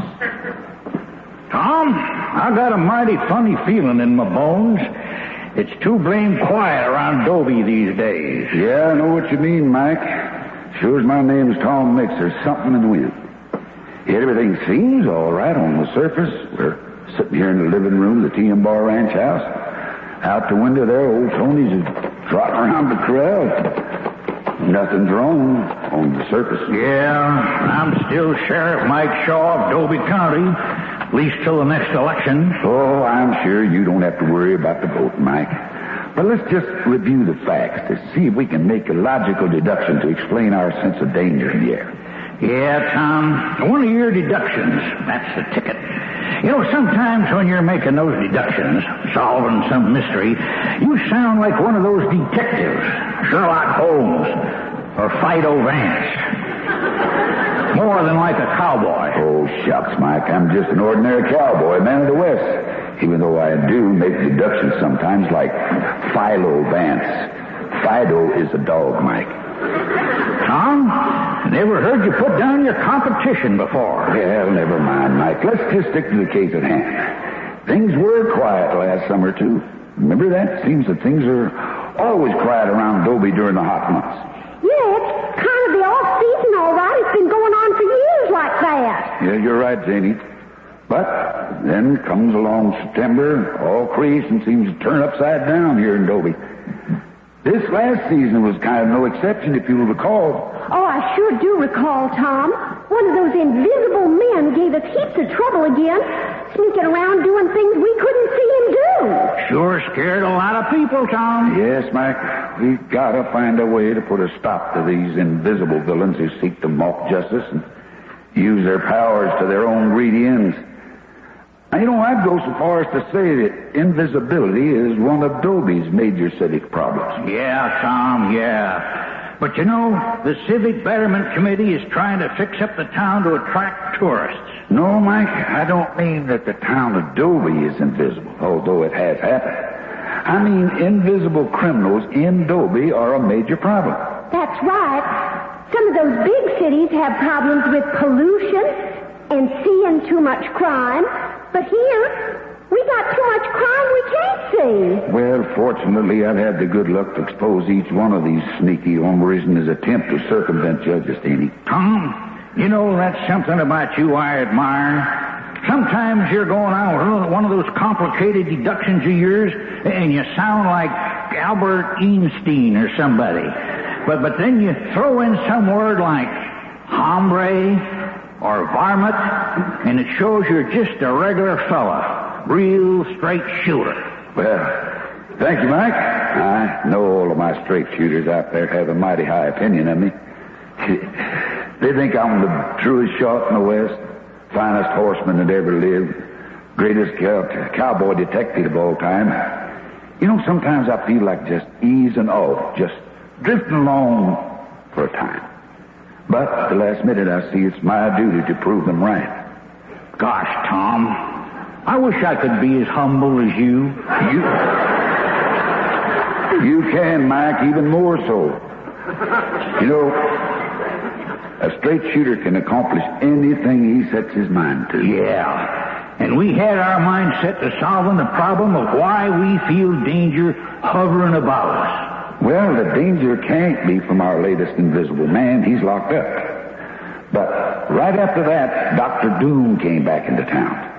Dr. Doom with his face that looked like a living skull with two eyes burning out of it. Dr. Doom carried a rattlesnake in his pocket and claimed he could strike down any man through any kind of a wall. Tom, there was always something about him I never liked. Yes, I know, Janie. He left you to burn up in that forest fire he set on the Lost Plateau after he destroyed the only bridge. Fortunately, Tony was able to jump the chasm with me and take us all out, one at a time. Oh, no other horse in the world could have done it, Tom. Well, there's no other horse in the world like Tony, Janie. And, Tom, the way you figured out his underhanded trick... Well, it's enough to say he's in prison where he can't bother us again. Of course, some people must just not know when to quit. Like that Nazi spy, the Iron Mask. Yeah, Tom, the war's over, but the Iron Mask, he's coming back, making our herds of cattle disappear, causing trouble. Yeah, the last time when he captured you, Janie, that was going too far. You're just a young girl. It's one thing to pick on Wrangler, Pecos, or Walsh.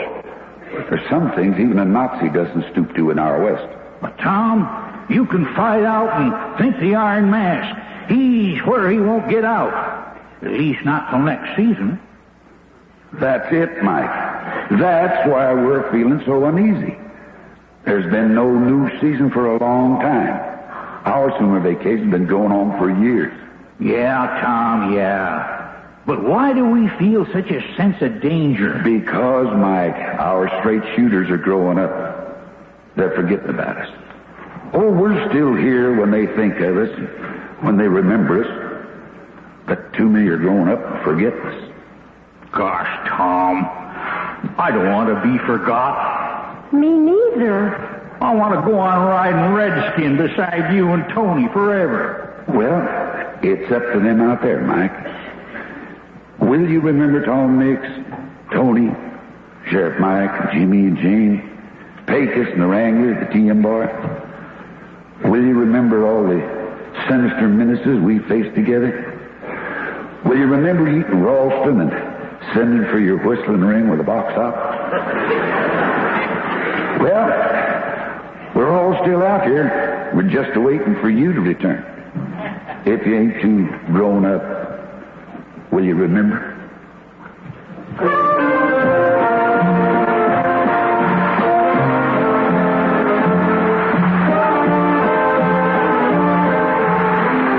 Once again, we say goodbye to the TM Bar Ranch. Tom Mix was played by Curley Bradley, Sheriff Mike Shaw by Tyler McVeigh, and Jane by Rhoda Williams. The script was by Jim Harmon. Marvin Miller speaking.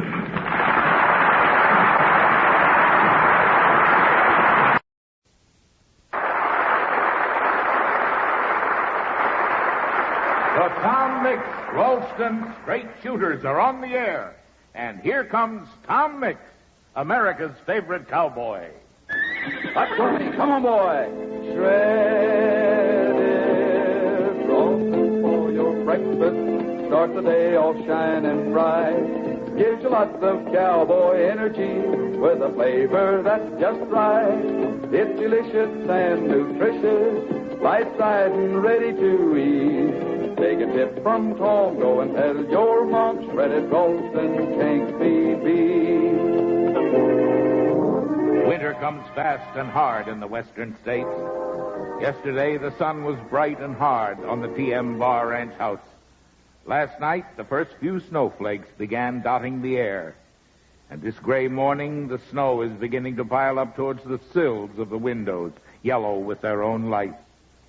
Inside, the owner of the TM Bar, Tom Mix, is carrying a big box of Christmas decorations over to a table near the fireplace.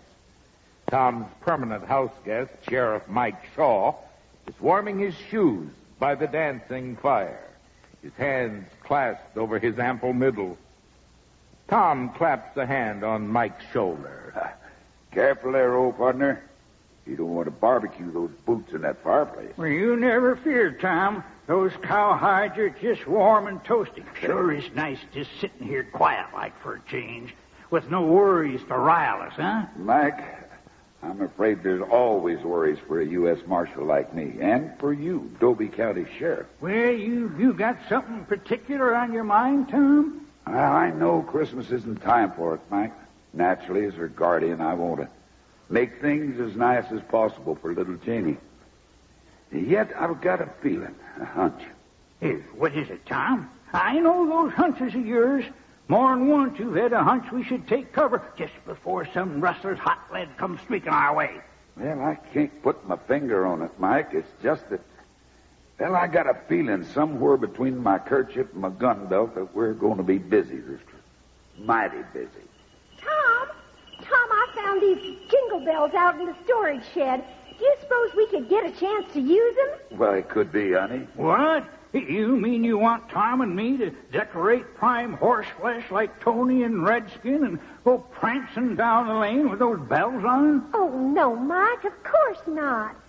I thought maybe we could get the sleigh out this year. Well, snow's not been deep enough for that for several years. Well, it looks like it'll get deep enough for the sleigh this year, Mike. We'll have to think about that a little bit later, Janie. Right now, I was just fixing to put up our decoration. Can I help, Tom? Sure you can, Jamie. Hey, what's that out there in the porch? It's a rider. Somebody's ridden a horse right up on the front porch of the ranch house. Naturally, we couldn't hear him coming through the snow. Oh, there's the door. Janie, open the door, please. Oh, of course, Tom. Do you think this could be the trouble you were expecting, Tom? Yeah, we're about to find out. Oh, Tom Mix, thank the Lord you're here. Why, it's Martha Nordling. Martha, what can we do for you? Janie, bring Martha over here by the fire. Oh, come on, Martha. Just get her. Tom, it sure looks like your hunch was another bullseye. Yeah, looks like it, Mike. It sure does. Martha, can I get you a cup of coffee? Oh, Tom, there's no time for that. It's Pete, my little boy, Pete. He's lost, Tom. He's somewhere out in all this snow and wind, lost and alone.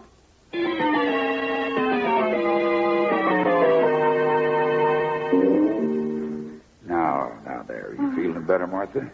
Now, you must tell me about it, calmly and slowly. Now, for the sake of your boy, Martha, you must. I understand, Tom. I can do what has to be done. I walked 20 miles when the horse went lame some years ago. I fought off a mountain panther with my broom. But that was me. This is Pete. Calmly, slowly, Martha. Yes. Yes, I must. For Pete. Tom, you know how much Pete admires you, looks up to you. He thinks the sun rises and sets on Tom Mix. Well, Pete's in my straight shooters club in Dobie. We're partners. Yes, you would look at it that way. He's just the same as the other boys to you, just as good as any. But everybody isn't like you, Tom. You're a good man. But others can be mean, petty. Others don't like Pete because his father went to prison. In fact, they hate him. My little boy. Well, I find it hard to believe anybody could hate a fine young man like Pete. Well, he certainly isn't responsible for anything Ed Norling done. But if there are such people, what does this have to do with Pete being missing? Oh, it's all mixed up together. I was going to buy a new horse for Pete for his Christmas present. I was going to buy it from that new trainer in town, Sam Watkins. Yeah. Pete picked out a young sorrel. Looked like your Tony, Tom, a bit. I arranged for payments. It was all set. Then people told Sam Watkins about my husband going to prison. Then he said our credit was no good. He wouldn't sell me the horse on time. Well, we'll see if my money is good enough for Mr. Watkins. You can pay me back when you can. Yes, Pete said you would say that. That's what he said in the note. He was coming over here to the TM bar to see you, to get you to talk to Watkins. He wouldn't take my horse.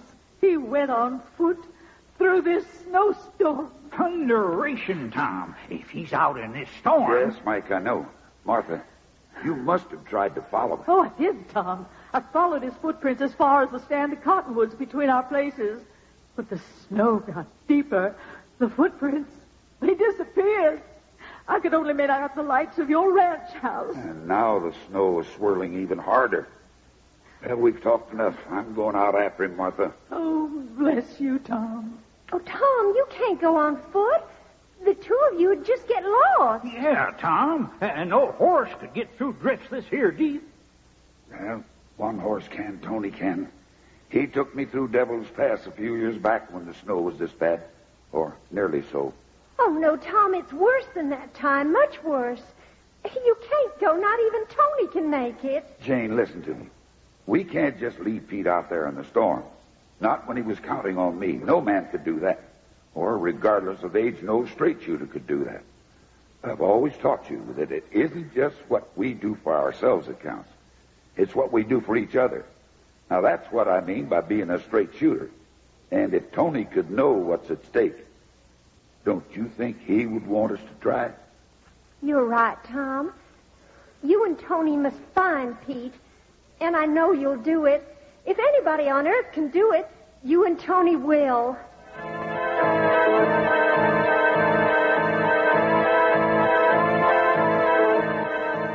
All right. Come on, Tony, boy. Come on, son. We're almost at the stand of those cottonwoods. Yeah. All right, a little more, Pete. Pete's a smart boy. He'll seek shelter. Try to build a fire. Not likely to start a fire in this window. Sure is cold. Snow's like little ice daggers biting into your face. Well, can't find that now. Come on, son, a little more. Come on, Tony. Up a little more. Keep going. Oh, easy, easy. Steady, Tony, steady.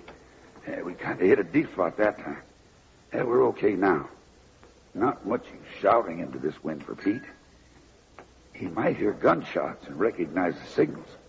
I'll try a few shots into the air.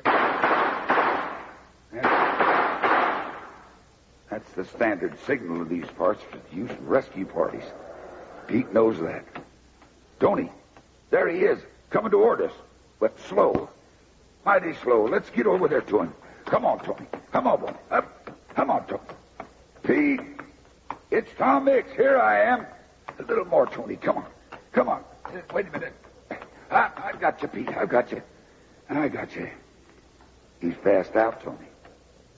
No wonder I got him just as he started to keel over. Got to get him up on the saddle in front of me. Now, a little more. Now, there. Now it's up to you, Tony. You got the hard part. You got to get Pete and me back to the ranch house. But where is it, Tony? Oh, turn around. I'm lost.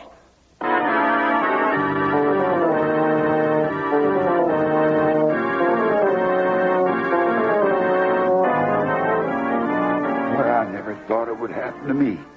Tom Mix lost. Well, pride goes before a fall. I read in books how even old-timers like Jim Bridger and Kit Carson could get lost at times. So I guess I'm no different. Well, I've got to go in some direction. You can't stand still. What's your feelings in this matter, Tony? You want to try that way? Okay, son. Okay, we'll go your way. Can't tell by the direction of the wind. Seems to come from everywhere at once. Oh, my ears are ringing. Eyes are all blurred with snow. I gotta hold on to Pete. Gotta hold on to the saddle. Gotta hold on. Hearing things now. Funny things. Starting to imagine things now. Starting to imagine.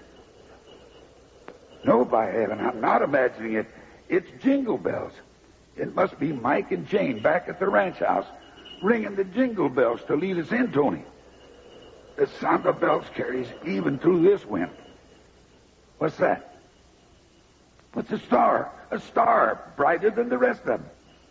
It's our Christmas tree star up on the roof, on the chimney. We can follow the bells and follow the star. We'll bring Pete home, Tony. We'll be home.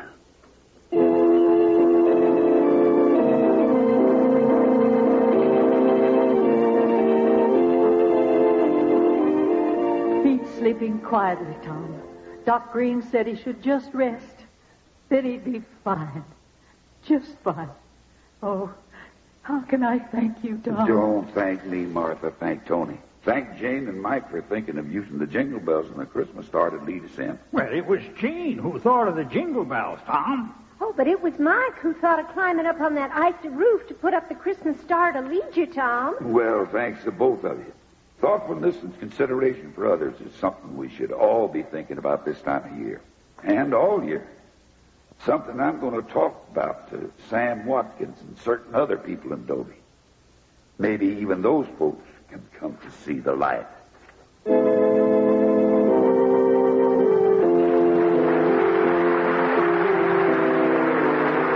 Once again, we say goodbye to the TM Bar Ranch. Tom Mix was played by Curley Bradley, Sheriff Mike Shaw by Tyler McVeigh, Jane by Rhoda Williams, and Martha by Viola Vaughn.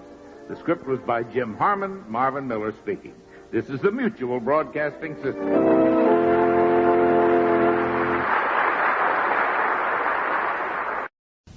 The Tom Mix Ralston Straight Shooters are on the air. And here comes Tom Mix, America's favorite cowboy. Up, Tony. Up, boy. When it's Ralston time at breakfast, then it surely is a treat That rich, full-flavored Ralston, made in golden western treat. Wrangler says it is delicious, and you'll find before you're through. With a lot of cream, boy, it's your taste keen. It's a top for breakfast, too. Ask your mother in the morning, serve you up a steaming plate. It's a grandma whole wheat cereal, and the cowboys think it's great. Once you try it, you'll stay by it. Comic says it's swell to eat. Seen it, Jimmy, too. Say it's best for you. Ralston cereal can't be beat. The Tom Mix Ralston Straight Shooters bring you another episode in The Mystery of the Raven. Cold and damp and gray comes the dawn, pausing in its westward passage at the window of Doc Green's, where witnesses a scene tense and taut as a coiled spring. Two doctors, old Doc Green and his young assistant, David Frisbee, are about to come to grips with death over the unconscious form of Willie Kohler, who lies white and still on the operating table. Over the mask that covers his mouth and nose, the old, wise eyes of Doc Green look now and again to the face of Dr. Frisbee, then back to Willie. The eyes of Dr. Frisbee return his gaze, level and cold and hard. He raises his eyebrow inquiringly. Doc Green looks at Willie's face, feels his pulse, nods to Frisbee. Dr. Frisbee looks down at the shining scalpel in his gloved hand, and as he prepares to make the first incision, he's thinking, if he dies, there isn't one man who won't say I let him die. That's every reason why I should. This man came between me and the woman I love. Everything I've worked for, the hard, grinding years in medical school, the scraping and scribbing for books, the going hungry for implements, the dream I had shattered in a matter of minutes by this man. There's little chance that I can save him. They will say I had every reason to let him die. My career as well as my life will be wrecked forever. You've got to save him. What? Yes, I know what you're thinking. I don't blame you. But you're a doctor. You've got to save this man if you can. You must think of only of that. You understand? Yes.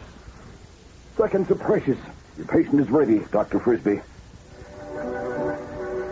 The gloved hand grips the scalpel and goes with precision to its work. It's delicate, life-giving work.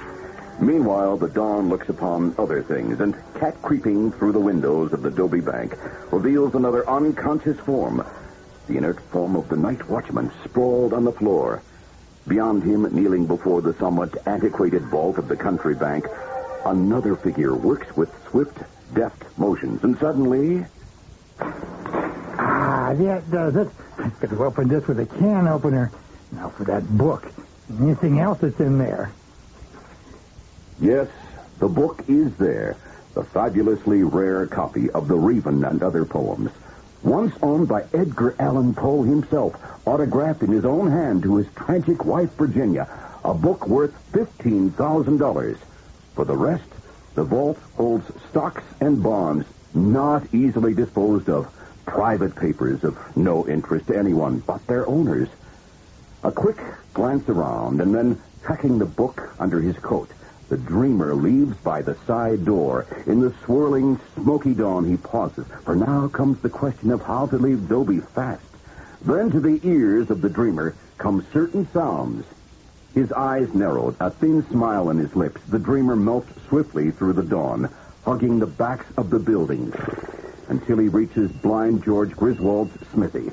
Within the forge glows fiery red, its light dancing on the sweat-stained face of the blind blacksmith. Nearby, waiting patiently, a horse. Swift and sure are the movements of the dreamer. A few quick steps and he's behind Griswold. Two blacksmiths, suddenly aware of the danger, turn to meet the full force of the dreamer's blow. With a chuckle of triumph, the dreamer moves toward the house, but just as he reaches it, a quiet voice inquires, Going somewhere, hombre? What the blazes? Drop that gun. I'm not aiming to let you use it on me as you did to Willie Kohler. Why, you... Sorry that you asked for it. My hand! You shot the gun right out of my hand. And now I'll trouble you to hand over that book. Looks like I've got you with the goods. Maybe you got me, but you haven't got the goods. No, don't you fool. There go your goods up in flames, burning to a crisp in the forge. As the saying has it, there goes your money up in smoke. And so again tragedy strikes, but the book is forever gone. The book Angus McPhee would give his life for. The book Tom promised to protect from harm. What will happen when Tom faces Angus McPhee and admits his failure? Straight shooters, there are surprises galore ahead for us in today's episode. But first, well, hello, Jane. You're looking mighty chipper today. Hello, Mr. Announcer. Anybody would look cheerful if they started off the day with a big bowl of steaming hot Ralston. It's full of vitamin B1. It gives you real cowboy energy. Pecos says it gives you pizzazz. Oh, he's right. I know that whatever I do today, helping train my new pony or working on a dress pattern, I'll be ready for the job. Good old hot Ralston sticks with you all day. No real straight shooter would miss this swell breakfast treat. I like adding fruit like peaches and bananas. It's awfully good with plenty of brown sugar. Whatever way you have it, there's nothing like hot Ralston. Yes, Jane, no real Tom Mix Ralston straight shooter ever misses a morning with good old hot Ralston. And now, some hours later, in Sheriff Mike Shaw's room at the TM bar. No fun, Mike. That's all you get. Dollar guns and lambs wasted. That's all I've been doing since you passed duck rices. Is wrestling up one bowl of hot Ralston after another. Well, not that I'm mind, but I got other work to do. Detective work. What's others? Well, I has. I got to find the hombre what with the bulldog heel. You slab-sided canary brain. Tom's caught the maverick. Stole the book, ain't he? Well, no, on account of from what Mr. Tom told me on the phone, this here dreamer fella ain't the one what stole the book first. The coyote what done that stole the book from Mr. Tom's safe, stole it from this here room later, and then bringed it back. That fella is still on the loose, and I will catch him. When I find a maverick with a bulldog heel, that's him. Well, now, who that, I wonder? Come in. I found no one on the stairs and took the liberty of coming up. Tom not here yet? Was he supposed to be Angus? Aye, he telephoned me, and he said to come up out here, and he'd explain everything. You heard the news, of course. It's all over town by this time. Good news or bad news? Well, both. My nephew Willie Kohler's going to live. Dr. Frisbee pulled him through. But the man Tom caught has confessed to everything, implicating Willie in a bank robbery that took place back east. Oh, that's tough on you, Angus. Well, I'm not so sure, Mike. Willie must pay for his misdeeds, and I'm glad that he'll do no more interfering between Duck Frisbee and Helen Archer. No, by bad news, I meant the book. The book? You mean the Raven of Other Poetics? What Mr. Tom was guarding for you? Guarding it? Aye. But not successfully, I'm afraid. You see, before Tom could stop him, this man he caught, the dreamer, well, he threw me book into George Griswold's forge. It's gone. Me book's gone forever. Thunderation. Oh, Daddy's too bad, Mr. McPhee. I didn't know about the book being burned up. Oh, here's a Mr. Tom now. Sorry to have kept you waiting, Angus. I've had a lot of things to get straight. Shucks, Tom, it looks like there's one thing you can't get straight, Well, what's that, Mike? Why, the book that's been the cause of all this mess. Angus says it's gone, burned to a crisp in Griswold's forge. Oh, that. Well, there's nothing to worry about there, Angus. That copy was a forgery. What? What are you saying, man? That wasn't your book, Angus. It was one Ralph Middleton forged and put in the place of the original. That? A Middleton? Well, then, thunderation, where's the real copy? Middleton has it. Leastwise, he had it. I reckon it's in the hands of the FBI at this time. Oh, golly, the goodness, man, he's the best. You mean that Mr. Middleton is the thief? You mean he's that one with the bulldog heel? No great guns, no wash. I've tried to tell you several times that the man with the bulldog heel I've been trying to tell you he is, but you wouldn't listen. You knows who he is. Afraid I do. I've known since you first found that footprint outside my office window. Well, then, who is he? Tell me that. Who is he? You? Me? I'm afraid so, Wash. I tried to tell you that you've been following your own trail all along. But, woe is me. Looky there. I do wear a bulldog heel. That was a feet spread I made my own self. A fine shamrock Holmes I is. Clo, I never had believed of it of Mr. Middleton that he was the one that stole my book. He was only one of 2 thieves, Angus. 2 thieves? That's right. Reckon I better ride this trail from the beginning. You see, Angus, Middleton wanted that book badly. He has a fine collection of Poe's works, and he wanted to complete it. If he couldn't buy the original from you, he was prepared to steal it, and brought the forgery along just for that purpose. The first time he stole it, I nabbed him with the goods at the railroad station, and... Hold on, Tom. Only the 3 of us. You, Wash, and me, no combination of your safe. How did Middleton get the book out in the safe? Well, he didn't. It had already been taken from the safe by someone else. The way I figured it, Middleton found it on a shelf in Angus's store. On a shelf in me store? How in the world would he have got it there? I'm coming to that. But let me finish with Middleton. The second time he stole it, he took it from the table there. You were delirious at the time, Mike. Mm-hmm. Something, an owl, most likely, disturbed the crows in that tree outside your window, and they set up a mighty ornery racket. It was at that moment that Middleton, who occupied the room next door, slipped in, snapped out the lights, and grabbed that book. The light switch is close to the door that connects the 2 rooms, so that was simple enough. The following night, he disturbed the crows himself, probably by throwing a rock into the tree, slipped in here, and left the forgery. The minute I examined it, I knew it was a forgery, but I decided to let him get away with it. Why, Tom? Because, at that time, I still didn't know who the original thief was. Whoever it was, he somehow knew the combination of my office safe, so I couldn't keep the book there. The vault in the Adobe Bank is none too good, and I would never have trusted the real copy there. On the other hand, it was absolutely safe in the hands of the man who risked his liberty to secure it. I got in touch with Dex Craven of the FBI and had Middleton shadowed every minute of the time from there on. The question I still had to answer, though, was who was the thief who took the book out of my safe in the first place? Well, at last...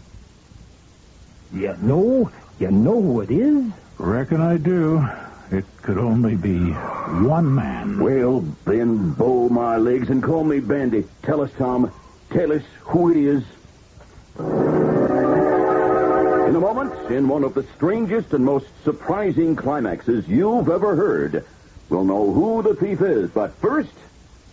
Say, Jane, I was going to ask you earlier about that good-looking locket you're wearing. Thank you, Mr. Announcer. It really isn't a locket, though you can wear it like one around your neck on a cord. This is an arrowhead with a compass and a magnifying glass, just like the one that was given Tom Mix for his work in defending our country from its enemies.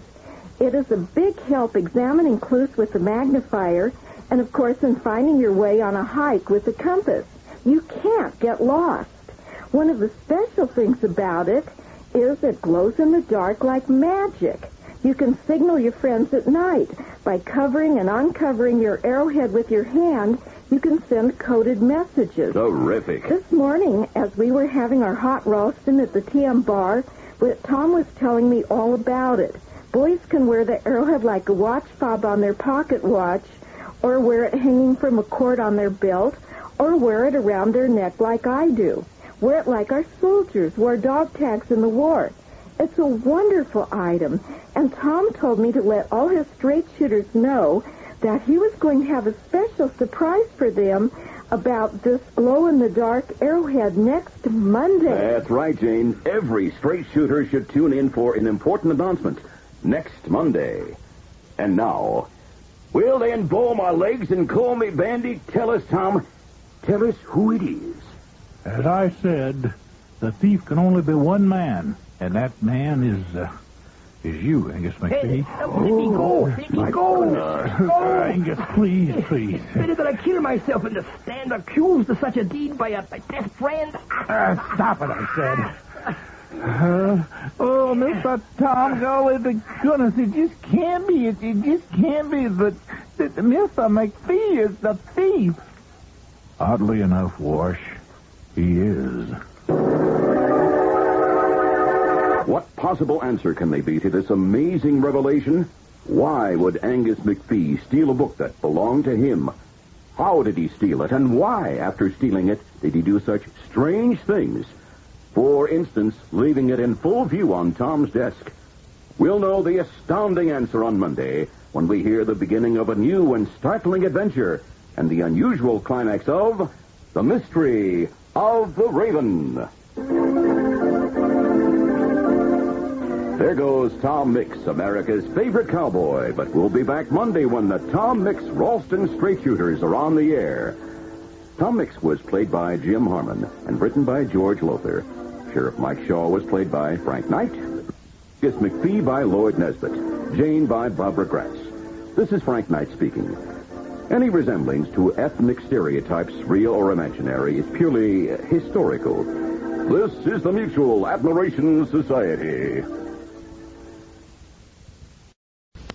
The Tom Mix Ralston Straight Shooters are on the air. And here comes Tom Mix, America's favorite cowboy. Hot Tony, come on, boy.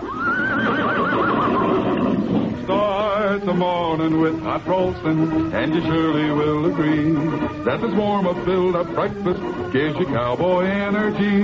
It's delicious and nutritious, made of golden western wheat. Take a tip from Tom, go and tell your mom hot Ralston can't be beat. The Tom Mix Ralston Straight Shooters present Curly Bradley as Tom Mix in a brand new adventure for the 1980s, The Mystery of the Twisted Trail. A Jim Harmon production with special guest cowboy Jock O'Mahony as Jack Martin. Stand by for a complete half-hour thriller from start to finish.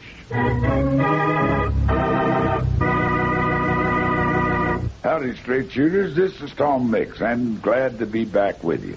We'd like to bring you a story for everyone in the family, for straight shooters of all ages. Now, this is the story of a man who loved his part of this great West. A man who wouldn't be scared of and who wouldn't let himself be killed off. A good man, but one I had to lock horns with. And here's your announcer, Les Tremaine, to go on with the story. It was late one fall evening. The moon was bright on the prairie, and the air was crisp. 3 riders were heading back to the T.M. Bar Ranch.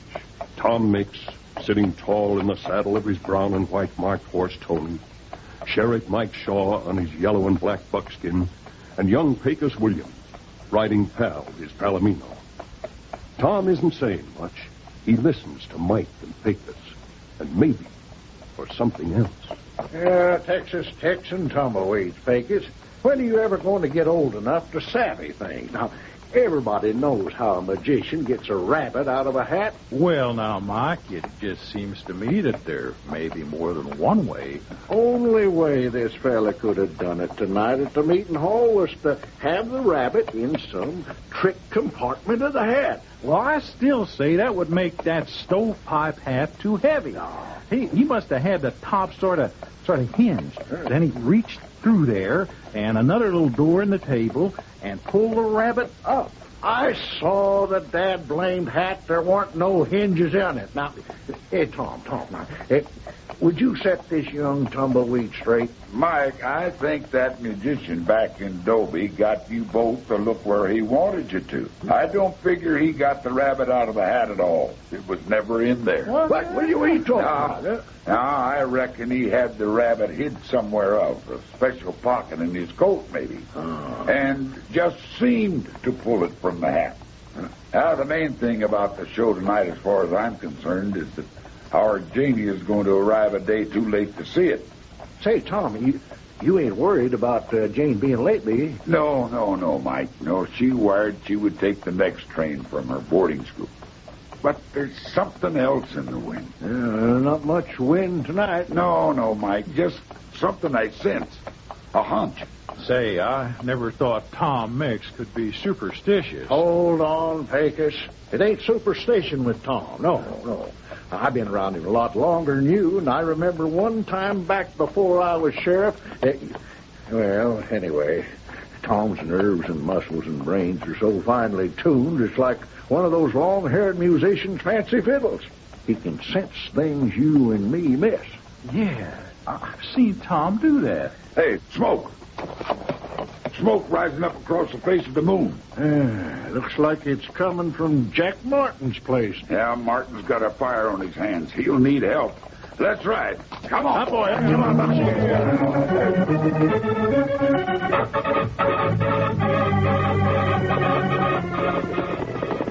Oh, my shit. Hold on. Hey, over here. Watch out. The ranch house, Mike. Yeah, that fire looks well engaged. Tom! Tom Mix, thank the Lord you're here, and you, Sheriff Shaw, and you, young man. I'm Pecos Williams, ma'am. Hey, Tom, I reckon I better help those cowhands with their bucket brigade. I'm going with you, Mike. Yes, go on. Give him a hand, you two. Ellen, where's Jack? Oh, Tom, he went inside into the fire. He wanted to get our money box. Now, after the strongbacks, eh? Jack Martin never did trust banks. But Tom, the fire's too bad. He's got to come out. Somebody has to bring him out. That looks like it's up to me. Tom, you shouldn't. But if you only could. I can, and I will, Ella. Don't worry. I'll get Jack out. Mike, douse me with one of those water buckets. You got it, Tom. You got it. Here comes a bucketful. It's sure wet enough. Well, here I go into that smoke. Jack Martin. That smoke's mighty thick. Might have got to him already. Jack Martin. Who's that? Is that Tom Mix? Yeah. You gotta get yourself out of here, man. Ellen's too young to wear black. No money box is worth that. Well, I found the strong box, Tom. I've got it. I gotta find the ranch ledgers now. I'll need those. No, Jack, that's pushing it too far. You're coming with me now. You can walk out or I'm going to carry you out. Let's get to that door. Come on, Jack. I'm with you, Tom. It's getting kind of hot in here.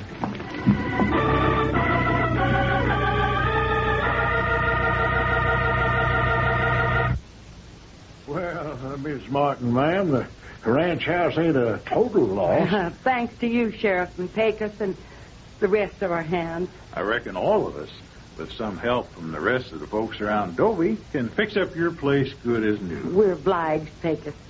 The main thing is Jack's safe, thanks to Tom. I appreciate all the help I got, Ellen, but Tom, I know you're a mighty big man around these parts. You help Mike Shaw keep the law whenever he asks you to. And I've heard you got important friends at the state capitol in Washington.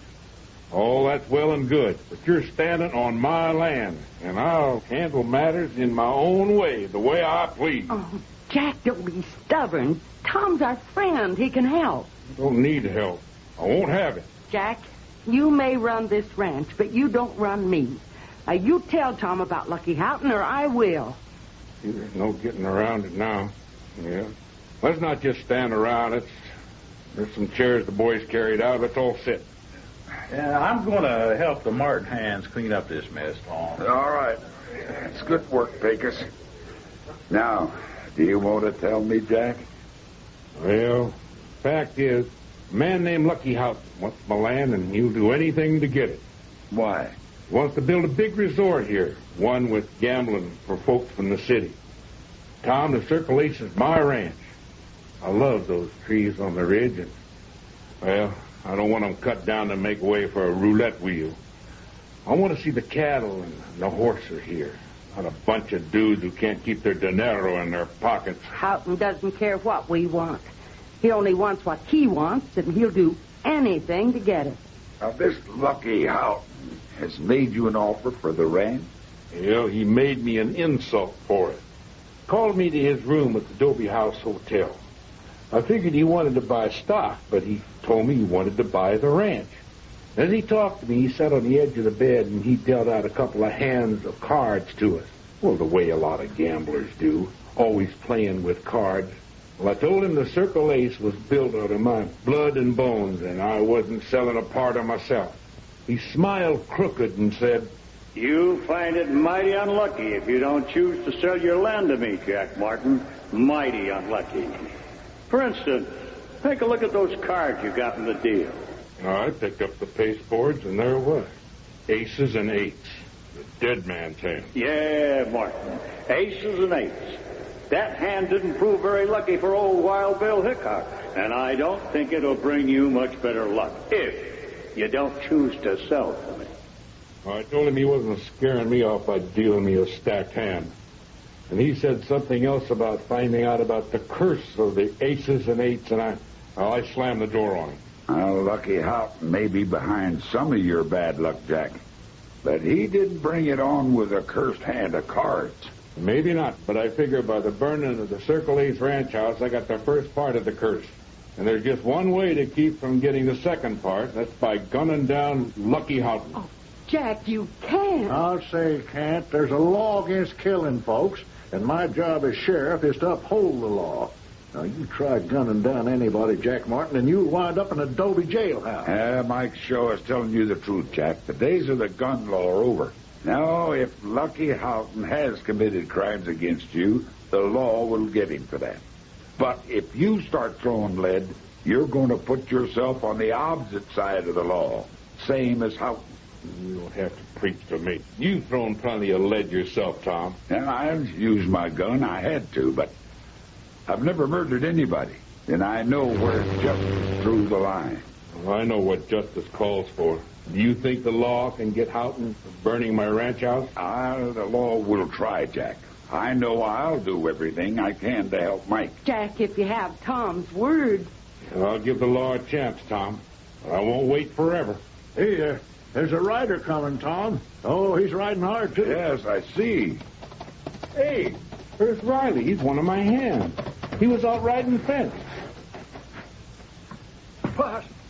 Boss, by all the saints, I'm bringing you some mighty sorry news. Devil take me if I'm not. Bad news? I can sure use more of that. You see the main house? Oh, that I did. And it's a terrible news that I'm bringing you on top of that. Boss, the stream has dried up complete. There's no water in it at all. Your poor cattle will die of thirst. Lucky Houghton said aces and eights. Curse of aces and eights. How do aces and eights figure into this thing? That stream of mine, he winds all around, curves so much we call it the figure eight. So fire burns my ace-high ranch house, and now the water all dries up in the figure eight stream. Doesn't that sound like the curse of aces and eights to you?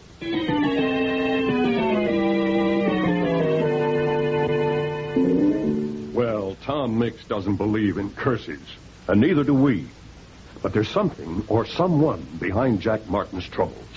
It looks like it might be the gambler Lucky Houghton. But we haven't come to the end of this trail yet. And we will find the solution in the conclusion to The Mystery of the Twisted Trail.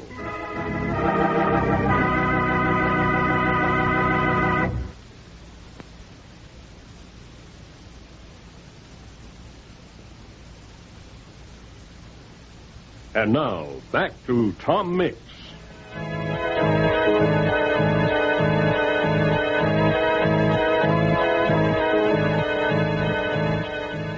Tom Mix is investigating a series of disasters at Jack Martin's Circle Ace Ranch, supposedly caused by gambler Lucky Houghton's curse of aces and eights.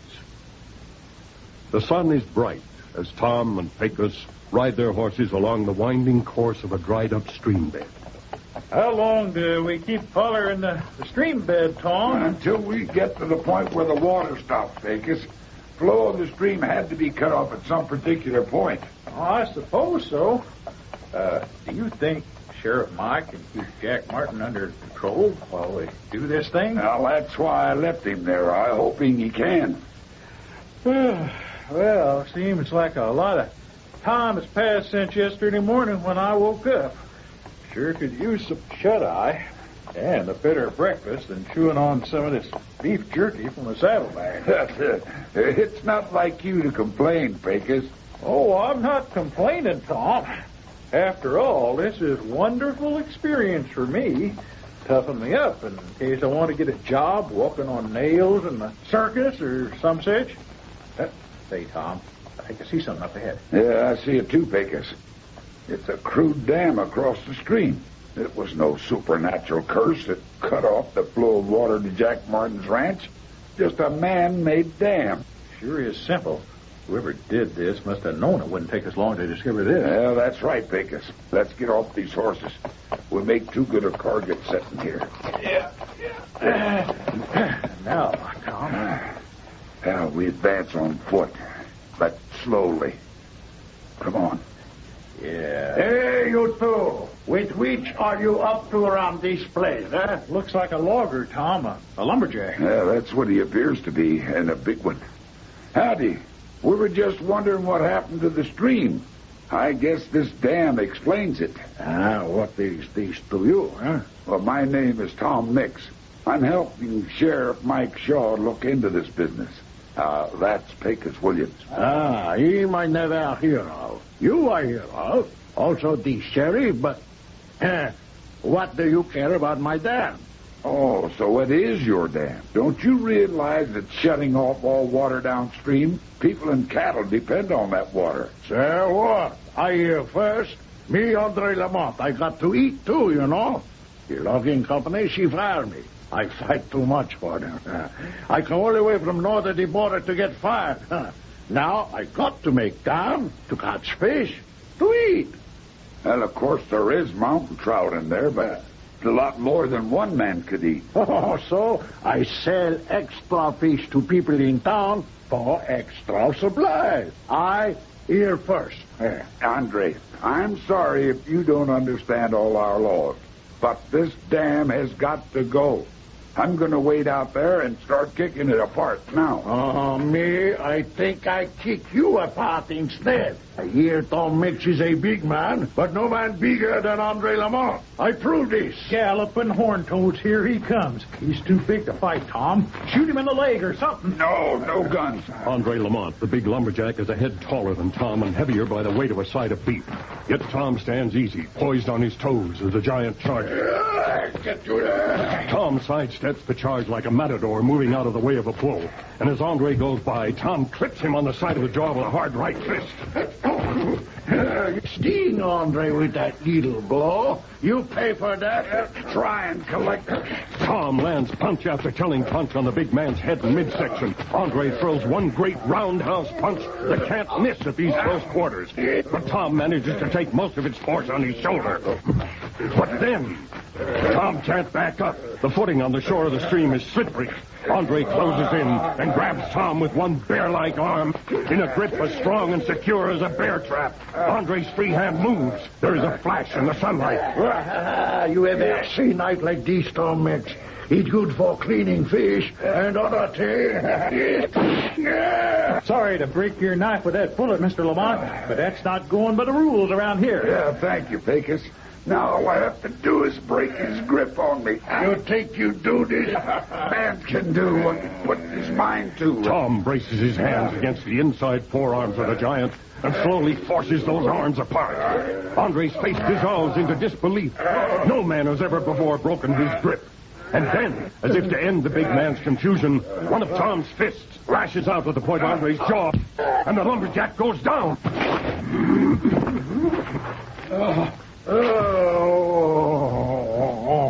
Such a blow from such a little fellow.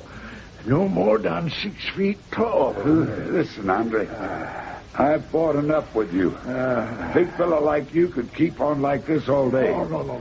But you lay there quiet, or Pecos and I are just going to throw ropes on you. And keep you quiet until we get a few answers. I have decided that you and me, we be great friends. I don't fight with friends. No, not much.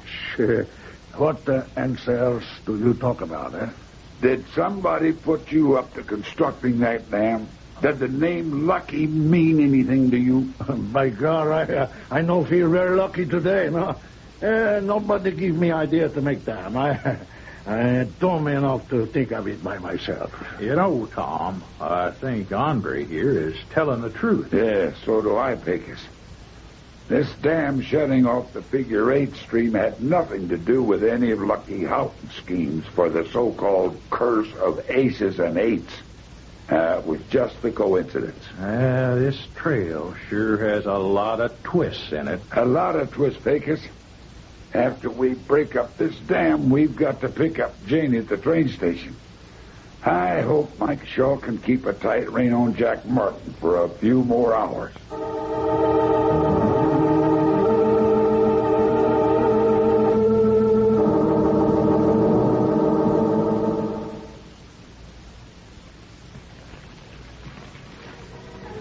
Oh, Tom, it's just great to be back here. Sitting in front of the fireplace at the TM bar again. Yeah, and it's sure great to have you back with us for the holidays, Janie. You know, I don't have to ask you how you're getting along at that boarding school. Those fine grades tell me. Oh, I'm learning a lot. I miss all of you here. You and Tony and Sheriff Mike, Dr. Green and Pecos. Well, no more than we all miss you. You know, honey, there's a paper somewhere that says the court made you my ward after your father disappeared. But ward is a mighty cold word. You know, you'll always be like my own daughter to me. Come here and give old Tom a big hug. Oh, Tom, you were telling me about what was going on around here with Jack Martin? Oh, yes, I figured you'd want to know after Pecos brought it up on the trip in from the train station. That reminds me of something that happened at school. One of the girls, Agnes, was accused of stealing a kerchief, a fancy neckerchief, you know, by another girl, Betty. Well, they had a big argument, yelling at each other. But Betty wanted to search Agnes's things for the stolen kerchief. Oh, I see. And Agnes said that she should have to prove her innocence no more than any other girl in the school. All that was against her was Betty's accusation, and that was because Betty just didn't like her. Well, I suspect that somebody had a way out of this dilemma. Wasn't you by any chance? Well, I suggested that maybe all the girls in the class could have their things searched. Everybody, not just Agnes. Nobody liked having their things gone through, but a crime had been committed, and everybody had to make a sacrifice to find the guilty person. Well, it sounds like a good solution, Janie. In theory. Of course, we found the kerchief on the floor under an unused seat. Nobody was sure how it got there. Yeah, but the theory is good, Janie. You know, if I treat Jack Martin and Lucky Houghton equally, not accusing either one of them, and not presuming either guilty, I might make some peace. Yeah. But I'll set up a meeting between Jack Martin and Lucky Houghton at some neutral meeting place. At the Dobie House Hotel. Oh, Tom, that's a good idea.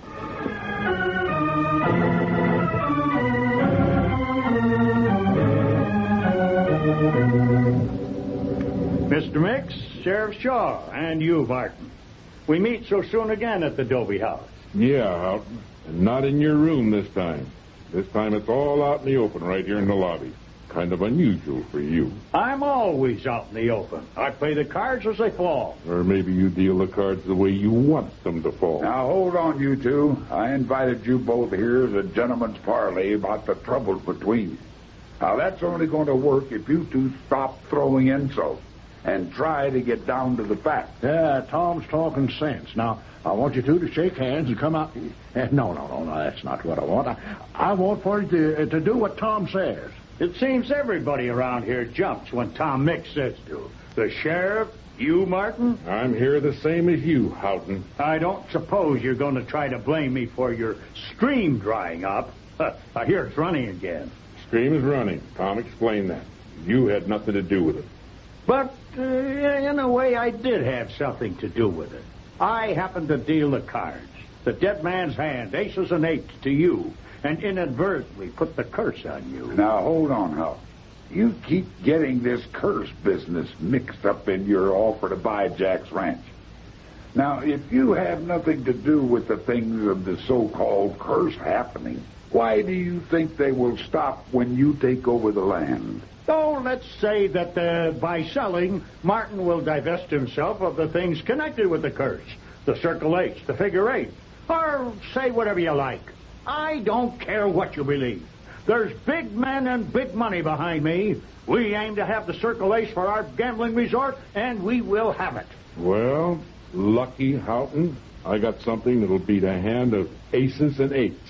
A pair of sixes. No, Tom. Jack pulled leather. A pair of six-shooters from under his coat. Yeah, I see. Gunplay.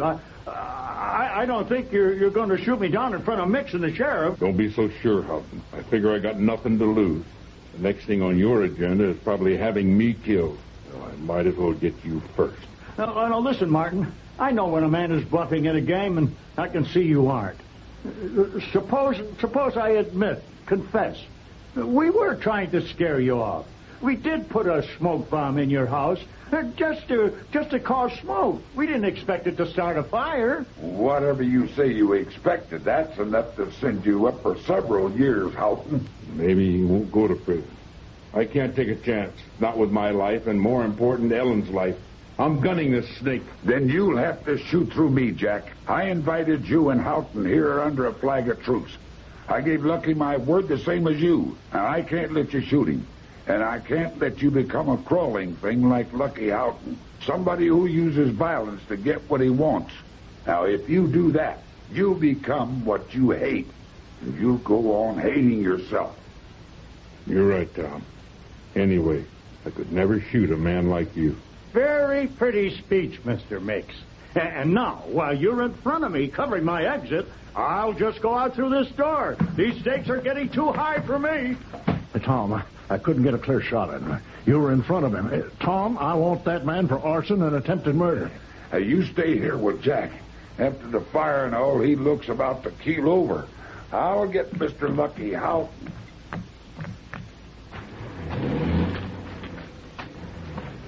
Oh, up there's Amos Snood's Dobie House delivery truck pulling away. And there's Jane waiting at the hitching post the way I told her. Janie, did you see a tall, well-dressed man get in that delivery truck? Yes, Tom. He sure didn't look like one of Snood's workmen. No, he wasn't. He's a crook with might wants. No cars around. Well, it's you and me, Tony, old boy. We'll have to go after him. Not much chance of catching the truck on a horseback, but we'll try. Oh, Tom, Tony can do it. Tony's the greatest horse in the world. Yes, Janie, I think he is. Now, Tony, we're going to have to prove it. Come on, boy. Yeah.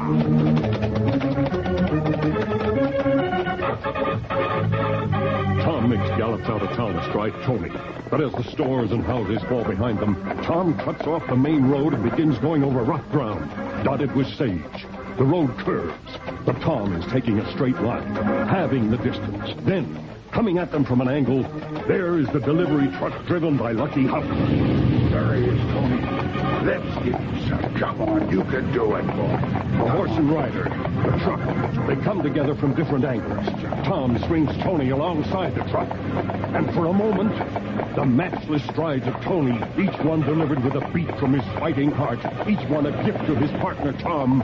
The horse's strides keep up with the machine. And Tom Mix defies gravity as only his skill can let him, and leaps from his wonder horse to the running board of the truck. He opens the door, shoves Lucky Houghton aside, and yanks on the emergency brake. There. Now we're stopped, Houghton. Yeah, the end of the line. You know, Mix, those aces and eights that I dealt, maybe they were meant for me. Houghton, it's just as I've always told Janie. Lawbreakers always lose. Straight shooters always win.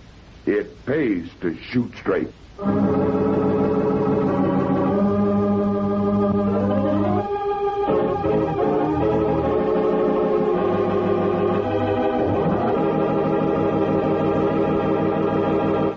Tom Mix and his Ralston Straight Shooters was written, produced, and directed by Jim Harmon. Tom Mix was played by Curley Bradley, with Jack Lester as Mike, Jim Harmon as Pecos, Jock O'Mahony as Jack, Art Hearn as Houghton, Virginia Gregg as Jane, and this is Les Tremaine. Production, Barbara Gratz, Steve Markham. Join us next time when the Tom Mix Ralston Straight Shooters are on the air. Start the morning with hot Ralston, and you surely will agree that this warm-up, build-up breakfast gives you cowboy energy. It's delicious and nutritious, made of golden western wheat. Take a sip from Tom, go and tell your mom hot Ralston can't be beat.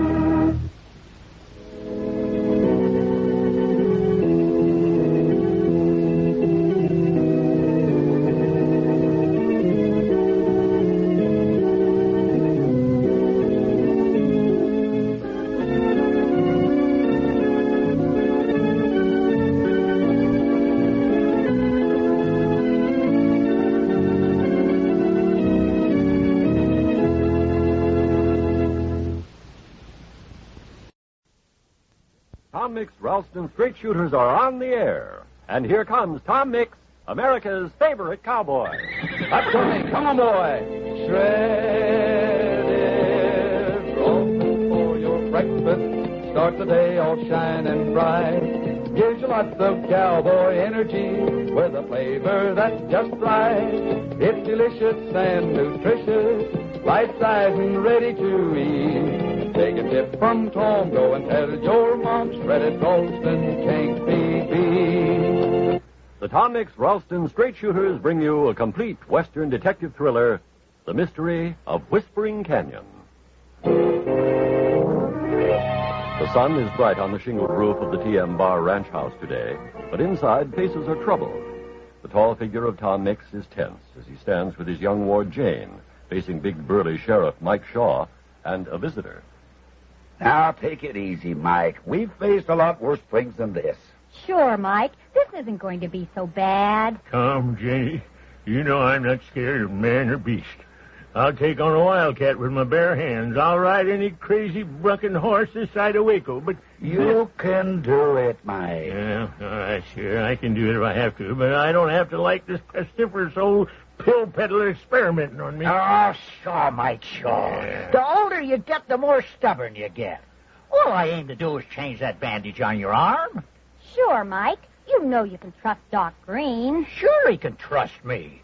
Why, I patched up that hide of his so many times that Well, go on and get it over with, you old sawbones. I'll just do that. I say I'll just do that. Mike, you know that Doc Green is the best doctor we have in Dobie. And just about anywhere else, I'd bet. Well, it's just a little thing. That slug of that bank robber just creased me through the air. Easy now, Doc. Sure lucky your jump landed you right on top of them, Mike. Yeah. You know, after you landed on top of those two would-be bandits, they weren't going to be going very far. Considering your weight, it's lucky they were able to get up at all. Now, Doc, do you have to put more of that stinging stuff on? Mike Shaw, you're the biggest baby in Dobie County. I say the biggest. Yeah. Now, you ought to let little Janie be an example to you. Sure, Mike. Tom always says not to mind a little stinging of the antiseptic. It's for your own good. Hear that, Mike Shaw? Better listen to her. Doc, if you didn't have hold of my good right arm just now, Handy little scratch it is, too. Why, won't even have to put a bandage back on. Wait a minute, quiet. Somebody's coming in. The way they're riding that horse, they aren't coming on a purely social call. Come in.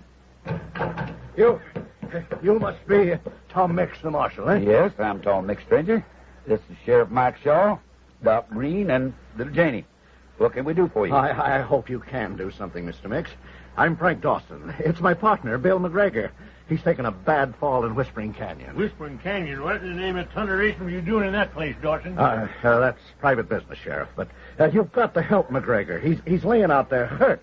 Maybe worse. Now, come on, Mr. Dawson. That's what we're here to do, to help. Oh, thank you, Marshal. But we've got to get started. Easy, Dawson. We've got to know more first. Tom, isn't Whispering Canyon the place they say is haunted by the ghosts of Indian warriors? Yes, Janie, I've heard some folks say that. Yeah, I've heard it said that nobody spent the night in there and lived to tell the tale. Well, I spent 3 days there years ago, and I'm still here talking about it, Mike. Yeah, Tom, but you've come through these things a lot of times where nobody else would have come out alive. Mike, you're letting your imagination take the bit in its teeth. There is something weird, uncanny about that place, Mr. Mix. The way it got Bill. You know, Tom, there are stranger things in heaven and earth. I know, Doc. It's hard to believe that Neil Armstrong and those other astronauts could walk on the face of the moon. But Dobie County is a fine place for raising cattle and horses. But I don't think its climate agrees with ghosts. I don't know what got Bill, Mr. Mix. All I know is that he's laying All right. We'll saddle up and ride out there. Across that rough country, we can make better time on the horses than in the station wagon. Can I come along, Tom? Janie.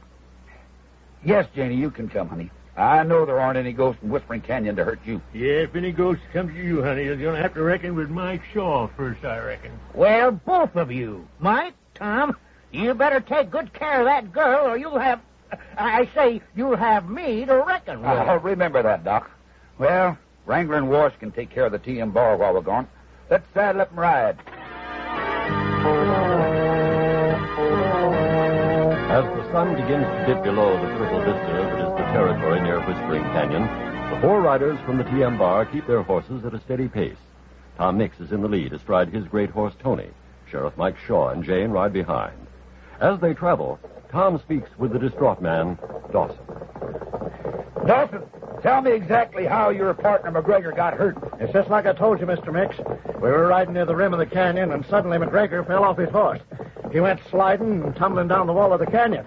I lost sight of him in the shadows. Now, McGregor wasn't a newcomer to these parts like you are, Mr. Dawson. Just how did he come to fall off his horse? Well, the cinch belt seemed to slip. Saddle slipped way over on the side and spilled him. Did he saddle his own horse? Oh, sure he did. Are you trying to say I caused him to fall off that horse? Just what were the 2 of you prospecting for, Mr. Dawson? Gold, silver, uranium?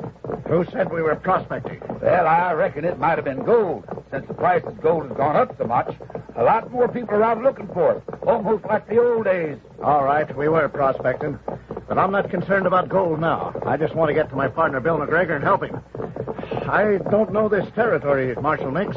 Didn't even know where the mouth of the canyon was. Well, we'll get you there, and soon. I wish the doctor could have come with us. Doc Green's getting a little too far along in years for a ride like this. Besides, he has other patients to look after. Mike Shaw and I have patched up plenty of people in our time. We can give your partner emergency aid if it's required. Mix, you're saying there may be no use. Hey, wait. Oh, that sound. Oh, Tony, oh, boy. What is that? Yes, Dawson, I hear it. People always hear that sound when they approach the mouth of Whispering Canyon. At least according to legend. Yeah, Tom, folks say it's the whispering of Indian ghosts, plotting to get ready to swoop down on trespassers. Well, whatever they're plotting, I reckon we're going to have to trespass. There's a man in there who needs our help. Huh. Sounds like our Indian ghosts have gone back into the shadows for the time being. Let's get moving. Come on, Tony. Up, boy. Tom, it's hard to believe any place this beautiful can be dangerous. Look at the flowers on that cactus over there. Crimson, violet. They're lovely at sunset. Wait, Janie, now don't get ahead of the rest of us like that. Tom, something just knocked my hat off my head. Yes, Janie, I saw it. Janie, we saw it. I think something's trying to buffalo us. I think I'll just pick that sombrero up off the ground. Mike, now take it easy. Come on, get along, Redskin. Just sit tight, Janie. Oh! Mike! Marshal Mix, did you see that? Sheriff Shaw just went tumbling off his horse. Come on, Dawson. Keep your horse right at my side. Come on, Tony. Come on, boy. Easy. Oh, Dawson, what are you doing there? Just leaning down to fix a strap on my spur. Maybe I'll make a smaller target this way for ghost Indian arrows. Stop talking like a fool, Dawson. Mike, are you okay? Yeah, I reckon I am, Tom. And something just plumb knocked me off a Redskin. It was like somebody swung the butt of a rifle right into my chest. Well, can you get back on Redskin okay? Oh, sure. Then do it, and fast. Janie, over here with us, quickly. Tom, what is it? What's the matter? Listen to that sound, Janie. It's a landslide in the canyon wall above us. We've all got to ride. Now keep together. Ride into the canyon. Come on, Tony. Yeah, boy. With Tom Tom Mix leading the way on his wonder horse Tony, the band of riders urge their horses forward through the first clouds of fine dust, then pellets of gravel. They dodge the heavier rocks from the building cascade of the landslide. Tom leans from his saddle and grabs the reins of Jane's horse, Calico, leading him forward in step with Tony's strides. Mike Shaw slaps the rump of the horse ridden by Dawson, urging the frightened mount on, and gives his own redskin a touch of rowels. The roar of the landslide grows deafening, but suddenly the riders from the TM bar are through the rain of falling stones into the open canyon. Tom, we're through. We're safe. Yes, Janie, we're safe. Tom, some funny things are sure happening in this canyon, though. Yes, Mike, some mighty funny things. Marshal Ricks, Sheriff Shaw, look over there by that fall of rocks. It's a man on the ground. Oh, must be my partner, Bill McGregor. You've got mighty good eyes to see that figure in this failing light. Let's get on over there. Oh, boy, hold steady there. Yeah, it is Bill, but he's hurt. He's still alive. Yes, he's unconscious, but still alive. No thanks to you, Dawson. What? What are you talking about, Mix? I'm saying you caused your partner to go tumbling down that canyon slope. I reckon you found something out there in your prospect. Something you wanted all for yourself. You talk too much, Mix. Tom, he's got a rifle from his saddle. Yes, Jenny, I see the rifle. Keep talking, Mix. What else do you figure? Well, I figure you had another trap rigged up for this poor fella. A dead fall of rocks at the mouth of the canyon, fixed up with a tripwire about chest high. Janie was short enough that the wire just knocked off her hat. But it caught Mike Shaw square across the chest, knocked him right out of the saddle. It was no ghost that did that. Stay where you are, Sheriff Shaw. Don't try to stray off to the side like that, out of my range of vision. Well, I'm just eating these old bones of Mike, mister. Mike broke the wire, Dawson. It released the dead fall of rocks. You didn't have to lean down like you did when we went through, but you didn't know that. We escaped the trap you set for your partner. I didn't need it after all. I saw my chance and pushed him into the canyon. Yes, I thought so. From now on, you all know too much. Dawson, you don't think I'd have said all that if I didn't have one of my men right behind you. The great Tom Mix stooping to an old trick like that. Don't make me laugh. All right, Dawson. Just as you say. Get him, Tony. Come on. All right, Dawson. I told you I had one of my men behind you. Tony's one of the best men I've got. Right, Tony, old buddy?